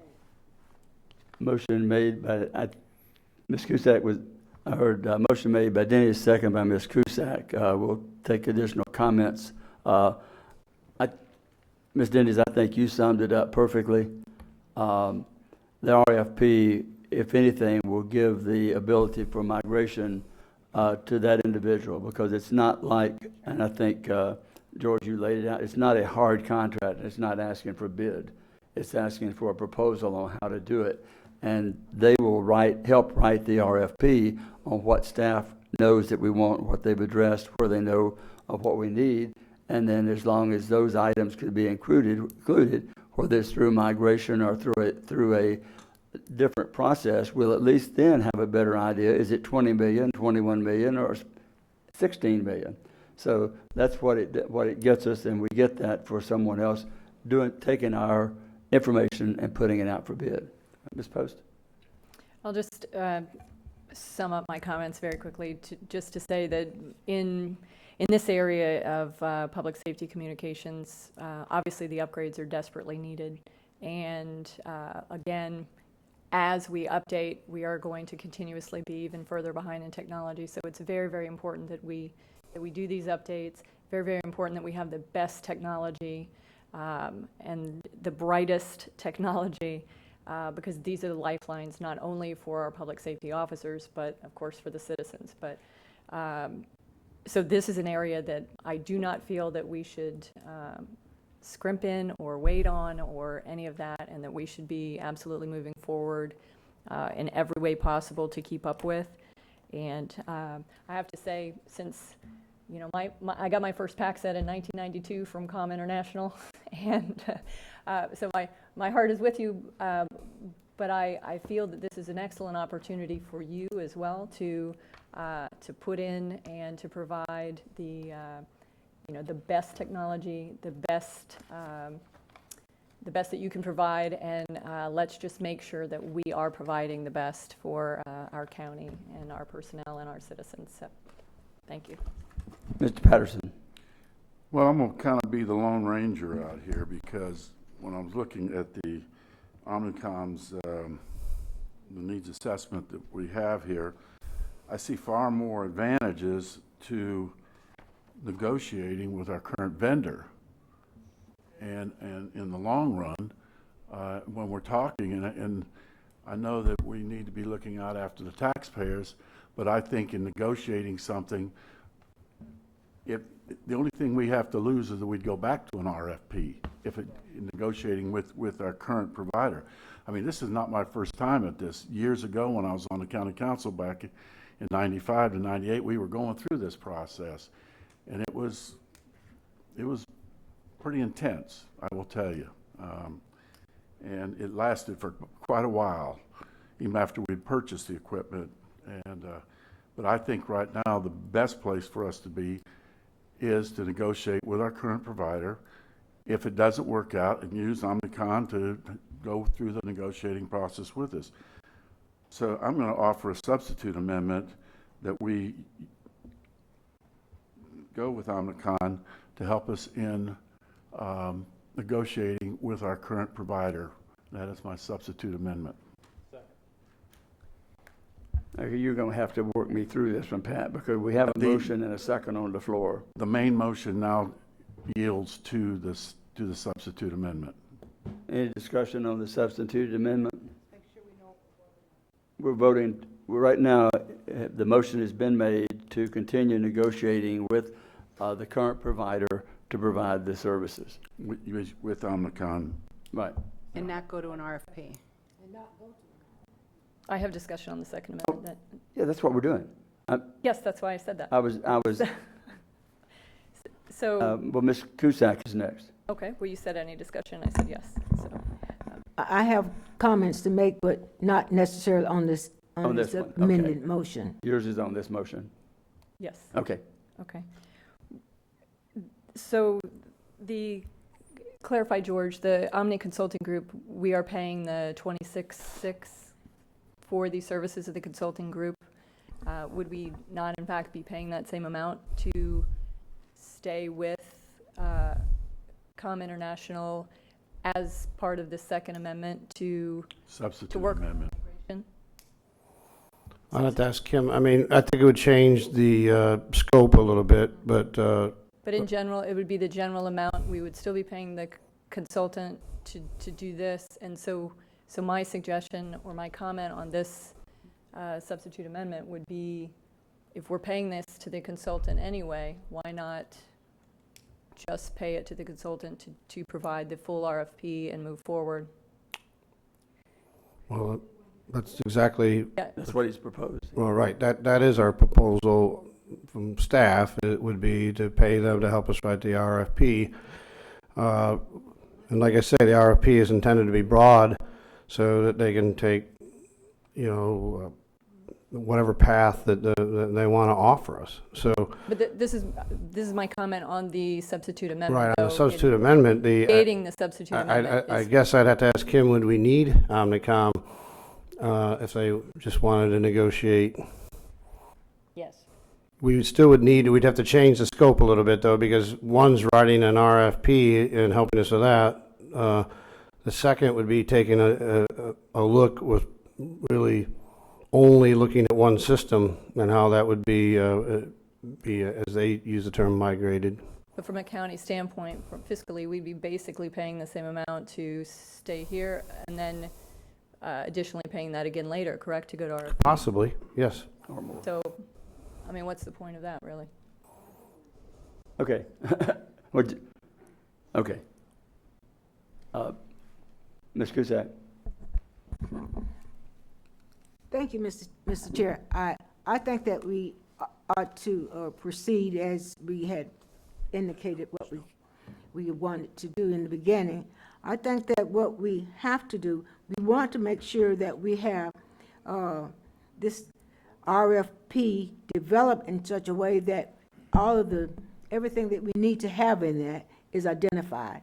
And I think that it has been discussed here, and I think that we ought to go forth and vote this amended motion down. Okay. I'm going to have to say, I don't see being penny wise, pound foolish on this when you are working with someone and not knowing necessarily what's out there from someone else.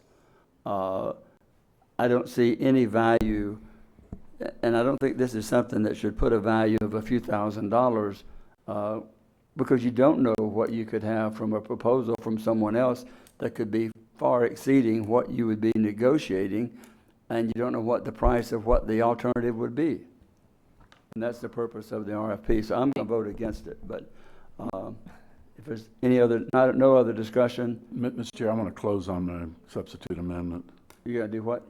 I want to close on it. I want to make some points here because I think y'all are talking, when you look at page 4, the advantages of a system upgrade with your current county vendor, and this is from Omnicom.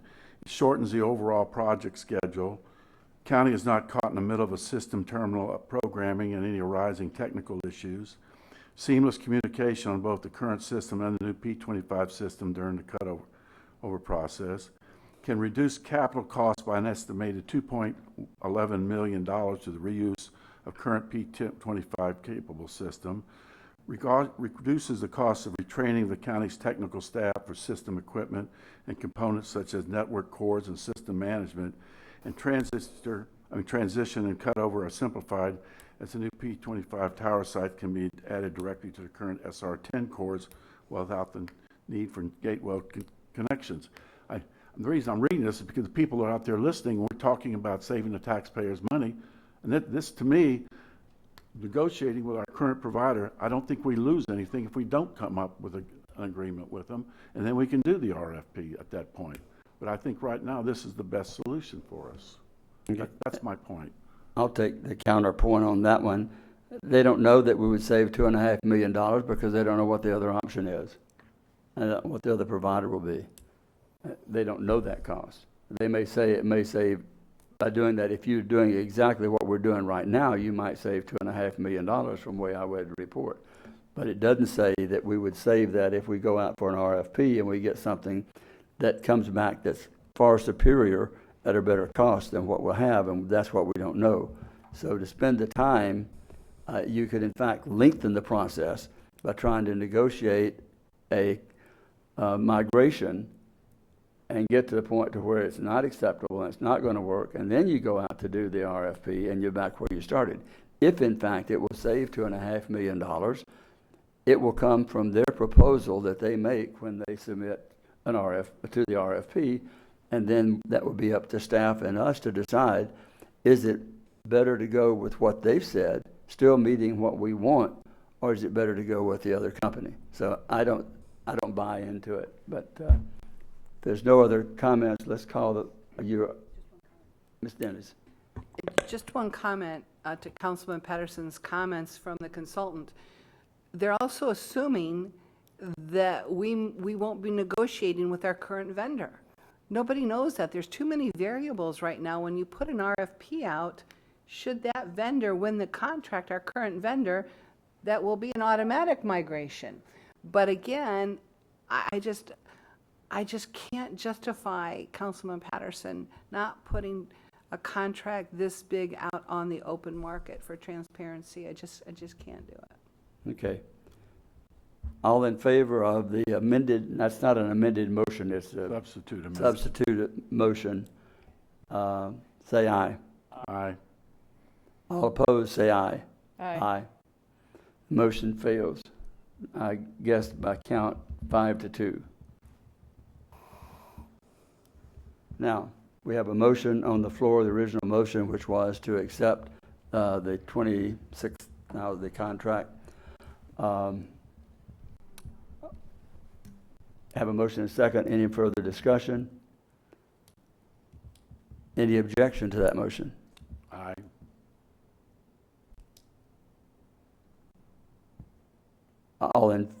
Let's do it this way then. We have one objection, the motion, with one objection, the motion passes 6-1.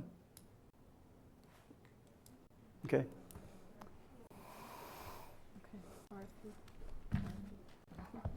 Now I think Joanne Magley is back there waiting.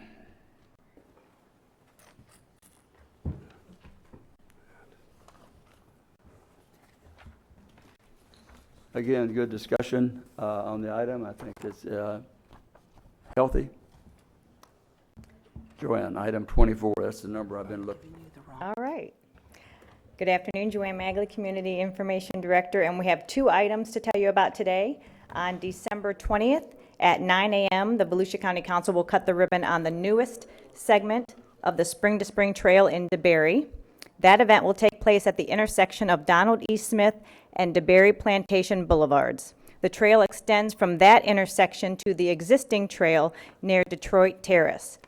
The 1.2-mile section costs approximately $848,000 to construct, and it's the first county trail portion using Sun Trail funds. And then the county's Economic Development Division has produced a special a publication called Today's Workforce, which celebrates educational accomplishments in Volusia County. The edition shows the capability of graduates and highlights partnerships between Volusia County businesses and educational institutions. This inaugural report will soon be available online at floridabusiness.org, and it will be distributed to our economic development partners. And then one last note, at the December 18th County Council meeting, we will have the results of this year's Feed the Need food drive, which was November 11th through the 25th. Our crews are just finishing up the pickups from the 115 city, county, and other public agency locations throughout the county. So that is it for my update. Do you have any questions? No questions. Thank you. And we'll move to public participation, and tell me I have one card. Our regular contributor. Oh, we have two. Sherry Simmons. Sherry, I know Sherry was here. Sherry, I really apologize for this morning. Thank you, Thank you for being here. Speak now, but I didn't make that clear, so I apologize. So Okay, thank you. thank you for staying. Thank you. So again, my name is Sherry Simmons. I am the Executive Director of the West Volusia Regional Chamber of Commerce. As the voice of business in West Volusia, the Chamber looks to provide opportunities for advancing conversations on improving the climate for business growth and sustainability, and ensure that business-friendly pro-growth strategies are cultivated and adopted at all levels of government. To facilitate this, we will be holding our first economic forum on January 24th. And Mr. Chair, I believe you met my close friend, USDOT Deputy Assistant Secretary Anthony Bedell. Mr. Bedell will be returning to Volusia County for this forum, and he's going to speak about infrastructure. We hope this will be a regional program, and I ask not for money, I'm asking for your participation. If Volusia County can send someone to the event with their top 3 federal infrastructure projects, we hope to facilitate a discussion with all our regional partners on this. And to my second, what I want to say is on May 22nd, we will be holding our second annual First Responder Valor Awards. He moved, one of our honorees in October was your deputy that was sitting here earlier. We will be honoring again Volusia County Sheriff and Volusia County firefighters, and again, I hope to have your attendance at that event. I know, thank you, Councilwoman, for responding. You were out of town, but hopefully you can mark your calendar, May 22nd. We're negotiating places right now. It may be back at DeBarry Golf Club. It may be Deltona Center, but we're working on that. And that date was January 22nd or 20th? I'm sorry, January 24th for Yeah. Secretary Bedell, and May 22nd for the First Responder Valor Awards. I'm sorry, it's going to be morning. I'm working with Mr. Bedell right now on his schedule. We're probably going to be with Space Florida on the 23rd, and then he'll be here for the breakfast event will be on the 24th. That's If you, I know we're on your email list. If you will make sure that you email that to us, because I had planned to put it in, and when I talked to you earlier, Yep, I don't think I put the 24th down. So I'll make sure that I get it on my calendar, and I will do everything possible to be there for it. Thank you. And someone from Volusia County, perhaps in We will. Rob's department, to come. We'll have someone from transportation of some sort. Oh, good. John will be happy. Thank you. Thank you. And here's the other John. It may make you happy too. John Nicholson. John Nicholson, 413 North Grandview Avenue. An update on the homeless situation. Remember, I've been asking you to declare the road and the sidewalks that are on the beach, roads and sidewalks, and treat them as such. So for 2.5 weeks, we had no one sleeping on the beach. Actually, until last night was the first person. There was a tent, a porte-cochere, and a little kitchen set up. But we had 3 weeks, basically, without anyone sleeping on the beach. 2.5 weeks with nobody, I mean, literally no one, within that 40-foot stretch. They were all gone until Sunday. And then there were half dozen parked right in the middle of the road. But we were doing well, especially considering right after the park, we're down about 100 from the beach. Secondly, would you please, when you're doing the 0.5% sales tax, nobody knows that the 0.5% sales tax is going to go for anything other than roads. Please make it such, and I talked to Jamie, that we know that this portion will go to roads, this portion will go to water, this portion will, whatever you decide it's going to be, that we know that that's what it is so that we don't get shocked.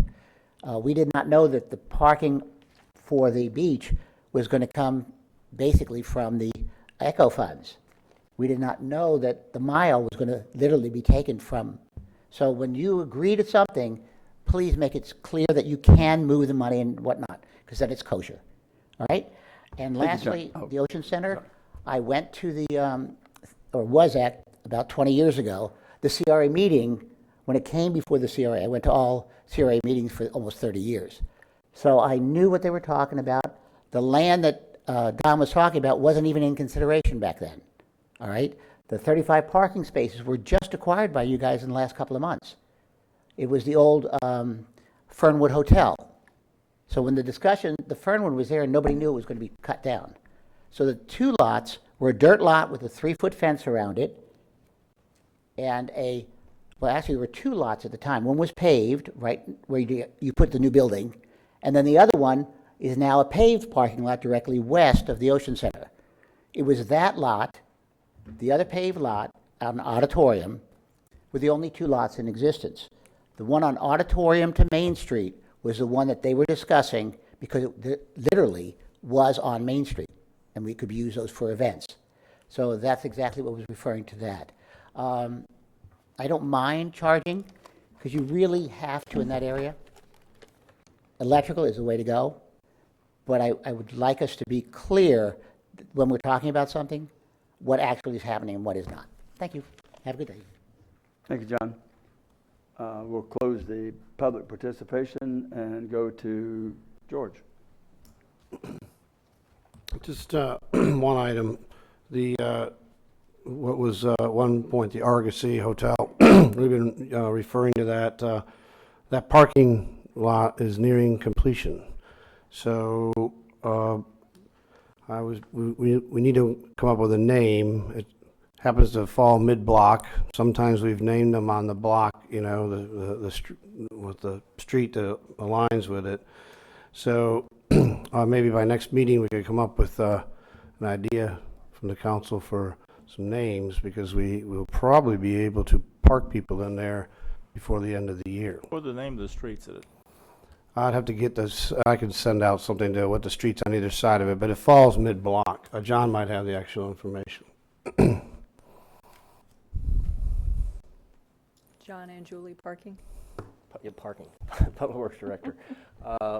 The Argosy Motel lies between Lyndhurst Drive, which is the road to the south, and to the north is Longwood, are the two street names. Longwood. It would have to be one or the other or both, I would guess, if that's what you want to continue. But we can discuss that. Or, yes, I just want to give you a heads up that I think we should try to put it on the next agenda as a get it a name. So we lovingly refer to it as the Argosy, just as a project name, but I don't think that's what you want to do going forward. And that's it. Just thank you for, I know we tackled some tough things today, and I think it was a lot of really good open discussion, and I appreciate there's been a lot of hard work on several of these items today, so it was a very good day. Thank you. Dan Eckert. Yes, sir. Briefly, first I want to return just for a moment to the discussion about Halifax Hospital. The Halifax Hospital argued that it could affect their provision of services at the jail. I didn't necessarily agree with that premise, but they said that they'd been providing services outside the district, for example, to the schools, other mental health services, for a long time without objection. I just wanted to clarify that that was one of their bases for arguing. The case had to do with the provision, of course, the construction of a facility outside, which is a substantial, potentially a substantial difference. So those are the number of arguments, and I think the county was well served by agreeing to weigh in on the interlocal agreement argument. The other thing of more substance, I've sent you a memo with a copy to the sheriff and the other elected department heads regarding the revision 10 and its effect upon us, largely for the purpose of pointing out that the Supreme Court did not decide whether or not the amendment had only prospective or retroactive effect. They said that issue is to be decided in a post-election challenge, and pointed out some cases where they've decided on one side or the other. I think it's appropriate for us, for the county, to initiate such a post-election challenge to determine whether or not it affects Volusia and it overrides Article 8, Section 1C, which says that that pursuant to general or special law, a county government may be established by charter which shall be adopted, amended, or repealed only upon vote of the electors in a special election called for that purpose. If we're going to do this, we should undertake to do so soon. I think, on the other hand, I think we respectfully submit that it's something that would be helpful to clarify the status of the law with regard to the charter voters. On the other hand, I think we also owe it to the voters to assume that it's going to go into effect for purposes of planning, and to continue to engage in transition planning. I think we're capable of doing both, intellectually and otherwise. So I don't. I know the sheriff has some staff in the room, and some of them are responsible for transition planning, at least, well, both. And we're capable of working to provide for that transition, and we should. But there's other transitions to be considered, an elected tax collector being noteworthy.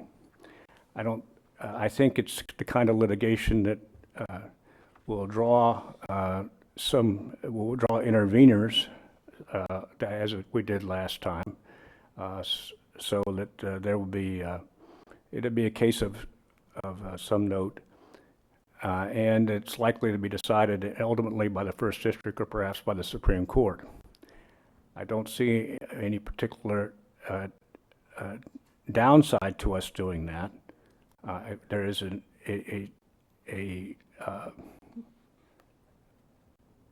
with the possible exception of the following, and I want to say this, but I don't think I personally don't think it's a downside. There is some viewpoint, and I've said this to some of you, but not necessarily all of you. There's some viewpoint on behalf of the clerks that it would change not only the status of the if it comes into effect, it changed not only the status of the four constitutional officers, but also the fifth, the clerk, whose status would perform the functions that the charter removed from him at the time. I don't agree with that point of view. Under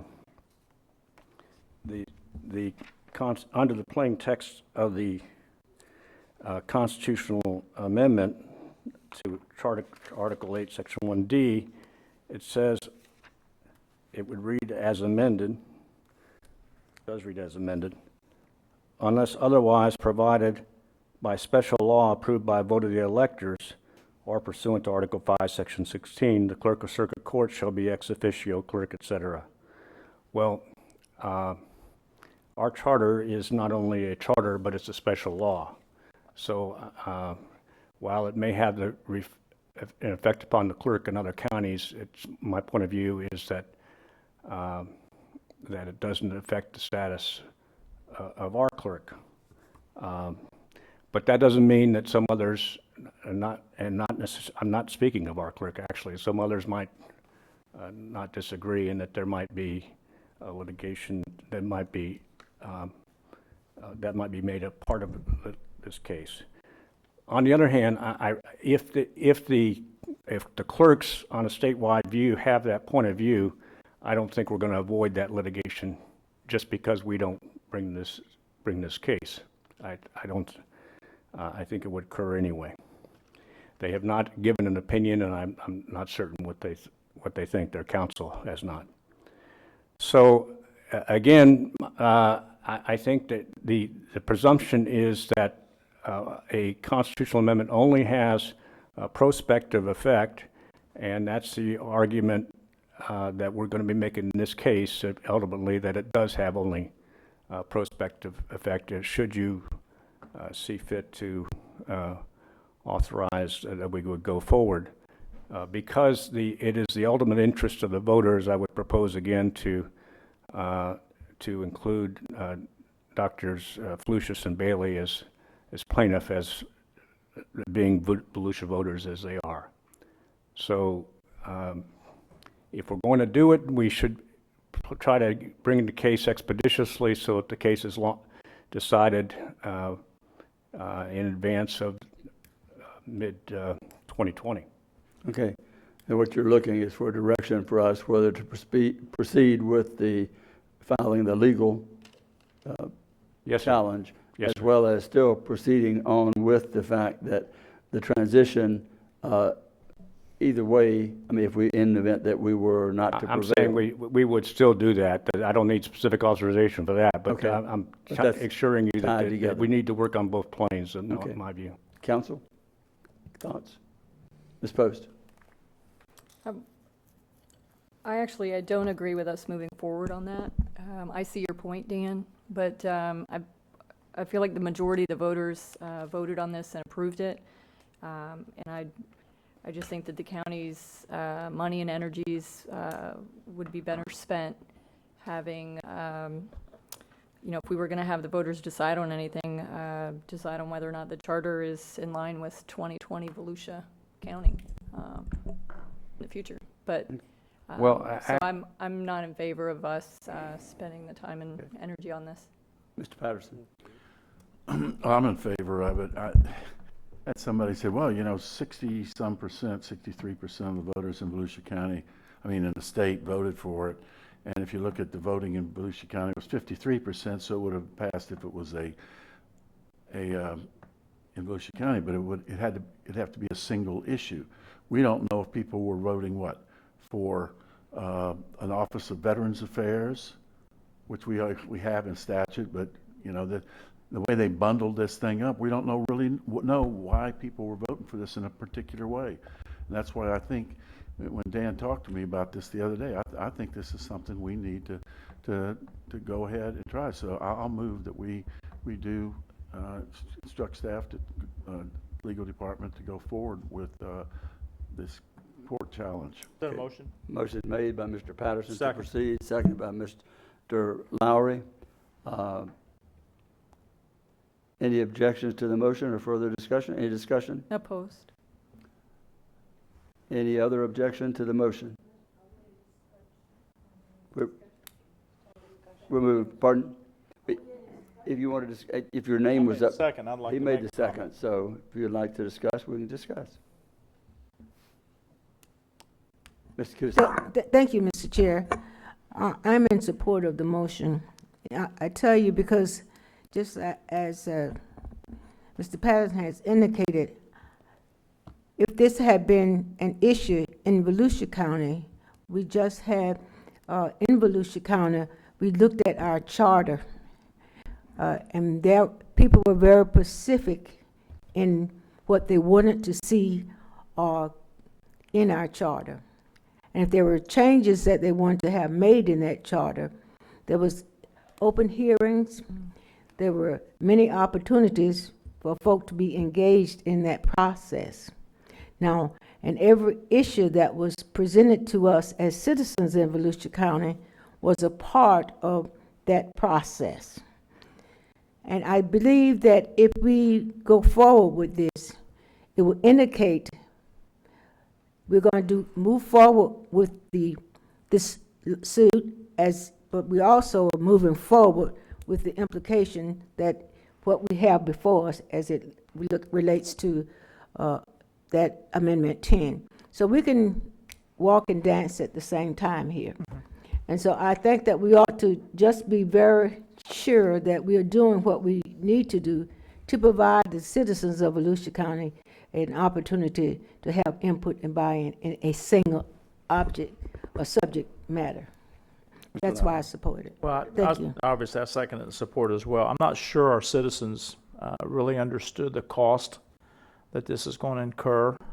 This was not a separate thing. It was tethered with the veterans thing, and I think that clouded the issue. And I haven't talked to thousands of people, but I've talked to a lot of people who said, well, I'm for Amendment 10 because I want to support the veterans. There was much more of that than there was the other. I think this will give us a chance to see how the legislature would feel, or not legislature, but how the courts would feel about that. I just think that if had it been presented to our people clearly, the cost of it, what this was going to involve, I'm not so sure it would have passed. And as Commissioner Cusack, Council Lady Cusack clearly pointed out, there was an opportunity just recently for the charter review, and that was not even remotely a topic at the time, so it wasn't a burning issue in the hearts of the people of Volusia County at that time. So I support this, obviously. Thank you. Okay, any other discussion? If not, we'll do it this way. All in favor of the motion, say aye. Aye. Those opposed? Opposed. Let the record show the motion passed 6-1. Ms. Post, dissent. And now we can go to fact. What? I want to ask Dan a question about another issue. Okay, sure. Ms. Cusack. Thank you. I wanted to ask you, if you would, Dan, just talk to us for a few minutes about the lawsuit that dealt with juvenile justice. Not the lawsuit so much as I just need to have that on the record. I just have to have that on the record. I will not accept it in an email. I want it to be on the public record. Let's talk about it. Do you want to bring the salt over here, Councilman Cusack? Excuse me. The first district ruled last week that the counties, I think it was 2 of the 3 counties, and there was a procedural issue. There were counties that had opted out of the secure detention system. And so therefore they were not part of the legislative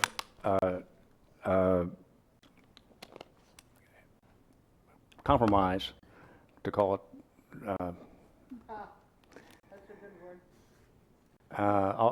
I'll stick with that for the moment. Legislative amendment involving secure detention that passed passed a few years ago. So they had no reason to give up the litigation. They were not achieving any cost savings, and they were not. They were unaffected by it, so they continue with the litigation. And what Councilmember Cusack is saying is that they won. So they won, and we didn't ultimately.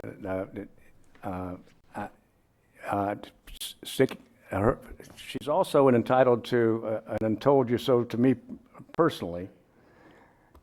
In that, for a time, we continued to make good faith payments, thinking that we might be able to work through a possible compromise. Councilmember Cusack said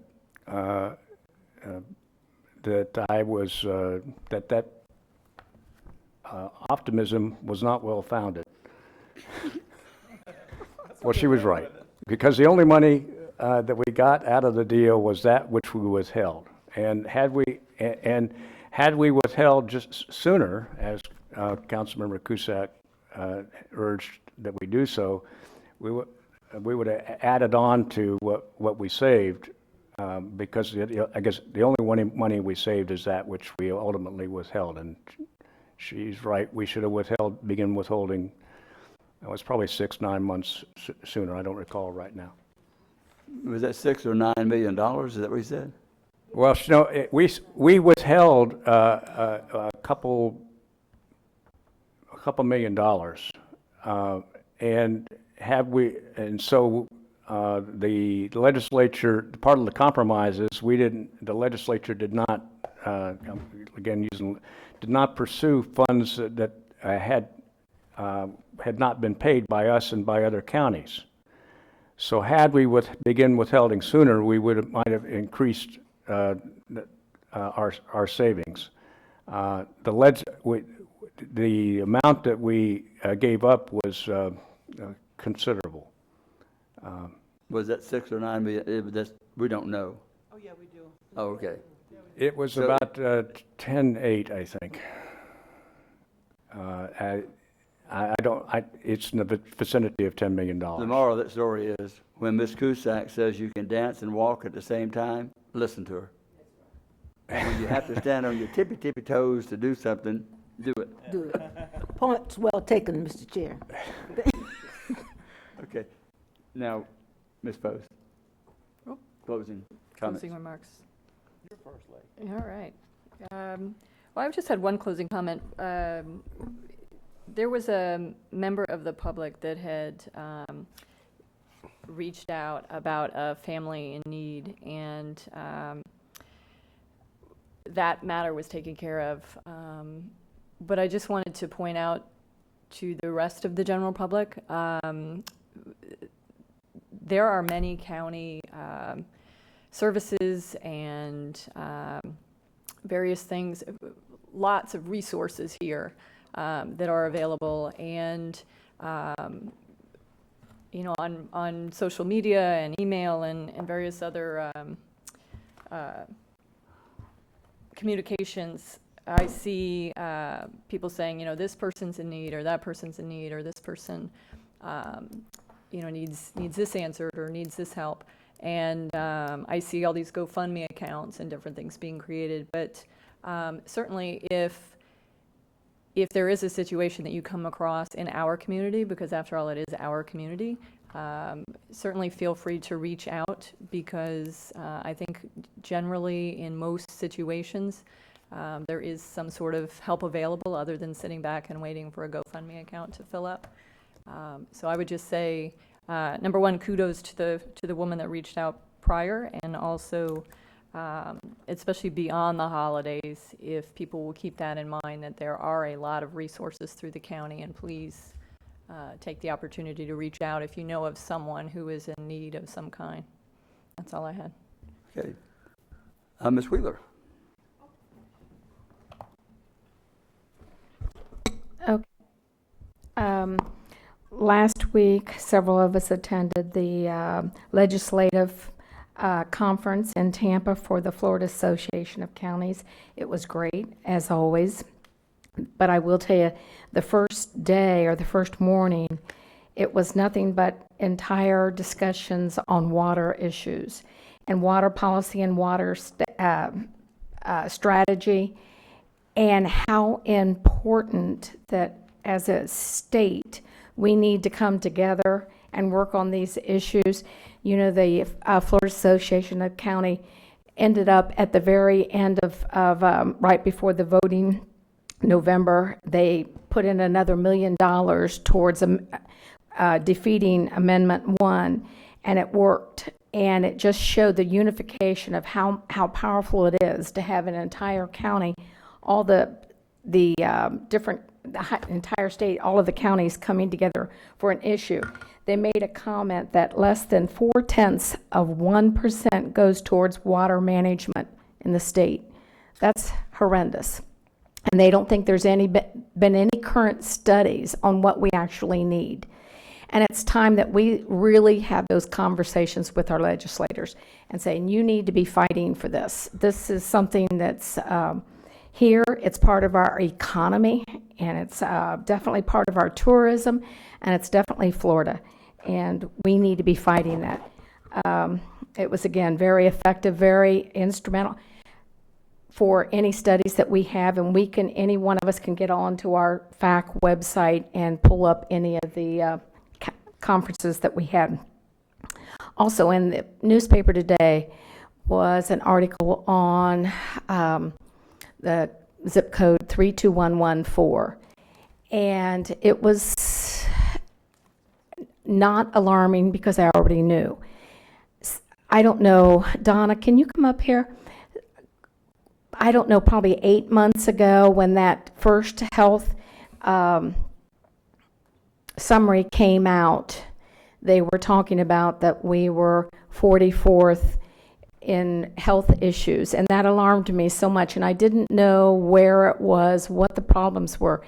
Contacted Donna, contacted Joni Hunt with Halifax, and Joni and I started working together on just pulling people together. What are we missing? What are we missing? We've had quite a few. We've had 3 meetings with many of the different organizations that everybody's plugging in so hard, but we're missing something. And we did find that a great deal of the problem was in District 32114 as far as nutrition and HIV. And it is an alarming situation that we're working on, trying to find solutions. Where can we get that message out? There are some services that they're not being used fully, correct? Correct. And Donna's been instrumental on really working with me and this group from the health department and everything else. And I just don't even know where to go. But we're working on it. We've been working on it, trying to find what the links are. Where can we reach out and provide more services in this area to start changing those statistics? Do you have any comments on that? Actually, I do. I had a recent meeting just last week. I haven't had a chance to follow up with you yet. With the health department, a consultant that's from Volusia works in Flagler, and we're talking about doing some work here in Volusia County, and myself to talk about, as a follow-up to the community health needs assessments that Florida Hospital has to do, that Halifax Hospital chooses to do, and then the community health improvement plan that the health department has to do. And so we're looking at tying those two together in a community-wide process, and we're obviously going to ask you to kick off the first meeting since this is a passionate thing for you. But in addition, we want to talk about some social determinants. Those social determinants being hunger, attainable housing / homelessness, and income, because we believe that those have to be priorities. If they are not priorities, if you don't have those basic needs, then you can't satisfy some of your other. And those are all problems in the 32114, but they are countywide as well. So we're asking, as we go through this process, for people to look at the Robert Wood Johnson County Health Rankings, try and figure out where we're weak and what we can do to improve, try and pick off some low-hanging fruit, if you will, There you go. so that we can start maybe seeing a change in the dial. Yeah. Well, I just, I want the president thing to know that we are looking at this. We are trying to address it. We are very, very aware of this, and it's something that we need to tackle, and we are trying in every different avenue. Lots of participants in the conversation. I think the last meeting that I went to, we probably had 15 different organizations that were there. So the conversation is continuing, and we are hoping that we can bite this elephant one bite at a time, and I'll start at the south end. That's whatever it takes. So I just wanted to bring that up. Thank you. Is that it? Just a comment on that. I read that this morning too, and I went through and analyzed some of it for my own interest. And when you look at a zip code that has 8 times the amount of deaths by AIDS of the rest of Volusia County, when you look at it and you see the poverty levels are double Volusia County, and you see the number of married people in the area is half of what the average is, you've got to look at all of those factors. no matter the poverty level, it's incumbent upon us to make sure that they are getting the health and education, health care and education that they can. I think, but some of those factors, maybe, what can you do about educating the people on HIV and that type of thing? That's something that's going to have to be there. It was really alarming when you looked at it. In fact, so much so that I took a picture of it this morning, so I would have it today. Death rate by homicide, 4 times that of the rest of Volusia County. Yeah. I've even reached out to the Pastor Alliance in that group. And, when we find out some of the information that we need, that I'm willing to go around to each one of the churches and, share what our thoughts are or concerns and see if we can address them one at a time. It's got to start. I mean, there's just no doubt about it. This is not okay. Well, This is not recognizing it is the first step, and I know we were brought up to snuff on that by Donna earlier, and the article only showed what we knew was kind of there. So I'm glad that we're on top of it. You can always sit and say, what could we do? Another clinic somewhere, because they said the one that they currently have for people in that area, maybe that's one where we could, there's all kind of things. Let's keep that in our thoughts, and as we start setting goals and objectives next year, let's make that one of the priority lists for next year, maybe. Ms. Cusack. Before I give you my comments, I just want to say. No, this is going to have to count. We are in crisis as it relates to mental health. And I think what we have done today is to begin to identify sources of treatment, but we have to do better at educating and identifying, if you will, those individuals that have problems with mental illness. You see, today we are treating our mentally ill in our jails or on the streets. And so this is unacceptable for a society in which we live. We have many folk that are homeless, and the homeless, I would venture to say 75% of those individuals have problems with mental illness. And so we are falling, missing the ball when it comes to that. We used to say we're dropping the ball on that. So my shot to you today is that let's dive deep into looking at these issues that deal with poverty, that deals with mental illness and homelessness, so that we might try to do our part to eradicate in some way those lack of services or those illnesses that we so prevalently see untreated. Now, let's talk about... Now, on the homeless issue, as I drove by today, I noticed there are concrete trucks going out there on First Step. That's encouraging to see some more concrete being poured, and I can't wait to see a wall go up. It's going to make a difference. Maybe we don't understand that today, but it's going to make a difference in the quality of life of some people. We will save some folk with that. I want to talk about, we're coming up with a retirement, if you will, of a person who is very, very important to us in our society and who has made such a difference. That person being the Honorable Peggy Quince, the first African-American woman appointed to the Florida Supreme Court. She will end her term as a justice at the end of this year. And I would like to ask this council if you would be amenable for us as a council to do a congratulatory letter to Justice Quince as she entered into her retirement as she leaves the bench. She's been a first in many efforts as it relates to our justice system. And I was hoping that I could propose to you that we would do a letter of congratulations to her and her service to the citizens of Florida as serving as a Supreme Court justice. I say absolutely. Are there not 2 more justices retiring too? Aren't there 3 going out?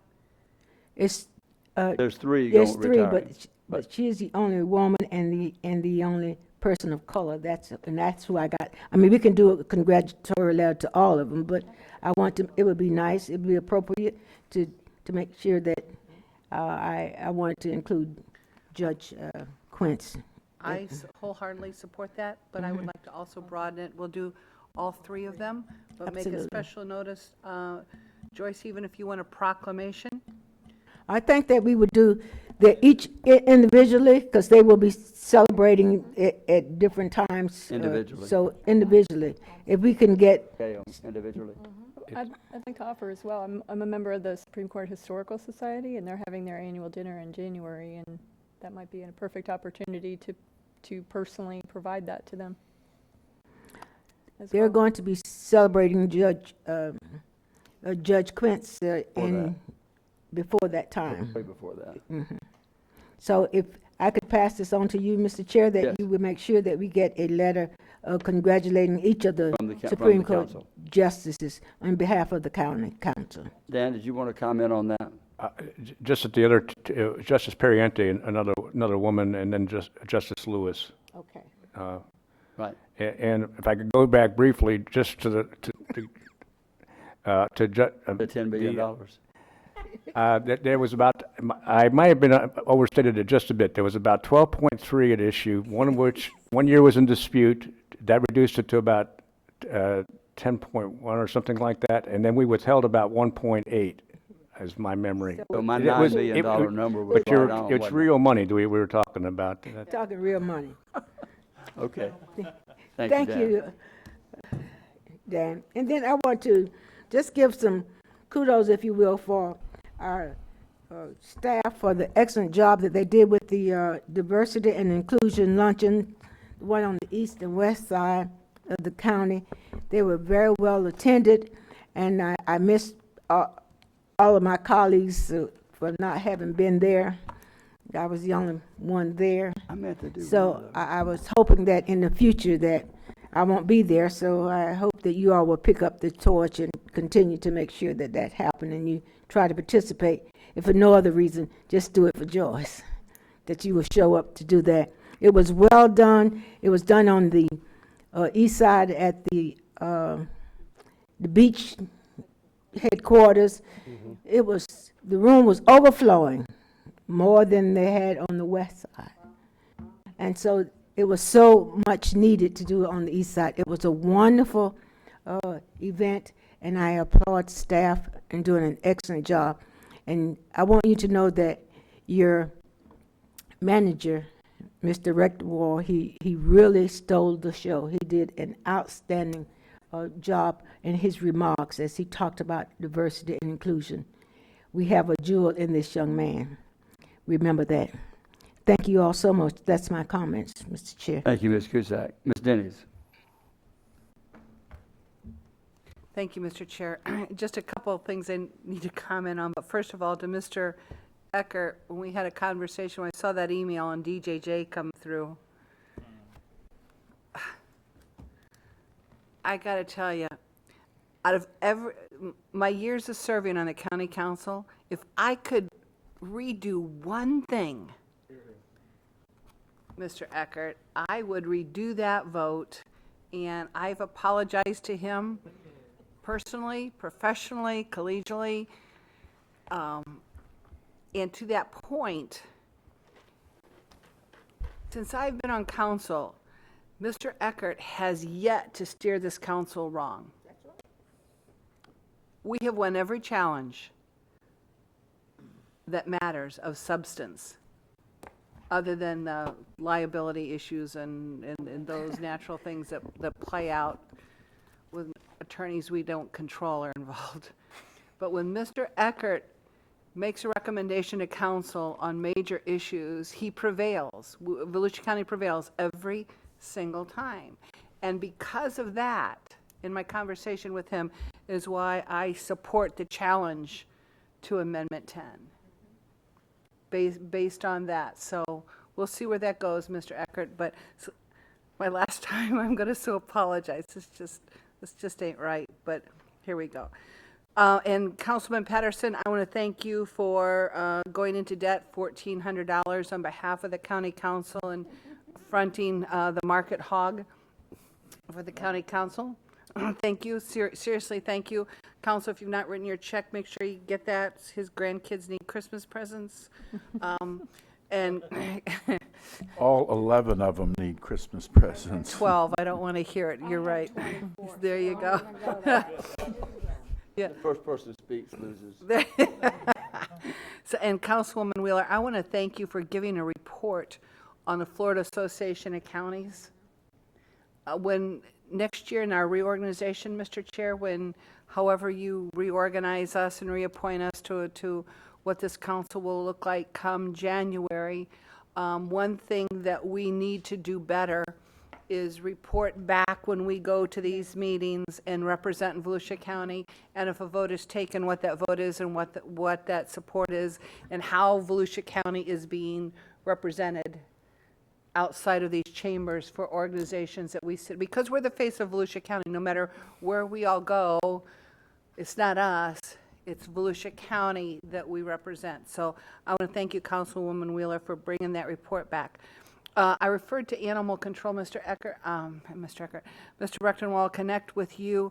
I do want to get a community meeting going, probably either at the Brandon Center or the New Smyrna Beach Library, someplace that, hopefully the Brandon Center, because I think it'll be well attended, coyotes and control and what can and cannot be done legally.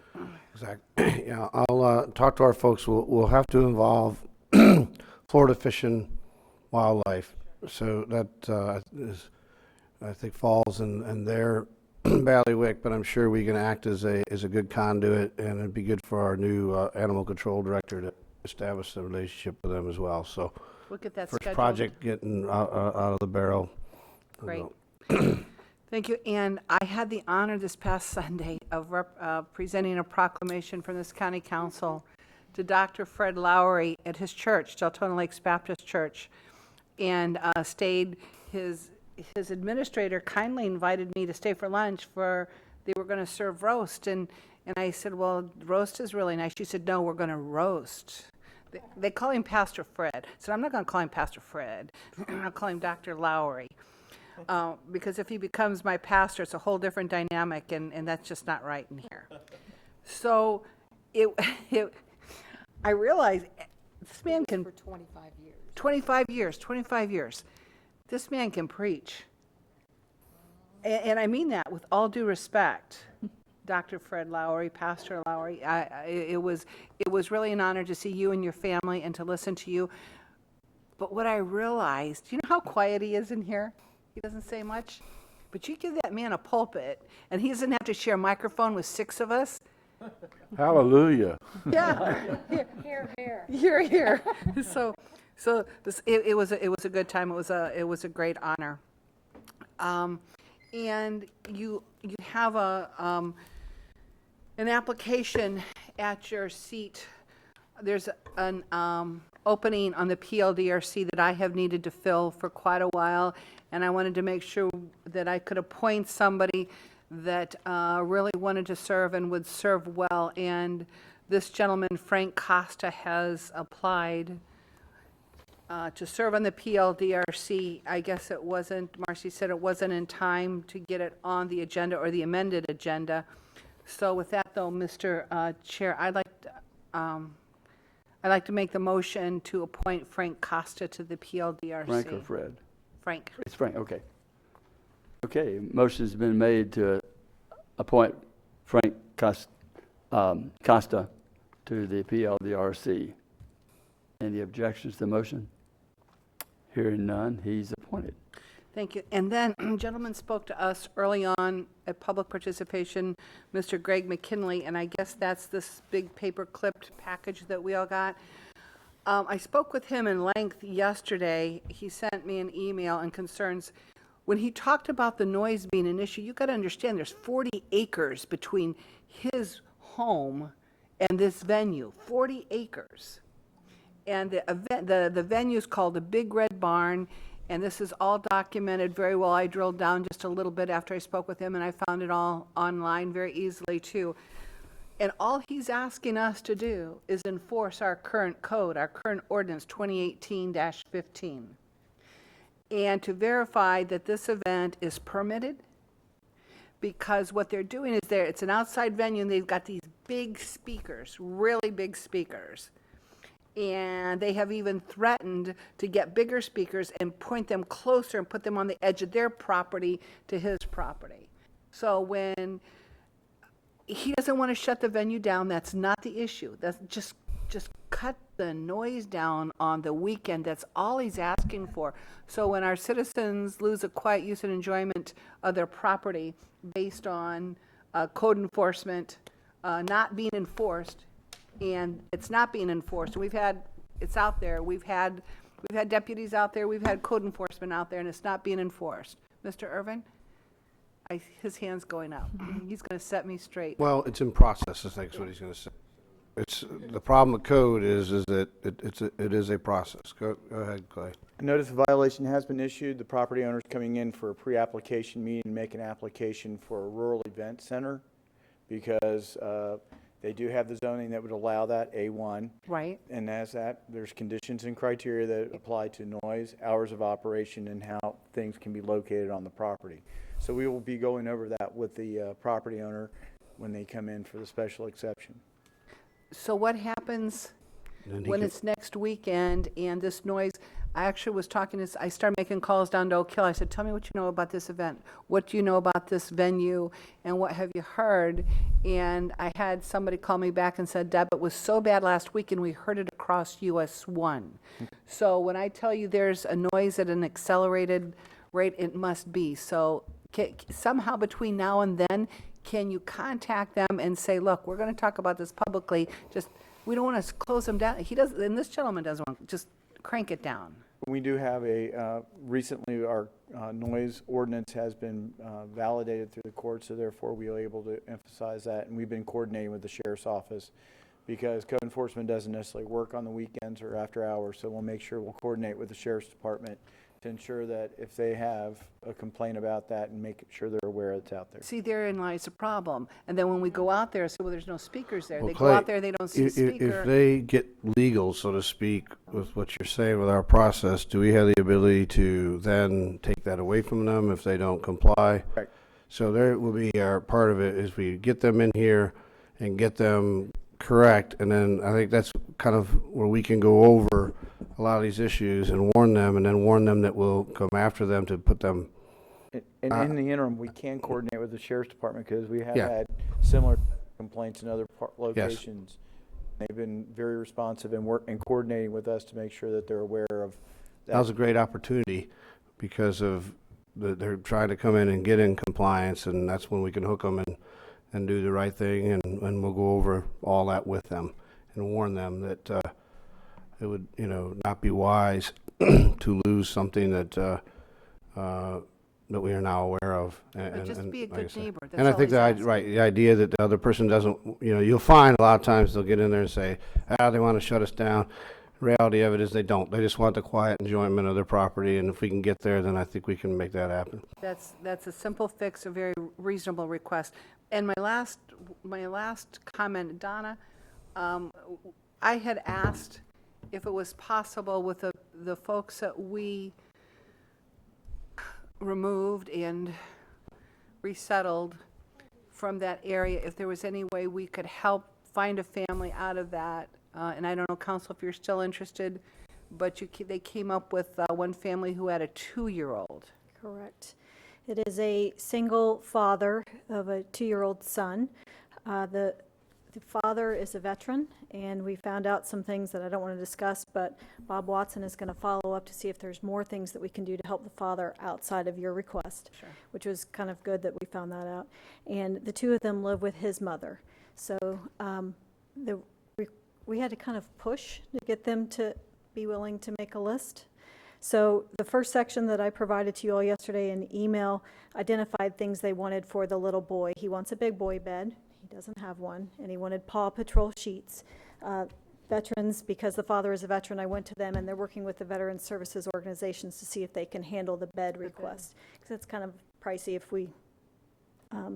but then he also wanted some toys and clothes for...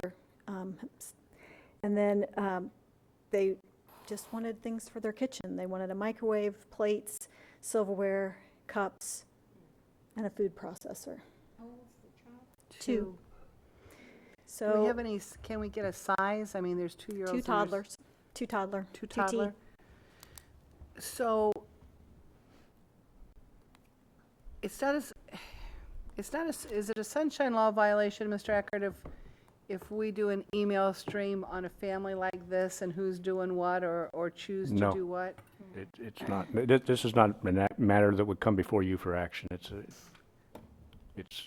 So if we choose to participate, and it's just a choice, if we choose to participate, we'll put it all through Donna? Sure, just respond back to me, and if you want to keep it, if you don't want everybody to hear what you're doing, just respond to me individually, don't respond to all, and I'll coordinate, say somebody else already said they'd handle that, or, hey, we still need this, could you do that instead of this, something. Well, that's what I was gonna ask. I saw it this morning or yesterday, and you don't want to start doing something knowing that someone else has already done what you would be able to do. So.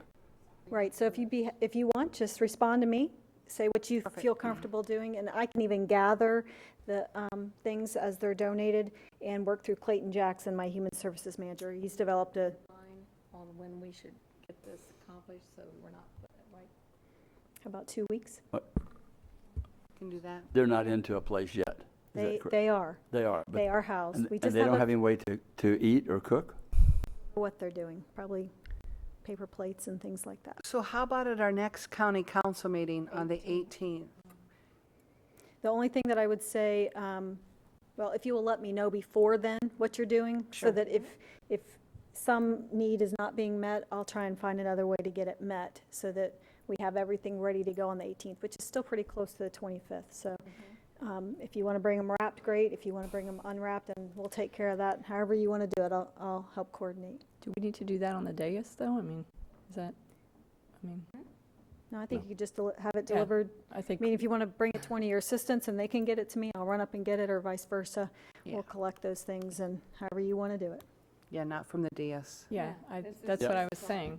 I was just saying, by Yeah, the I 2 think weeks, you'll be here again, so if you aren't there are coming in many for some families that reason, need you'll assistance, probably all be and in for your certainly this one, one-on-ones, yeah. but just let me know, and then I'll try and fill holes wherever needed. I thought it was pretty sweet and sad at the same time that they're taking care of him and then basic needs. Not a lot of people ask for basic needs for Christmas. Yeah. Okay, thank you. And that's all I have, Mr. Chair. Thank you. I thought you wanted to comment, but Well, Mr. Chair, if you'll actually indulge me, I had one thing that I had in my notes that I completely forgot to bring up, and very, very important. But the next council meeting, I'm assuming, because I haven't heard anything about it, that we will be discussing the county manager, county attorney, eval, and moving forward, correct? Because we normally do that the second. You'll be doing the county attorney. Right, okay. Uh, Well, so my suggestion then is, in the 2 years that I've been here, I've never seen a written, I've never provided any written, we've never had any sort of written evaluations. It's just been us on the dais saying a comment or two. And I've, in talking with a number of other, through FAC, talking with a number of other county managers and attorneys, they were expressing themselves the value in a written evaluation from their council, because certainly that would gives them goals to either set or to show that they have accomplished things. But I think a written, I don't think it would be unusual to ask that we start doing written evaluations of our county attorney, county manager, and even possibly even our staff, our assistants, even though they're under the county manager, but our, Yeah, we can't really do that. or to provide, perhaps not necessarily written evaluation on the dais, but to provide that input in some way. Well, I most think of would you be do valuable. provide with input to me, Okay. on that subject, and then that, we take that under advisement, that's part of their position. But we could not have a direct, that Yeah. would be, so like I say, you guys talk to me about what your needs are, and then we'll take care of that from that end. So, yes, and, so that part, just we'll make that clear. what I found over the years in the written evaluations, generally, it's the electeds that don't want to do a written evaluation. I don't know whether that's been the policy totally here, but we finally, in Ormond, we created several different ones over the years and finally got down to where we had one that was really good, that was worthwhile. So what I would ask then is it possible for staff to come back with some sort of written form? I'm sure you've done them in the past, and just provide those with us before Joyce, giving us time Joyce, before the Since next I've meeting. been here, Sorry? we've not had one since I've been here, written form. What about you, Ever Pat? done any written evals? We had one with the city. No, Oh, never. okay. We had one in the street. For 8 years, that did not happen. Well, I- I would like to start. I'm open to whatever you want to do. I don't necessarily like having to I'll go be down gone, 1 but through it- 5, 1 through 4, and then comments. I think if you wanted to do something, if we wanted to do something, I mean, I'm open, whatever the rest of everybody wants to do. But, Well, I would ask, I'd be gone. Tom Watts isn't here, but I mean, I would think as the HR director that he might concur that having a written annual evaluation would be helpful in your duties in a role. And Mr. Chair, yes. we just finished one of these for the executive director of our TPO, and a 1 through 5, and I gotta tell you, every executive committee member is like, okay, fill it out. And then you submit it. I'm not in favor of it at this stage. I'm just not. I'm comfortable with where we are right now. I've done many, and I see no difference. If you have Record once we speak. right, that's yeah. That's nobody where I was gonna, speaks, it's I mean, public we're- record. Well, those that want to will find it. But that's just my 2 cents. I'm comfortable with where we are. Well, while we have this, I mean, Ms. Cusack, you're comfortable? That's 1, 2, 3. Comfortable. Comfortable. I'm fine. I would do it if we Right. had. I would do it if we had to. If we don't, I personally, in my years of doing it, it just got down, and then you totaled up the score, and you looked, and out of a scale of 1 to 5, they all wind up with 4.5s or something. And if it's what people want, I'll do it. If it's not, I'm okay with keeping it the way it is. I don't think there's anything wrong with expressing some of your thoughts of what you feel is expected of the attorney and the manager. I think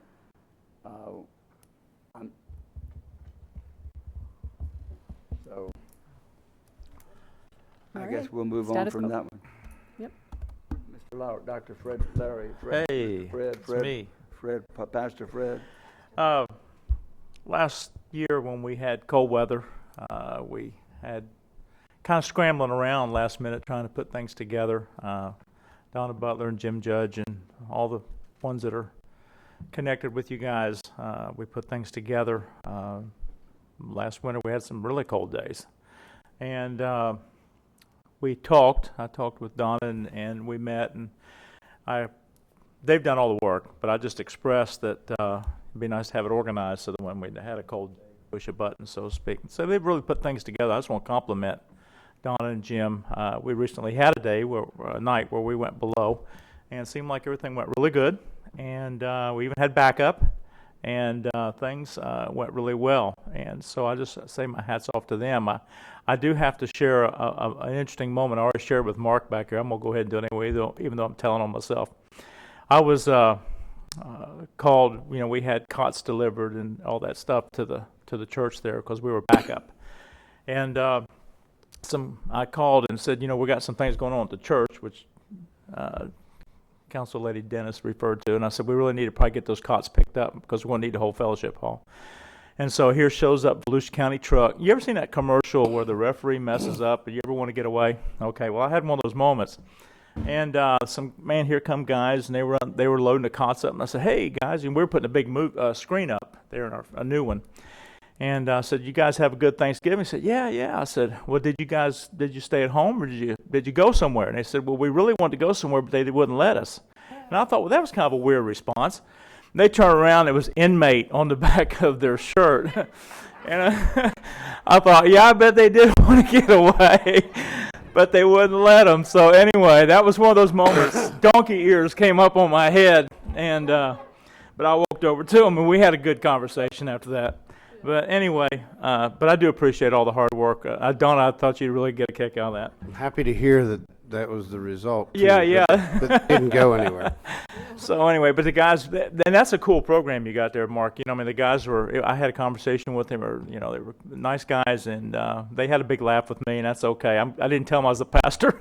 I didn't want them to know anything. So anyway, and I wasn't dressed like one because we were working. So anyway, just thank you to putting all that together. It looks like we're going to have a little bit earlier cold weather this year, and we're already, tomorrow night I think it's going to be.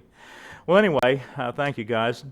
Second, just kind of following up, thank you to the council for the proclamation. I've never had my own day before. My family was just really jazzed and buzzed about that, and our church members were so appreciative of you all doing something for me like that. I was very humbled, very honored. I appreciate too, Pat Patterson and Deb Dennis came and stayed for the roast, which was quite interesting.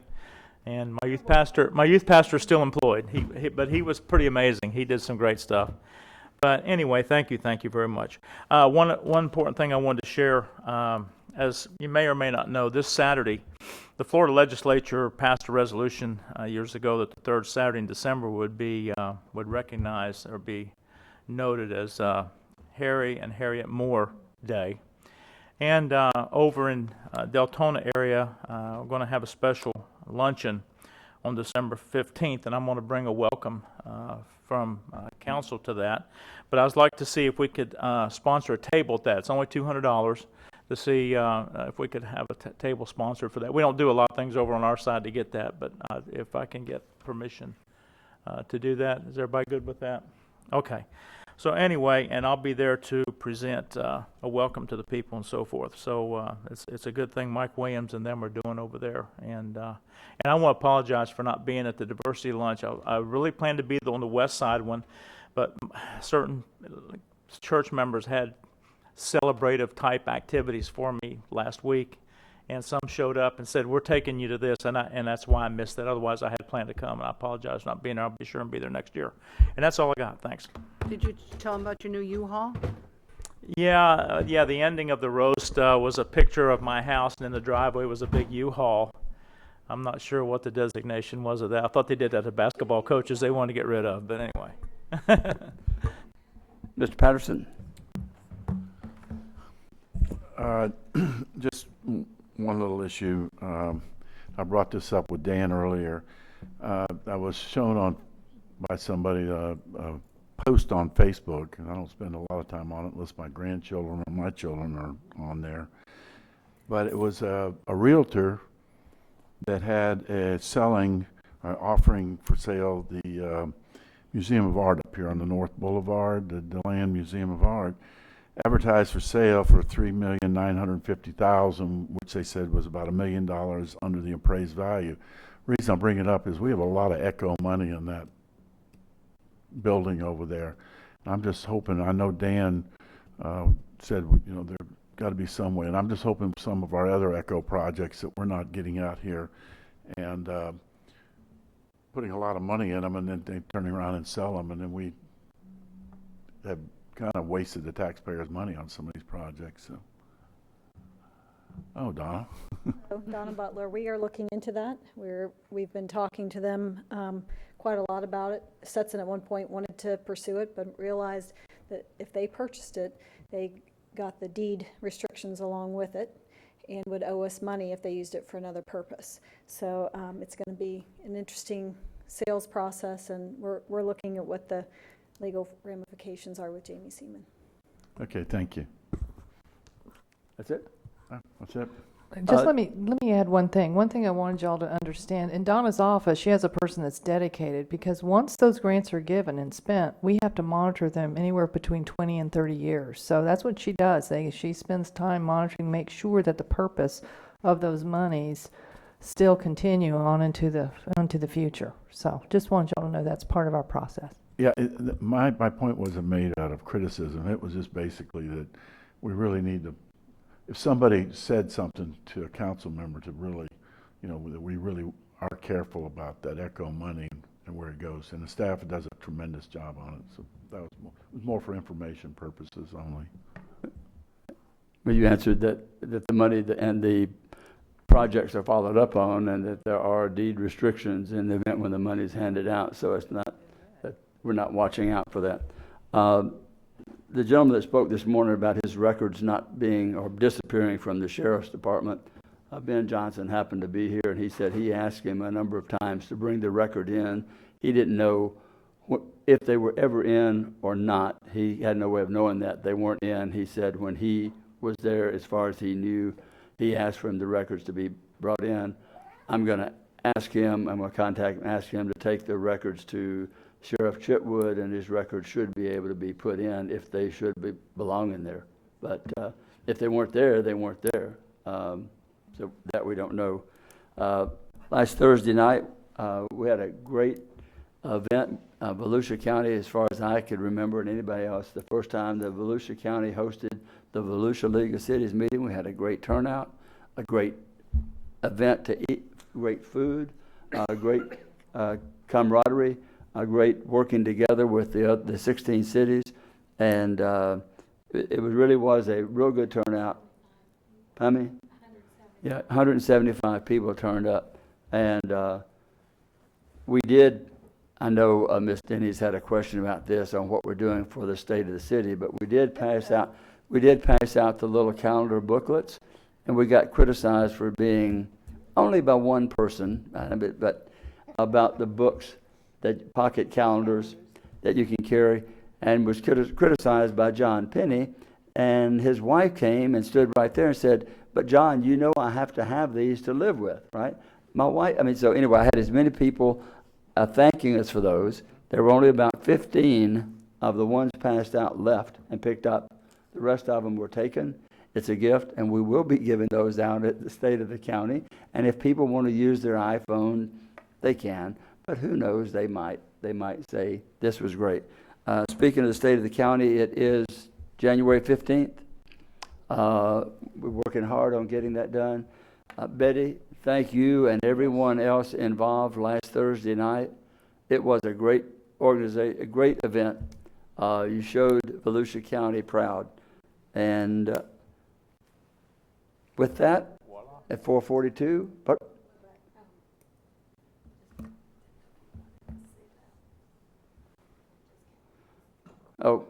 we've already made Facebook, just so anyone wants to know. Oh, joy. I'm going to go celebrate. Oh, the scumbag, we scumbags? Yeah. So this week,